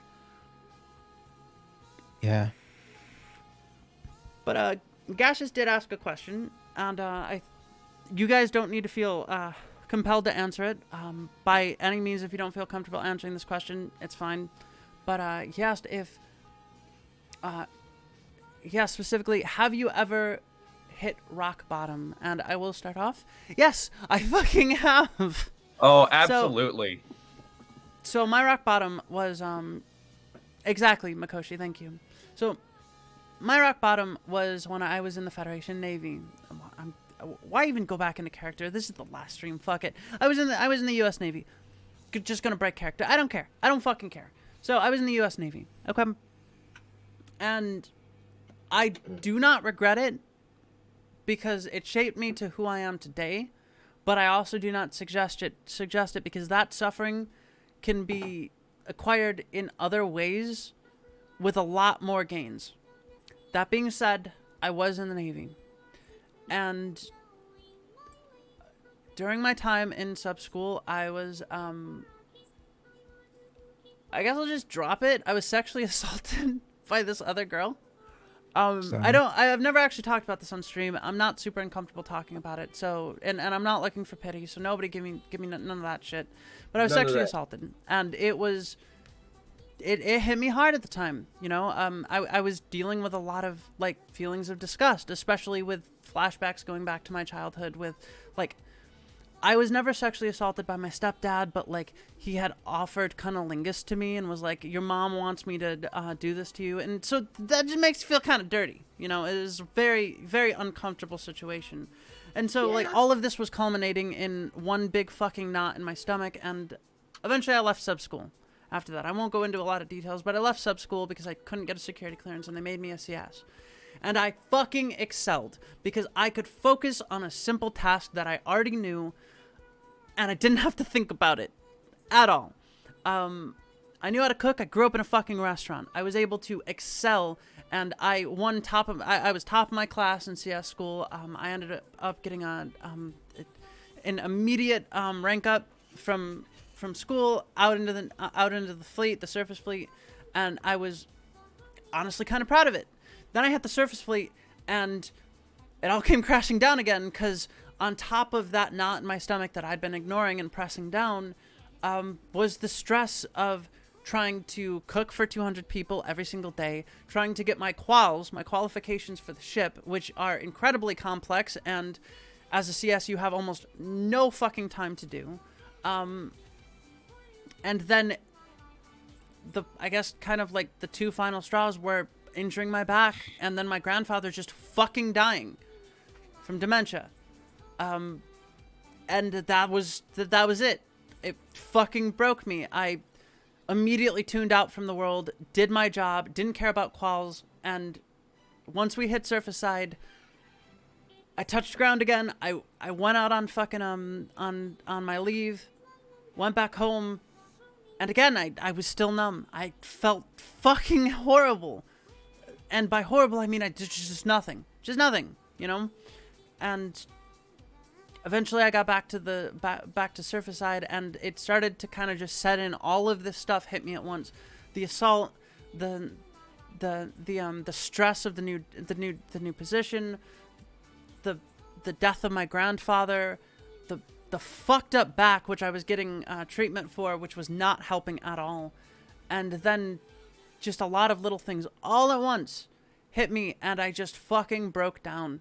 And they put me on TPU, which is temporary placement unit. It is basically where you wait when you're getting medical stuff done or you're waiting to leave. And they sent me to a psychiatrist, not a psychologist. This is a big part of the story and is very important. Sent me to a psychiatrist. Psychiatrist was like, oh, okay, so you have anxiety, and you had all this stuff happen to you. Here, have some pills. It wasn't a situation where it's like, oh, you're going through depression if you have a chemical imbalance, or you have this and that and you might need some pills to help you get through it. No, it was, oh, so you have anxiety, here's some pills. I took the pills, and the rock bottom was when I was taking the pills. I still have a poem about it somewhere. I wrote a poem while I was fucked up. I barely remember that time, but I do remember specifically I was with a friend out on a bridge, going like 80 miles an hour. I was not buckled up, and no. Wait, was I? It's very fuzzy. But I tried to jump out of the fucking car. I didn't manage it. Obviously, I'm still alive. Yeah. But he took me home immediately, threw out my pills because he had noticed, like, hey, you're acting really different. And this is clearly not healthy. He threw out my pills, flushed them down the toilet, and when I came to my senses, I was like, oh my fucking god. And I guess that was the big thing that like hit me, and I was like, I gotta figure something out. That and alcohol saved my life, unironically. There's a reason I'm a big proponent for responsible drinking, but after that I told my psychologist, and you know what she told me? No. She told me, you're a fucking liar. I mean, not with the fucking, but she told me just straight up to my face that I'm a liar. Because she has never personally experienced any of her patients trying to kill themselves on this drug. Despite the fact that it is actually a thing that happens quite common outside of her personal experience. And so all the trust that I had in any kind of medical person in the military was gone. I realized, like, dude, these people don't care about me. They care about Big Navy. They just want me to get back to work. So they're just shoveling pills on me. And that was rock bottom for me. That was the point where everything came crashing down. And I was like, the pills don't work. They don't help. And I turned to alcohol. And yeah, I was an alcoholic for a little bit. But it ended up saving my life because I met Lofam and he taught me how to drink responsibly. And the social interactions I had during alcohol shaped me into a better person and helped me get through a lot of my issues, and also is the reason the Rusted Boar became a thing. So y'all can thank alcohol for who I am today. And there you go. There's my rock bottom story. I'll wait until someone. Okay, so mine is a little different. I've been very in and out with a lot of my issues, and I have finally recently got myself at least somewhat tested to find out what it is. I do have moderate depression. Like, it is no surprise. But I've been dealing with that because I've dealt with a lot of problems with my family. I will say this, my family's fucking-tastic. We just have our moments where just things just are not working out, and that's fine. I do not hate my parents or anything crazy. It's just that my mom was going through some major shit for a while, to the point that she was basically throwing tantrums, for lack of a better word. Mostly because of some chemical imbalances. She's getting therapy now, dealing with a lot of stuff, and she's honestly been doing a lot better. That's the good thing about that. But because of that, I was the punching bag for like the longest time. Because even though my parents don't really say this, there is a bit of favoritism between me and my brother. My parents pushed me to do better while my brother's doing his own thing, basically running his own business. Mind you, we're both basically stuck at home and close to hitting fucking 30 because, well, the world's fucked right now. I would have been out like 10 years ago if I had the choice. Yeah. But, I get it. I've seen your room. I know. I fucking know. I forgot I showed you, but I've seen it. I know, bitch. It's not great. It is not. This is the room. It's kind of comfy. I'm gonna be real. It's kind of comfy. It is a comfy room. It is very nerdy. I always joke saying it looks like it belongs to a 12-year-old, but it doesn't matter. It do, but there's no issue with that. Go ahead. It's what happens when you're nerdy. But obviously, me and my mom would have our bouts and everything. Not like physically, but verbally. And my mom is, well, unintentionally, when she's not in the right place of mind, very manipulative, very toxic, very, very, like, harsh. But obviously, like I said, she's gotten a lot better. I haven't had any issues, like, since she started therapy. It got really bad. A lot of time, a lot of other shit was going on in my life at the time as well. It just really didn't help. Pressure with work, pressure with, like, a lot of different things. Fucking sludge every time. Very. Go ahead. Mix of like bad luck, health issues, like all this stuff. Like a lot of stuff I'm still dealing with now, but to a lesser degree. And after a fight, I just walked out. I was going to drive off, but my mom said to basically leave my keys. And so I just said fine, slammed the keys down on the table, walked out the door. And I just took a direction. Didn't really care what direction, I just took it. And, like, as I was walking, I was passing a busy highway. And there's a certain thing about me that is consistent with how I work. I always move forward. So, no matter what happens, I just keep moving. Even though in my mind it literally was screaming for me to jump into traffic, I just kept walking forward until I literally ended up at a fucking Barnes and Noble that happened to be nearby. I found a little spot in the corner. Question. And, like, was it that phenomena where it's like, how many steps can I take before I really have to end it? A bit, yeah. Yeah. I know what you mean then. Yeah, the like it's almost like challenging yourself because you're having these actual ideations and you're just like, but what if I could just take one more step? And it's the thing that keeps you going for ages. Yeah, and it's why I also say I'm a masochist, because of that masochism, I go. It's not just one step; it's just keep going, just keep going. No, keep going, I wouldn't just call it keep going. masochism. I wouldn't call it actual. It's actually a very common thing amongst. Well, humans. it's a part of it. It's Yeah, a part I of like there is no small bit. You go hard, or you go home, and there is no going home. That is how mine works. It's not your typical fun kind of masochism. It is I'm putting myself in shitty situations, and for some reason, something in the back of my mind likes it because I get myself out of it. It's weird. I guess. It's not healthy, that's for damn sure. But I just kept going until I went into this Barnes & Noble, found a chair in the back corner where no one could see me. Fucking just broke down. After a while, called up my brother, because I wasn't going to talk to fucking either of my parents, and got him to come pick me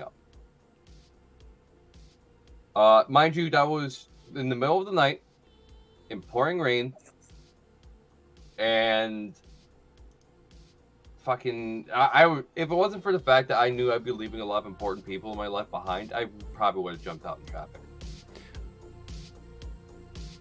Okay, I have a lot of things keep me kind of grounded. As you started to say that, a Miku cover of Real Hero came on, and it was very appropriate. Fair, but it's a good song. It's a good song. But go ahead. Yeah. Go ahead. But yeah, like I know, and this stopped me from doing anything harsh, harming myself or anything. Is because I have so much around me that is important to me that I know if I do any of these things, it would send shockwaves. I'm important in a lot of people's lives. It's sadly true. For the fucking goofball that I'm fucking am, like I have a lot of people who literally like have openly said they can't live without me. Yeah, it comes to the point where like when you hit rock bottom, you start to actually value yourself. Like that's the part that starts to let you clog your way out of the pits of Tartarus and actually see the world for what it is. Like you start to value yourself. You start to become human again. You start to realize that there's more to this world than just suffering. If you can sit there and finally transcend your suffering, you can become something beautiful. And not beautiful in the eyes of others, beautiful in the eyes of yourself. And that's what life is all about. And that's what, like, you have to hit rock bottom for that, I think. Like, that's everyone I've met who are the best people in my life, they've all hit rock bottom. They've all come back from it because of their own actions and because of proper support and good friends. And that's what you gotta do. Once you're out, you gotta offer a hand to those that you care about. Yeah. Like, there is another fucked up thing about me that has always been true. It's like, I've always been very much a people pleaser. I've always disregarded myself more than others. And a lot of people can see that as being selfish. Fucking, it's not. I basically hated myself for years. I disregarded my own feelings. I disregarded how I felt, my opinions, everything, just to make other people happy. I'm still trying to get out of that. And so there's actually there's a psychological thing to that, where a lot of psychology with a lot of women and some men is just teaching them how to be assertive, how to say no.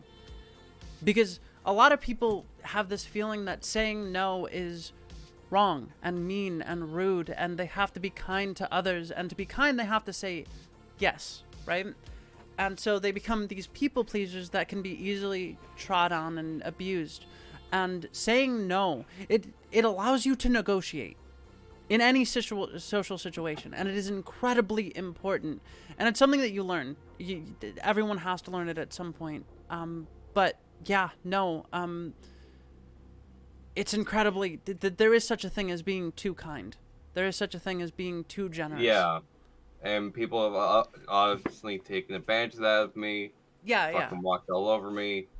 Exactly. Belittled me, fucking absolutely just put me into the fucking dirt. And yeah, Mikoshi, very heavy last stream. And I kind of wish I had a bottle of water because I'd hydrate too. Because I'm sweating like a motherfucker. I'm sobering right up, now. so I'm getting to that point where I just don't care about what I Just, Well, just what- make, what I just share. make sure to get a good water in you. All right, Nev. I have an entire gallon. Nice. Like I legitimately always have a gallon of water next to me when I drink. Don't you worry. Yeah. And honestly, Set I up will straight. say, thank you. I just did that. I've had so many moments like this where I just talked heavy shit, especially with you, Nevi. Freaking, I've talked a lot of heavy shit before. Past relationships, fucking just bad situations I've been in, all the crazy shit. Hell, fucking last stream, I had a bit of a weird time in high school. This is a very random story, by the way.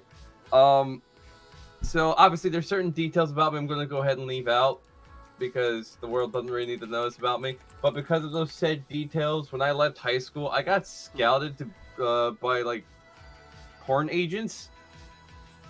Like, oof. Yeah. Big Dick McGee, let's go. Basically, someone found out about because of certain things. I'm just gonna leave out a stream for.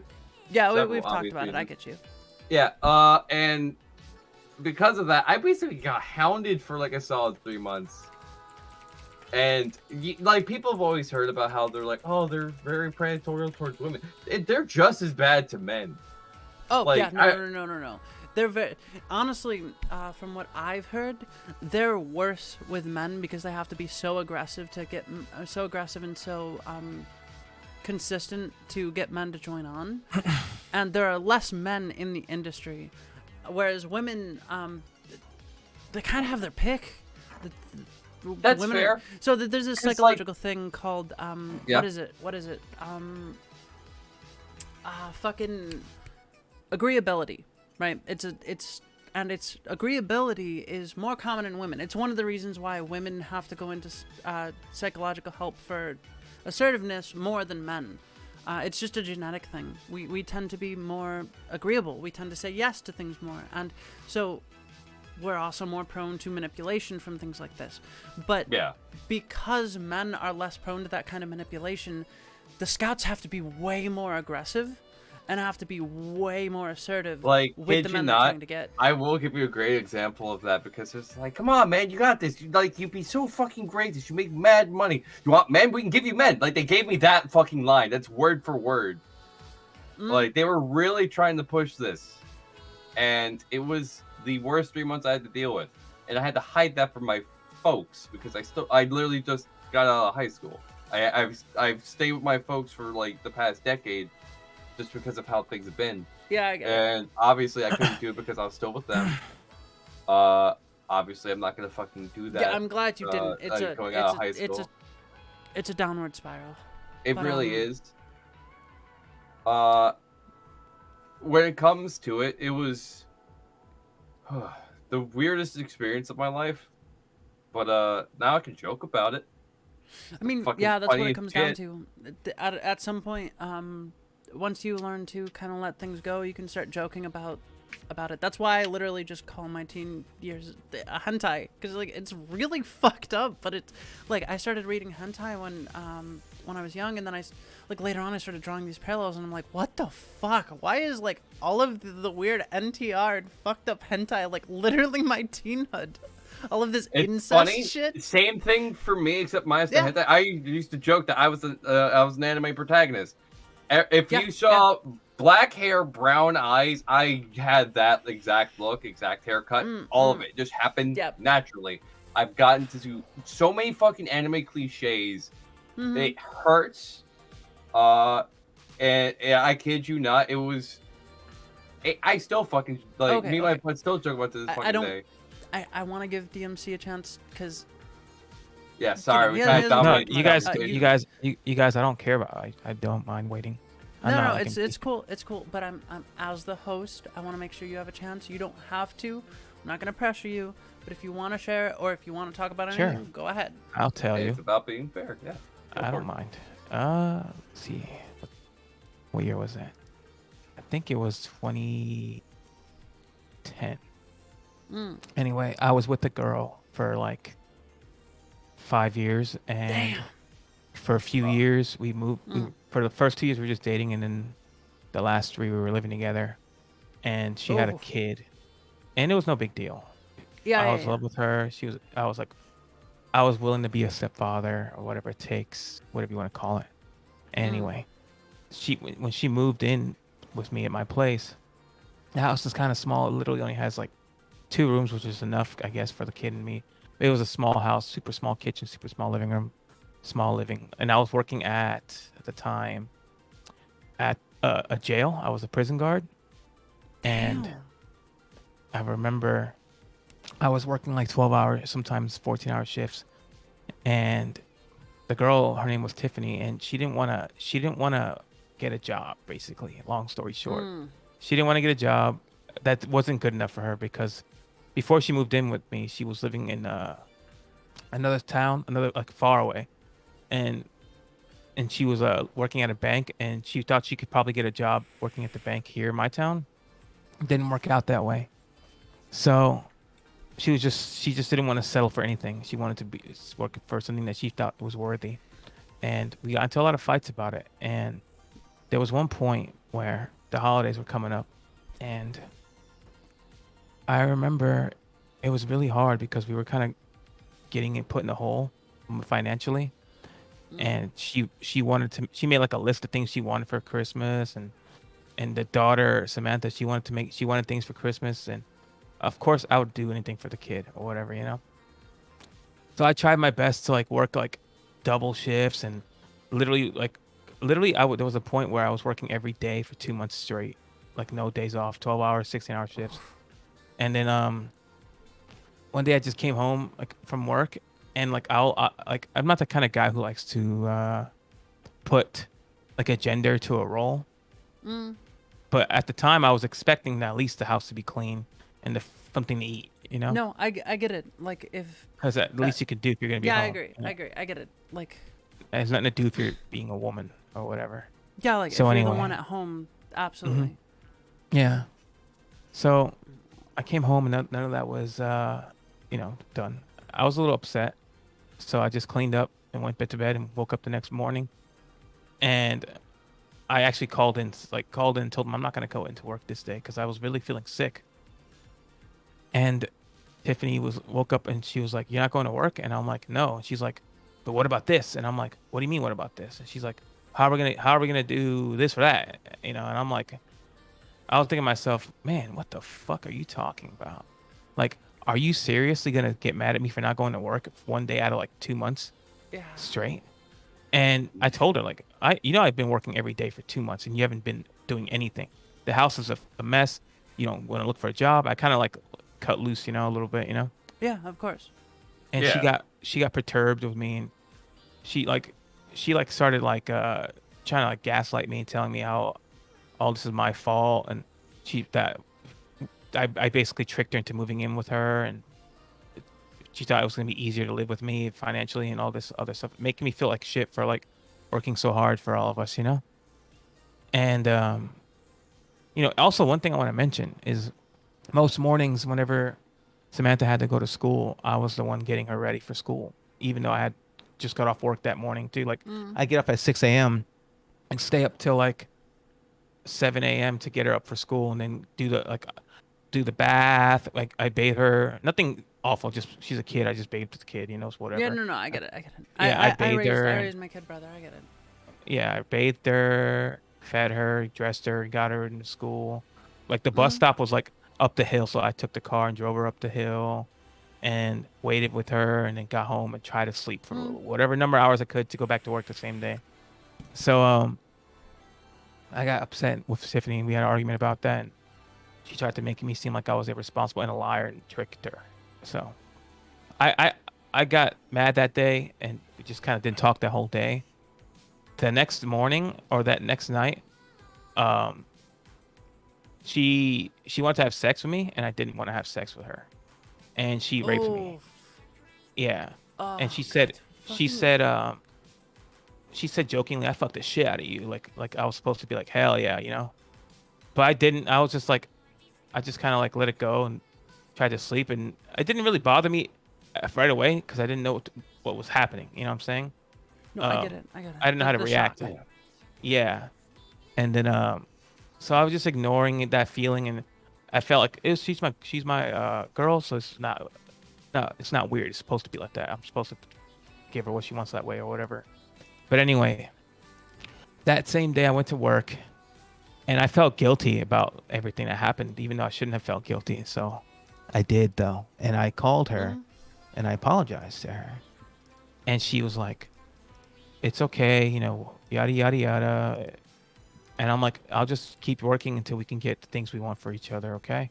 And I was just trying to be nice and stuff, and I could hear her like, sounds like she was moving stuff around, or like, I want to say the word cleaning, but she wasn't cleaning. But I want to say like it sounded like she was like trying to like move furniture, or like pick something up and put something down or something. And so I told her, you know, I'll see you tonight or tomorrow morning. We'll talk about it. We'll figure it out. You know, no matter what it takes, we're gonna figure it out. And she's like, okay. And I said, I love you. And she said, I know you do. And then Bruh. we hung up. We hung up the phone. No big deal. I didn't even think about that at all. No big deal. So I get off work and come home. I noticed that the other car is missing, and inside the house, tons of stuff was missing. Also, a savings envelope I had that we agreed to not touch, that was missing. It was like $3,000, and that was like an emergency fund thing that we had.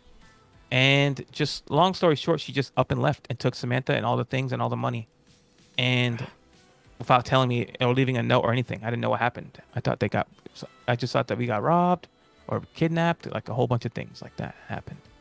Did you still report the police that she basically stole a bunch of stuff? All I did was call my mom.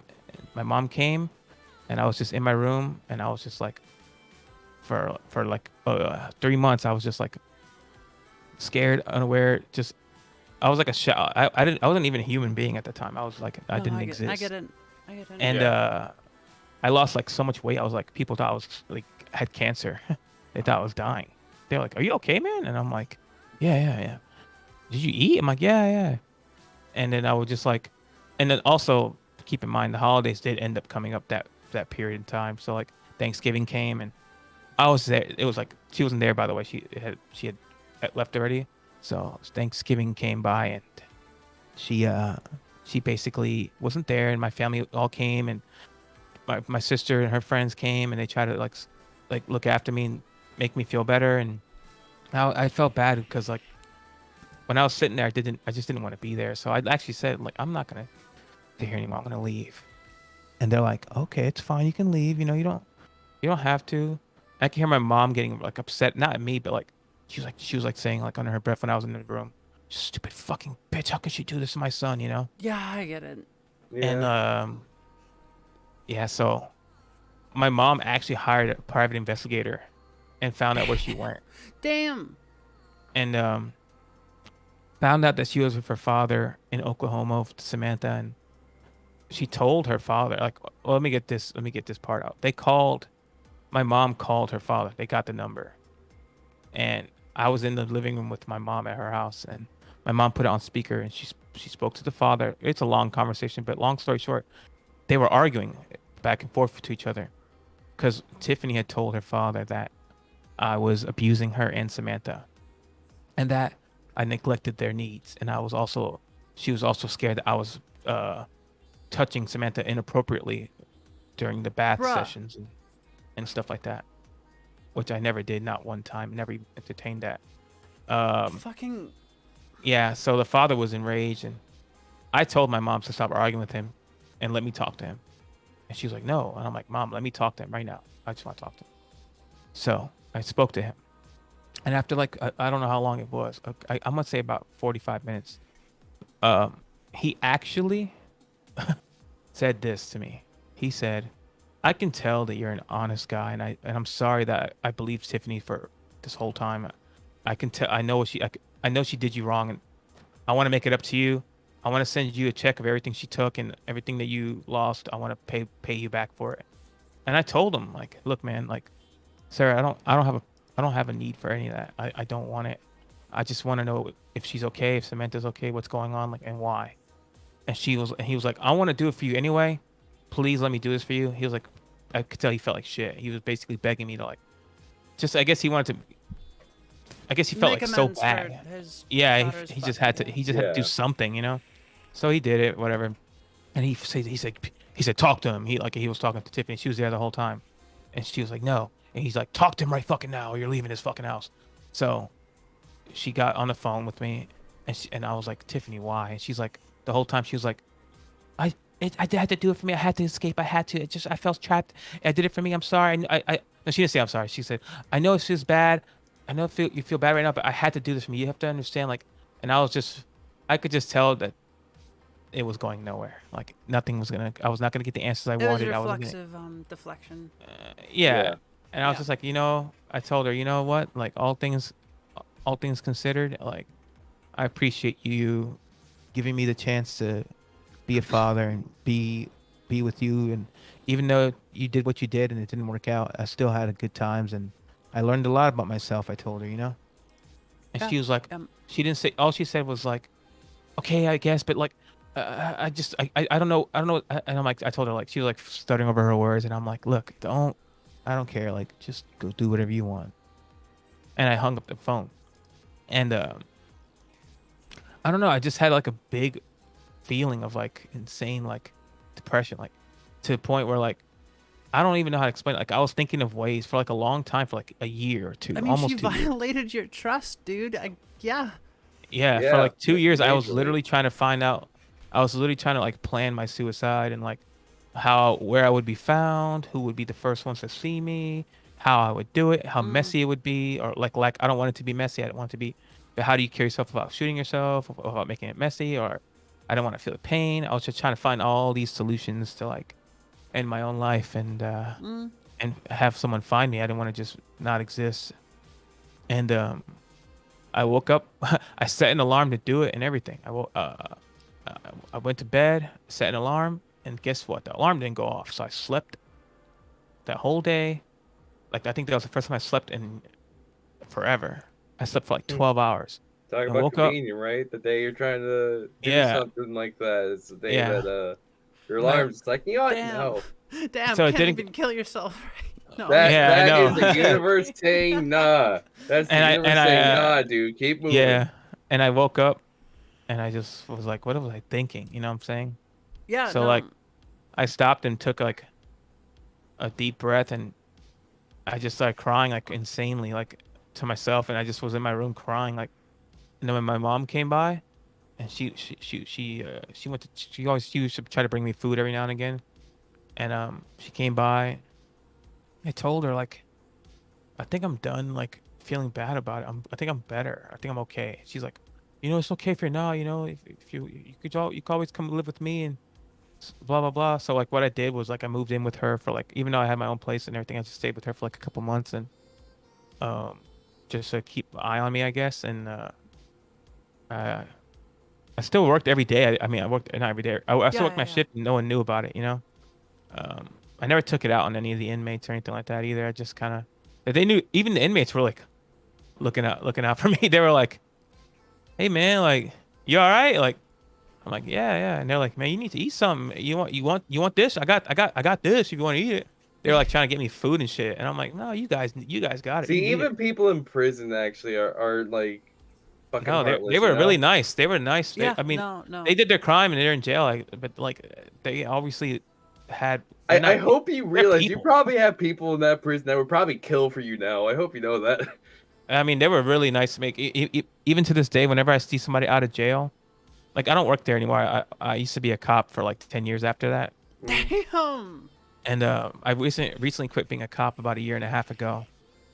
Perfect pursue timing for that, honestly. Not gonna lie. Yeah, literally, that's the reason I quit. But Valid. anyway, Awesome. Good. yeah. So like, I quit being a cop, and every time I see a ex inmate out of jail or whatever, they're always like, "Hey, man, hey, how you doing, man?" I'm like, "Oh shit, this is you. You're this guy," and they're like, "Yeah," and they're like, "What are you doing now?" And I'll tell them this and that. And they're like, "Man, I'm trying to do this, and I got a job at the liquor store." I'm like, "Hell yeah," like I'm happy for them. Like, Yeah, getting your life together. It's always And they nice were to just hear really like, nice. Good for like them. reformed inmates like actually getting Yeah. their lives together and shit. It's just nice, you know. Yeah, it's funny because like that's a dude. One of the situations that happened when I was there, I was normally, so like how it works in the jail I was at, it's a dormitory, a giant big ass room with like tons of beds along the walls, and one section of it is where everyone has like the tables and the TV and all that shit, you know. And every time I make my rounds, or every time someone made a round to go in there, we'd have to like check and see if everyone's there. I could get like a piece of paper of all the names on it, and like Yeah, like I knew everyone. Yeah, I just checked everyone. Okay, he's there, he's here, he's here. And there was a situation where somebody wasn't. Oh yeah, so I forgot to mention, the easiest way for it to be done is obviously if they all go to their rooms and their beds, and I could do it that way. Sometimes I didn't need to do it that way because everyone was in their usual positions, and I just knew where to find them. But the thing I'm trying to point out is, it's hard for other officers to get them to cooperate when you need them to rack up and go into bed. And it was easy for me though. I always go in there and they would look at me and they'd be like, "You want us to rack up?" And I'd be like, yeah, sure. Or like I'll be like, "No, it's fine." And then whatever, they would do it. And there was this one guy. He thought he was clever. He was new to the jail, I think. And everyone racked up, but the one guy. And I was trying to find him. Like, where is he at? I think I remember his name was Josh. I was like, "Where's Josh at?" And they were like, "I don't know." And then we found him. He was hiding. He was trying to be a little fucking piece of shit. He was hiding like in the shower area, to pull a prank. And I told him, "That's not funny, man. Like I need you to get." When I told everyone to rack up, we should rack up. He goes, "It was just a joke. You don't gotta get so fucking upset." And as soon as everyone heard him say that, they all got on his ass so bad. They scared him so fucking bad. They were about to beat his fucking ass for like talking to me that way. I had to like tell him like, "Hey, no, it's okay. Like you don't have to hurt him. It's fine." Like it was just funny because like I think you just gotta treat people right. You see exactly what I mean. You have people that would absolutely kill for you because you were just good to these guys. Yeah, and that's the benefit of working and being good, because I got to be a cop. Because like the police chief, he got elected that year, and he came to my door, my actual house, and was like, "Are you Michael?" And my name is Michael, by the way. And he's like, "Yeah." I'm like, "Yeah." And he's like, "I heard you were a good officer. I need some good officers. You want to work for me?" And I'm like, "That's crazy. I'm not quitting my job." But then like I did. And I've been with him for a long time. I left on good terms too, so like I didn't just quit like, "Fuck you, I'm quitting." I went in there, had a long talk with them, the assistant chief and everything, and she and him were just like, "If you ever want to come back working for me, you have a job." Yeah. That's good. That's good. Long story short, though, I ended up getting back in. I got fat, real fat, like because I was just like making up for lost ground, I guess, And then I lost all the ever since I quit working for the police like 2 years ago, I went back down to my normal like weight, and I'm stronger than ever, in better shape than ever. That's good. Yeah, now I'm doing what I want. I have 3 jobs technically, but they're all like kind of jobs where I can make my own hours in a way. So I feel like this last stream just turned into a suicide prevention stream. Just be Yeah. like, I "Hey, mean, kinda, yeah. I will say this to everybody: you can always seek out help. It's never too late. Make sure there are plenty of hotlines you'll Even find. if Literally, type it in. here's the big thing. Even if hotlines don't work for you, even if you can't find help, you can get through it. Like, yeah, I didn't get help. Even if you I did have my to, own. even if you have to like rely on the mindset of Keep moving forward. can I take a step forward, and then doing it and just challenging yourself to do it. If that works for you, do it. Yeah. No As matter long as you what, feel you tough. can. No matter what, you can always. Everyone has their own way of moving forward. Yeah. Everyone has their way of keep moving, that keep pushing yourself to just get past it.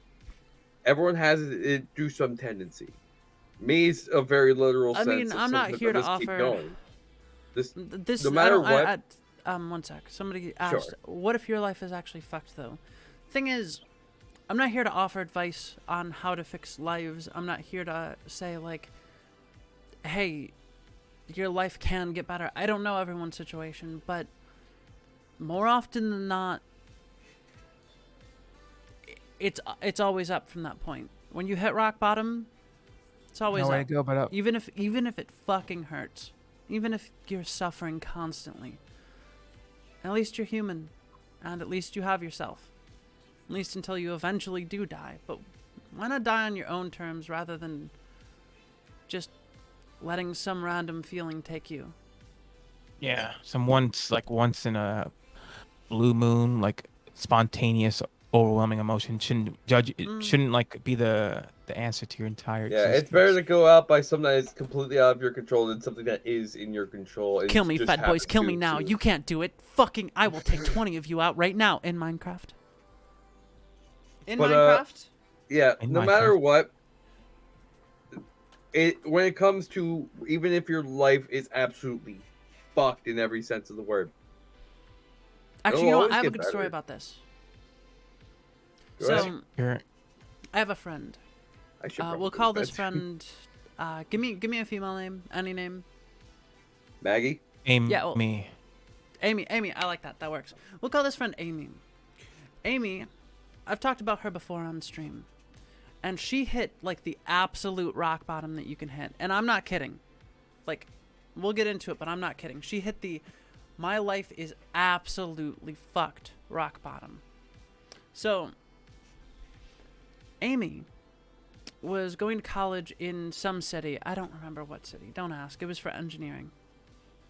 She's incredibly smart, incredibly talented, but at the time that things took a turn for the worse, she was hard up on money. She was having Feel bad. trouble making rent payments because of college. She was a young kid, well, not a young, an actual kid, but a young dumb bitch who didn't want to ask her parents for help. For various reasons. And Amy, her car broke down. Several components. She checked it. It was going to cost a lot of money to fix. And the thing is, quite recently, in fact, a friend of hers, we'll call her Samantha. Samantha was telling her, hey, listen, you can make really good money on doing porn with me. Like, it's really easy. I know this studio, and, like, we can make tons of fucking money this way. It's super easy. And she said no every time until this happened.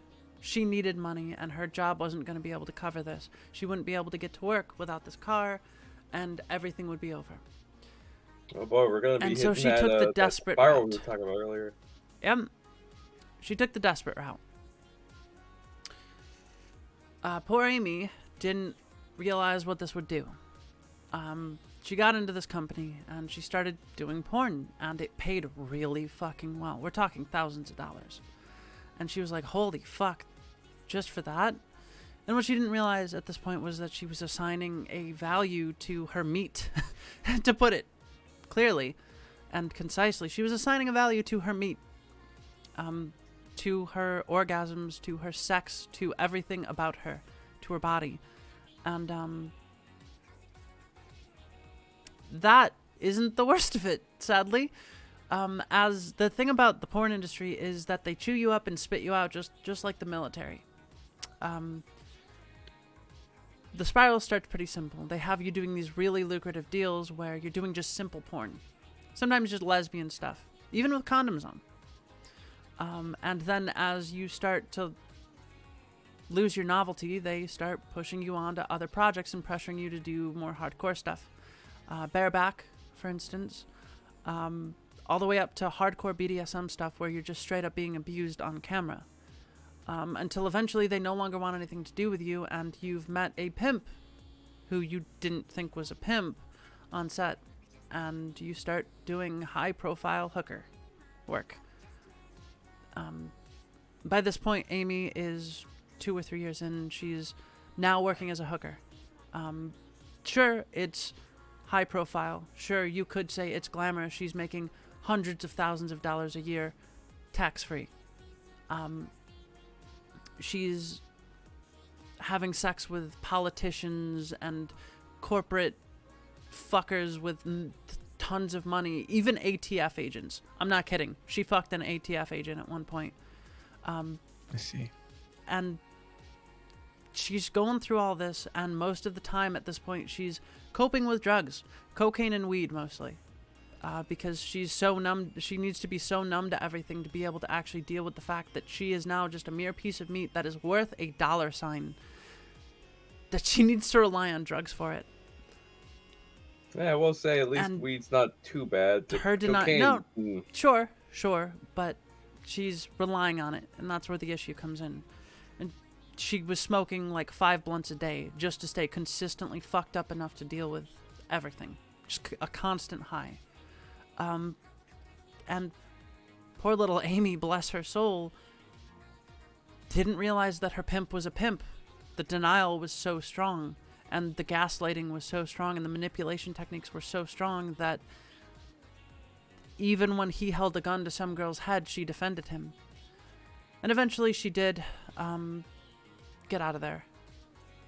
Her life was actually fucked. Like, we're talking like her life was legitimately in danger at multiple points. And the fact that she got out of there alive at all was honestly a miracle. Her life was what most people think of as actually fucked. And I mean that in every sense of the word. She eventually got admitted to a psych hospital because she had a breakdown. And eventually, while still fucked up on weed, she left the state and went back to live with her parents. And she got some help. She got kicked out at some point because they found a bunch of the fetish gear she was using, and the $130,000 in cash that she had under her bed that she planned on investing as leftovers. Yeah. And eventually she was allowed to come back after she explained the whole situation, and they understood, like, oh, I see. You were pressured into this thing, and it just went downhill really fast. And I'm sorry it happened. And, you know, there was forgiveness, blah, blah, blah. And she's gone through a lot of therapy sessions, and I'm quite proud of her personally, even if we don't talk as much Yeah, anymore. I'm happy that she managed to get out of this, because, like, as someone who's in the same state as you, it's kind of shocking to hear that this stuff is even prevalent here. You mean space? Yeah. Like, don't ever say that again. I will fucking murder you. Wait, what? I love you, but I'm very, very, very strict on very OPSEC. protective, yes. But, But- confused. Like, He said don't state. worry about it. That's the problem. Yeah, that was a complete slip. Okay, yeah. so I'll just do a quick explanation. I know of the no, areas. not to you. So, DMC, I have a very big thing about OPSEC and not revealing personal information, and even that little slip that he just made is enough to eventually possibly narrow down my location. I'm very, very strict on anonymity, and it's just something that I'm very careful about. Yeah. Yeah. Anyway, go ahead, Omega. So yeah, like, knowing of these areas, freaking, it's surprising. Like, depending on obviously where, but like, it's shocking to see that stuff is still prevalent in these areas. Like, you wouldn't expect it in these places, but like, It isn't. Yeah, no, I get it. It's so prevalent no matter where you are. It's just always going to be under a new coat of paint, but it's still by the end of the day the same shit that ruins lives every day. Hello, Sledge. We enjoy your little dance. But yeah, no, if your life is fucked up, it doesn't mean you're past the point of no return. There could be a way out. That's why I said it's never too late to seek out some help. All right. In the meantime, it is 2:30 in the morning. I should probably head to bed. I still have work in the morning. Happy I could have been here, Nev. This is a nice final sign off for Twitch and their bullshit. Yeah. And hopefully I'll see you guys at least in this capacity more on YouTube. Yeah. We will. After the debut, we will do a lot more content. Sounds good to me. I wiped out my old YouTube channel. I might make a brand spanking new one if I actually really want to make content again. But we'll see. Yeah. No, you're under contract. You are mine legally now. I was gonna say, freaking. You're an intern. I'll always after be all. happy to collaborate. Take care. Have a good Omega. night, Stay everybody. safe. Yep, you know it. Later. But yeah, Gaseous, that sounds about right. I'll get into the details of it, but I have very strong opinions about situations like DMC's and yours. Shit's fucked. Very fucked. And I get it. True. It do be fucked. But I'm good. I'm like okay with what happened to me though, because Yeah, no. At some now I point, you know have to myself learn better. to kind of just let go and learn, I guess. But yeah, I guess that's been our TED Talk. yes, our TED Talk, the Nevi DMC Omega rant. Hell yeah. And Makoshi wants to know what the highlight of our weeks were. You Makoshi, you're the highlight of my week. No, that's a lie. It's my boyfriend every single day. I'm sorry, he's amazing. That's nice. Makoshi, though, you're Um, still pretty great. I don't know if I have one. Let me think about it for a bit. I didn't even see the question. It was earlier while we were all sharing. I see. I just didn't want to interrupt with that question. I was like, well, we can wait until after. It's not a big deal. I think I've just been learning to do stuff. Like I've been learning to cook more. And That's learn a very different- good skill to have. Yeah. So I've been learning to cook for the last couple months. So now I've gotten better at stuff, I guess. I don't know. Sergeant Sentai Gooey, otherwise known as, says, not gonna lie, my highlight was being able to be a part of stream after being sick for 2 weeks. I'm so sorry. Sludge says, I haven't hit rock bottom yet. I'm still on my ride down, baby. He's on his way. Let's go, Sludge. Let's go. Let's see how far down he can go.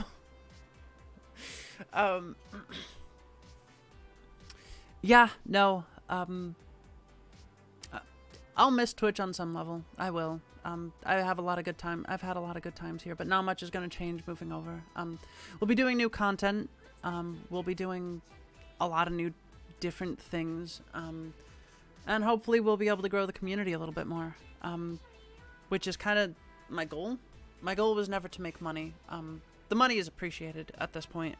I can at least grant myself that much. I've always been uncomfortable with the money, but it's appreciated at least. But it was never the goal. The goal wasn't to make a ton of money and become famous. It was just to build a community. And that's all I really ever wanted. That's what the goal for the original podcast was too, until it eventually ended. And here we are.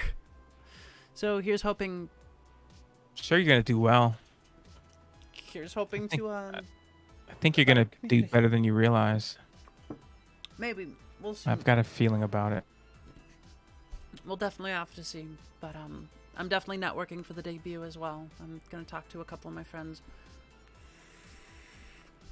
They were. There are some things that happened. I just can't talk about it. No, I get it. I get you. It's like the NDA stuff. No, I get it. I get you, dude. I get you. There's certain things even I won't talk about on stream. Hell, honestly, the sexual assault I haven't talked about this whole time because simply I just didn't want people to feel uncomfortable with it. But at this point, I feel free enough that I'm leaving Twitch that I can just talk about it, and I won't make anyone uncomfortable.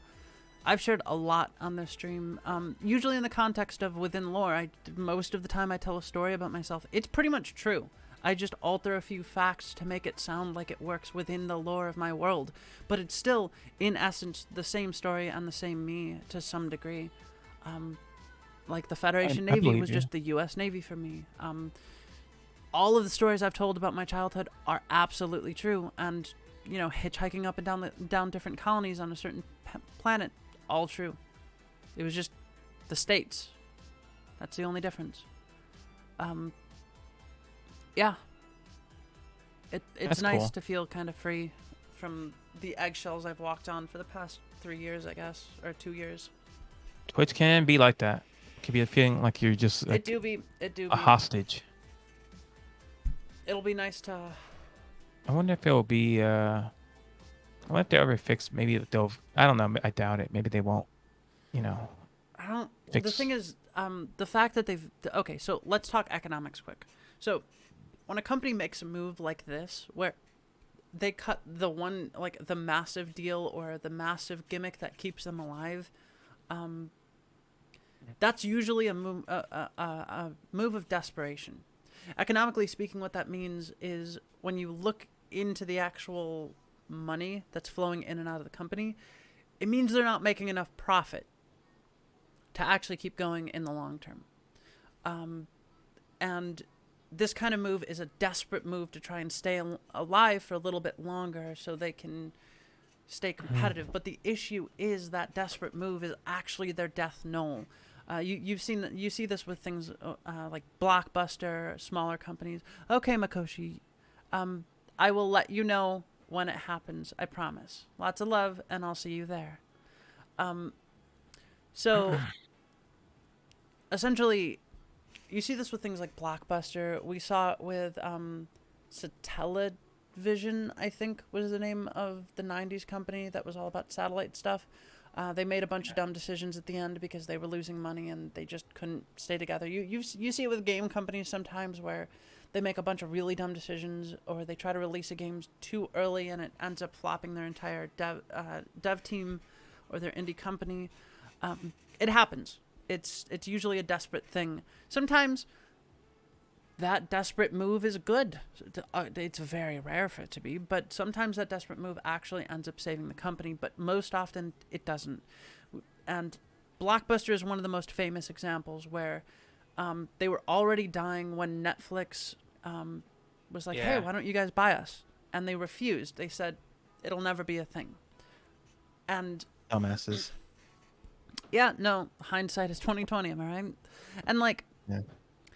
They were already dying at that point, and as they started to go downhill further and further, and Netflix and other companies like Redbox started to push them out of the market, they made a bunch of desperate moves that were just fucking over the consumers, taking away a bunch of things that made them relevant in the market in the first place, specifically to try and make more profit, so that way they could get back up on top and try and use that money. The idea is, in the heads of the board of directors or CEO, the idea is, okay, we'll make a quick short-term profit and then we'll reinvest that money into the company to allow us to improve properly and get back to being competitive. But it doesn't work because consumers are not that manipulatable. Like, I know it seems like consumers are just this big mass of goo that'll just deal with anything, but if there's another competitive piece, they're just going to take it. Supply and demand is not a kind mistress, and she will take away anything you have if you are not competitive, and that's what's happening with Twitch. And that's just basic economics, honestly. Twitch has made a horrible move, and even if they reverse it at this point, the damage has been done to their reputation. There's no more consumer trust. What little was left is gone. Yeah, true. Very true. And that's my economics TED Talk, short version. Free. Yeah. Oh, that's a nice butt. Thanks. I wasn't talking to you. Somebody posted a drawing they made of Shantae. Very nice. Shantae's cool. I wish I played the games more. I've never really played any, to be quite honest. I've only ever seen the porn. I'm not gonna lie. I don't even know what the games are about. I didn't even know there was porn. All I know is she's half genie and very sexy. That's all I know. That's true. I think that's all I there love is when to you it. say that. It's just like, that's true. It's like a wizard, just like matter-of-factly. This is correct. Indeed. This is a factually correct statement. This statement has no fiction. The words that are flowing out of your mouth hole are indeed not a falsehood. All are indeed non-fiction. As a matter of fact, you're speaking facts. As a matter of fact. Facts in Logitech. Funny. Nobody gets that joke. Facts and Logitech. I think you explained that joke to me once. I just forgot because I'm an idiot. Faxes and Logitech. So facts and logic. And then facts and Logitech. It's a very dumb joke. It's just something I made way back when, and I continue to cling to it because it's the only legacy I have left. YouTube's not in the same boat, though. It's not. Economically, it's not. No. YouTube has taken many steps to protect itself from... it used to be. A few years ago, I would agree with you completely. I would say it is absolutely in the same boat. But it's not the sugar daddy. YouTube has actually been pulling a profit as of recently, which is the big difference. even with as many ad blockers out there that there are billions of people that don't use ad blockers, or don't know how, or just don't care, right? And they're pulling one of the highest traffics in the world as far as sites go. They are pulling a profit now, and the best part about it is that they're starting to move away from what they used to do. Yeah, apps also don't have blockers innately. That's another big part of it. But they're pulling away from I guess their original position, which was very anti-consumer, especially after a lot of the inquiries into Google and YouTube. We're just going to put it that way. After a lot of the antitrust inquiries into Google, they've started to kind of learn their lesson. They're not perfect, and I do not trust them as far as I can throw them. But I can at least say they're a lot better than Twitch, and I can say a lot more on YouTube than I can say on Twitch. Yeah, and not even only if that, I'm just, still non-political. even just the fact that simple things that people don't even know, like, well, rather, the simple things that, like, the fact that they're a 7/30 split, and also 70/30 split for Twitch subs or whatever, or subs. For the revenue system, yeah. Yeah, and also you don't have to be a partner to make money, or you don't have to be an affiliate. You just can start streaming and make money right off the bat. Yeah, and like, I'm gonna be real. Most of the money I make is in tips, and that's what I'm saying. So what's the point of me sticking to Twitch if I can just move to YouTube and I'm still gonna get those tips, you know? Yeah. And once I make it to partner, people can get their memberships. People can get their things, you know? And tips are technically gifts, because that's how I label them on stream. And so, gifts are untaxable up to $14,000 in the United States. Yep. Random fact. I know. So just label all your tips gifts, and yeah, just do that. Do that for your favorite streamers. Pretty interesting. By the way, if you're making money officially off of YouTube or Twitch and it does not reach $12,000, it is technically untaxable until it reaches above that. And then, once it does, you can start taking itemized deductions off of anything you spend on your streams. Games, food for computer lunchtime, parts. computer parts, and then you're still not going to get taxed on the $12,000. Just letting you know, little fact. Mm-hmm. I was told that. I remember my friend told me that. Lofam was a banker and really good at taxes, and I am just kind of, I keep an eye on my taxes, so it's just a thing. So far I've on it. I'm retired. That's the one good thing I got out of the Navy. They were like, here, have a stipend for being sexually assaulted and having your back fucked up. So that's how I run this channel without having to work a job. Yeah, you could just kind of just do it. Like, you just do it for entertainment value. Yeah, and even beyond that, because I actually wanted to comment on this earlier. You talked about your girlfriend at the time not wanting to work or whatever. Like, I can't work. I have legitimately tried on multiple occasions to get a job, and the thing is, I can't lift over 20 pounds, and so that already puts out so many jobs. And then on top of that, yes, technically, people say, like, oh, we want to hire veterans, but realistically, if you put in veteran and then they find out about your medical needs, they're not going to take you. And the thing is, they could just say you're overqualified. And fair enough. I'm not going to make a whole big deal out of that. It's a bad situation, but there's not much you can do about it. Yeah. But essentially, I can't get a job. So as far as I'm concerned, as long as I'm living in the same roof with my boyfriend, I'm gonna cook and clean. Sure, Yeah, I won't. I sure. might not have a meal on that table every single day when he comes home, because I do my streams. But I'm at least gonna be here for him. I'm gonna You're be gonna his put effort emotional rock. in I'm other gonna- ways, I'm gonna yeah. clean. Yeah. I'm gonna at least make sure that he has a nice home to come like a rock in the chaos of the ocean that he can come and cling to when he gets back home.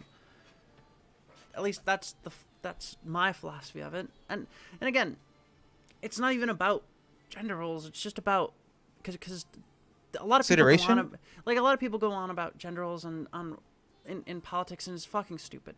Well, I'm not talking about that. It's just about if you're not working, consider your partner, dude.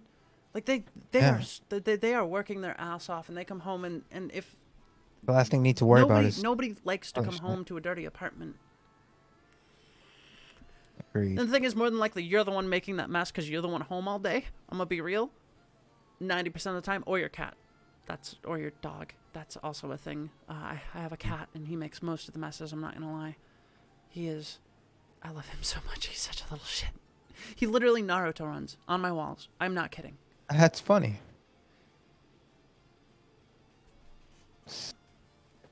But yeah, I mean, I'm with you on that. Like the whole. Yeah.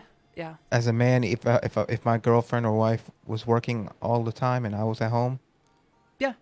I would do what I need to do for her to make her life easier. That said, I'm not gonna lie. I'm a little bit of a trad wife. I like taking on that role in a relationship. It's just something that I enjoy. You mean like the stereotypical role? Yeah. That's me. There's nothing wrong with that. Yeah. No, I agree. Like, it's just something I enjoy. It's something that makes me happy. So, like, that's cool though. Here I am. Yeah. Also, am I gonna regret pressing this? Or what? Oh, it's a Rebecca meme. I still have to watch Edge Runners. I actually like the show a lot. I hear it's good. Everyone's binging it because it's on Netflix, of course. So all of it gets released at once. It was good for me. I wasn't like, I'm not gonna lie, like I'm not insane about it. But here's the thing, like I watch a lot of anime, so I can't help but compare it to other anime. I mean, I'm gonna be real. It's Trigger, and I am always hyped for a good Trigger animation. Their animation Yeah, and it's is always insanely, top-notch. yeah, it's great. It looks great, and Yeah. everything else is great about it for sure. Like one thing though, like I think my friend questioned the other day. He was like, "Why is it getting that? Like, why is it getting higher reviews than this anime?" I don't remember the one he was mentioning. I had to tell him like, "Hey man, like, consider that people who watched it don't really watch anime, and sure there are those who do, but they're probably watching it because it's based off a video game and it's on Netflix. It's not because of I mean, like, not even based on a video game. Like, a lot of the people watching it are fans of the books and TTRPGs too. And from what I hear, it stays true to the source material, which is the big fucking like draw to it. A lot of anime adaptations of Western media don't stay very true to the source material, and so it's hard to like that kind of stuff if you're not an anime fan. yeah, and like that's the thing too. I wanted him to consider like exactly like even if it's easy for us to find flaws in it because we watch so many animes, we want to compare it naturally, but we just gotta understand that we're not the only target. Like there's a bunch of people. And on top of that, and this is something I find is very common in the anime fandom, I guess, or the anime community, is they tend, and a lot of fans tend to compare only to other anime, and that's, in my opinion, a big mistake, because anime itself isn't just it's a style, right? It's a style that originates in Japan. Yep. It's Japanese animation. And the thing is, when you limit yourself to just that style, and you don't take into account other animations, other literature, or other forms of storytelling, you start to, I guess, lose the critical comparison that can come from any other form. Like, you can absolutely compare a Ghibli film with a Disney film, right? Like, they're very different, but you can absolutely compare them because they're both storytelling mediums. And you won't get a perfect comparison because they have different cultural aspects to them, but you can at least compare them and say, yeah, this one does storytelling better, I think, and this one's animation is much more smooth because this and that. And like, you can compare them, and you can be like, you can take inspiration from them. And I think when critiquing any form of media, you have to take that into account, because a lot of people forget that. Same with video games. A lot of people will compare video games to video games, but not to other forms of storytelling. And that's what, to some degree, video games are. Now, if it's not a storytelling video game, it's not a storytelling video game, and at that point, you really can't compare it to other forms of storytelling, but that's a very unique situation because it's something that popped up in, I guess, the last few decades. True. Yeah. Okay. Sorry. No, go ahead. Go ahead. I was gonna say, yeah, like, I don't like to criticize and compare too much. I like to take things for what they are usually. Yeah. It's hard though. Sometimes I do have the tendency to like. I like feel the need to like compare, analyze and break things down, I guess, a lot. That's kind of what I do. When I do storytelling, I do a lot of writing. I play D&D a lot. I do a lot of writing. I write poetry, which none of you will ever see. And if you ever find it, I will come for you. And the things I will do to you are absolutely unspeakable in Minecraft. So, like, I write a lot. I write stories. I write, hell, The Rusted Boar is based on a series of short stories I wrote with my sister. There's a long story to that, and I'm not going to get into it. But we wrote a series of short stories. I'm a writer. And so when I look at a piece of literature or any kind of storytelling medium, I'm going to critique it based on its writing to some degree. Again, if it's a game that doesn't really have a lot of story, I'm more likely to focus on the gameplay elements and how fun it is and how reactive it is and how it feels to play. But if it's got a story, I'm going to critique it. Like I did with fucking Ni no Kuni 2, which was one of the worst games. And I don't say this lightly. One of the worst games I have ever played. Holy fuck, I hate Ni no Kuni 2. What's wrong with it? You're going to regret that question. Allow me to open up Steam. I don't have any feelings towards it. I played it for like 30 hours and I just did not want to play it anymore. That's the thing. That's my problem with it. So got too repetitive. Yeah, that's about right. So my problem stems in a lot of the systems. And let me get my thing open just so that I can have a refresher. So let's start with the story. The story is unbelievably naive. So random. Yeah, it's unbelievably naive. It feels like a child wrote it. And the thing is, stories written for children, when you actually look at them, are not that simple. They're not written in a way that they're just simple and naive. They're written in a way that children can understand, but have some deep value or stories in there. There's a lot of deep storytelling and deep lessons in those stories usually. Yeah. But this story had nothing to it. Like the concept was cool when I first started, and I was kind of hyped for it. I was like, okay, we're literally isekaiing up the president of the United States, and I guess Japan just nuked America for the fun of it. That sounds cool. A lot of jokes aside, I was kind of down for it. I was like, okay, an isekai story, I can be down for that. Some isekai is really good. And so we're charged with protecting this prince so that he can forge a kingdom. Awesome. Sounds awesome, right? Very fun. Cool story, but every decision the kid makes is naive, and you, as the wise advisor, never teaches him anything. Never. He's lots of fault. You never find any fault in his decisions, and his decisions never backfire. He literally fucking hires a gambling addict as his treasurer. What? He trusts him. I remember that. Yeah, it's fucking insane. Now, he's so naive. He's so naive for sure. Don't get me wrong. The game is fun. Story is horrible. Like literally 2 out of 10 horrible. The combat mechanics are fucking fun at first. So agreed. The combat mechanics are very reactive. They are incredibly nice, and just the design of the combat itself just feels overall good. There's a lot of mechanics in it that help you strengthen and weaken certain things so that you can actually have a +1 in certain battles. It feels a lot like a Tales of game that's actually live action and not stuck on a single plane of movement. and it felt nice. Agreed. But it loses so many points being tied into so many other mechanics in the game. So many points. The first 20 hours I played of this game were so much fun as I played these mechanics and I got to see all these beautiful areas, because the game is beautiful. Won't lie. It is. It looks nice. It is really well designed, usually. Yeah, it's And- really nice looking. And the combat mechanics make it worth it. But then they had to bring in the skirmish and kingdom mechanics.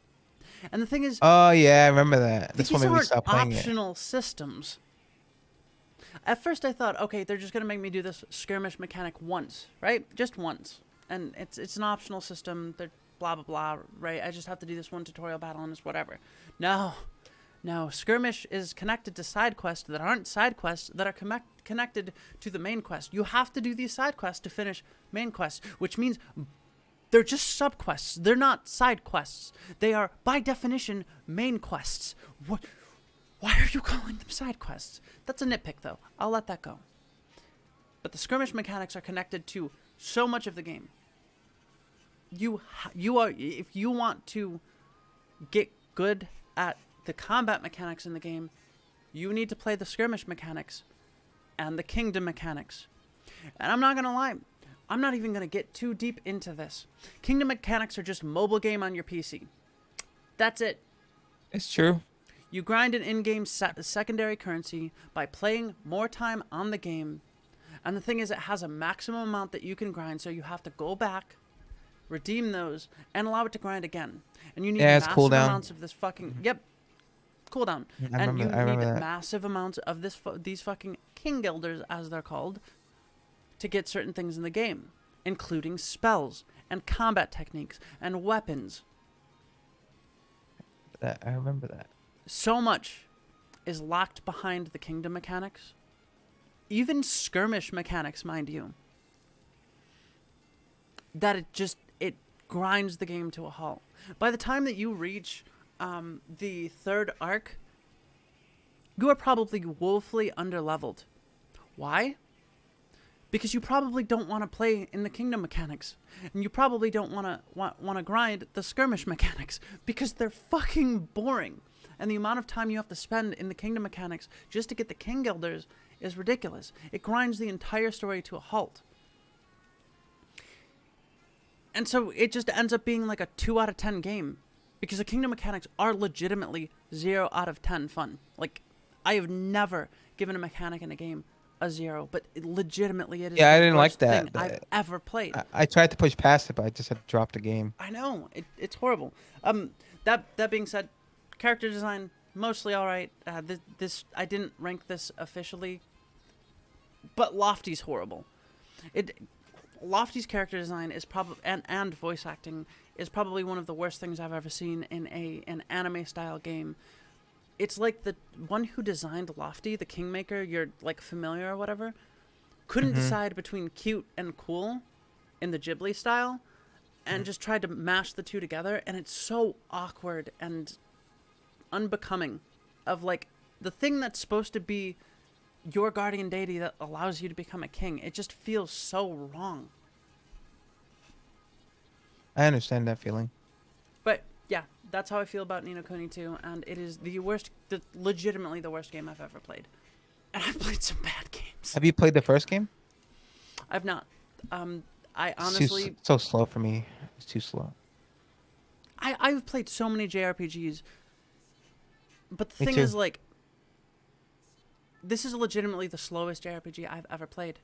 It is just like You hate the JRPGs first are one, meant then. to be grindy and slow, and a lot of that has to do with the idea of you slowly gaining power and working through all these hardships to overcome them. Right? I'm down Yeah. for that. But like the grinding mechanics in Ni no Kuni 2 just grind it to a halt. They're just not fun. And I'll see you later, Garball. Take care. I'm probably gonna end it out here soon. Yeah. We've it's had a good getting run. Thanks for coming, everybody. This is the last Twitch stream. It's after this. you won't see any more Twitch from me. On the 30th, we will be doing a debut event, and I hope to see you all there. I will make sure you all know that it's happening. Please show up. Please show up. Please, I'm begging you. Please. But yeah, thanks for coming, DMC. Here's to hopefully more collabs in the future. It was nice talking and sharing with you, and I hope you have a fantastic night. Get yourself some rest. You.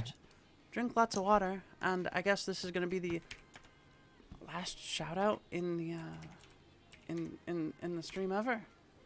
How about everyone go check out Devil May Care 4? Damn. Unless he moves to YouTube, then I guess I'll just have to figure something out after that. We'll see. All right, guys. All right. Take care. You have a good night, everyone. See ya. Bye-bye. And oh yeah, join the Discord if you haven't. Stay safe.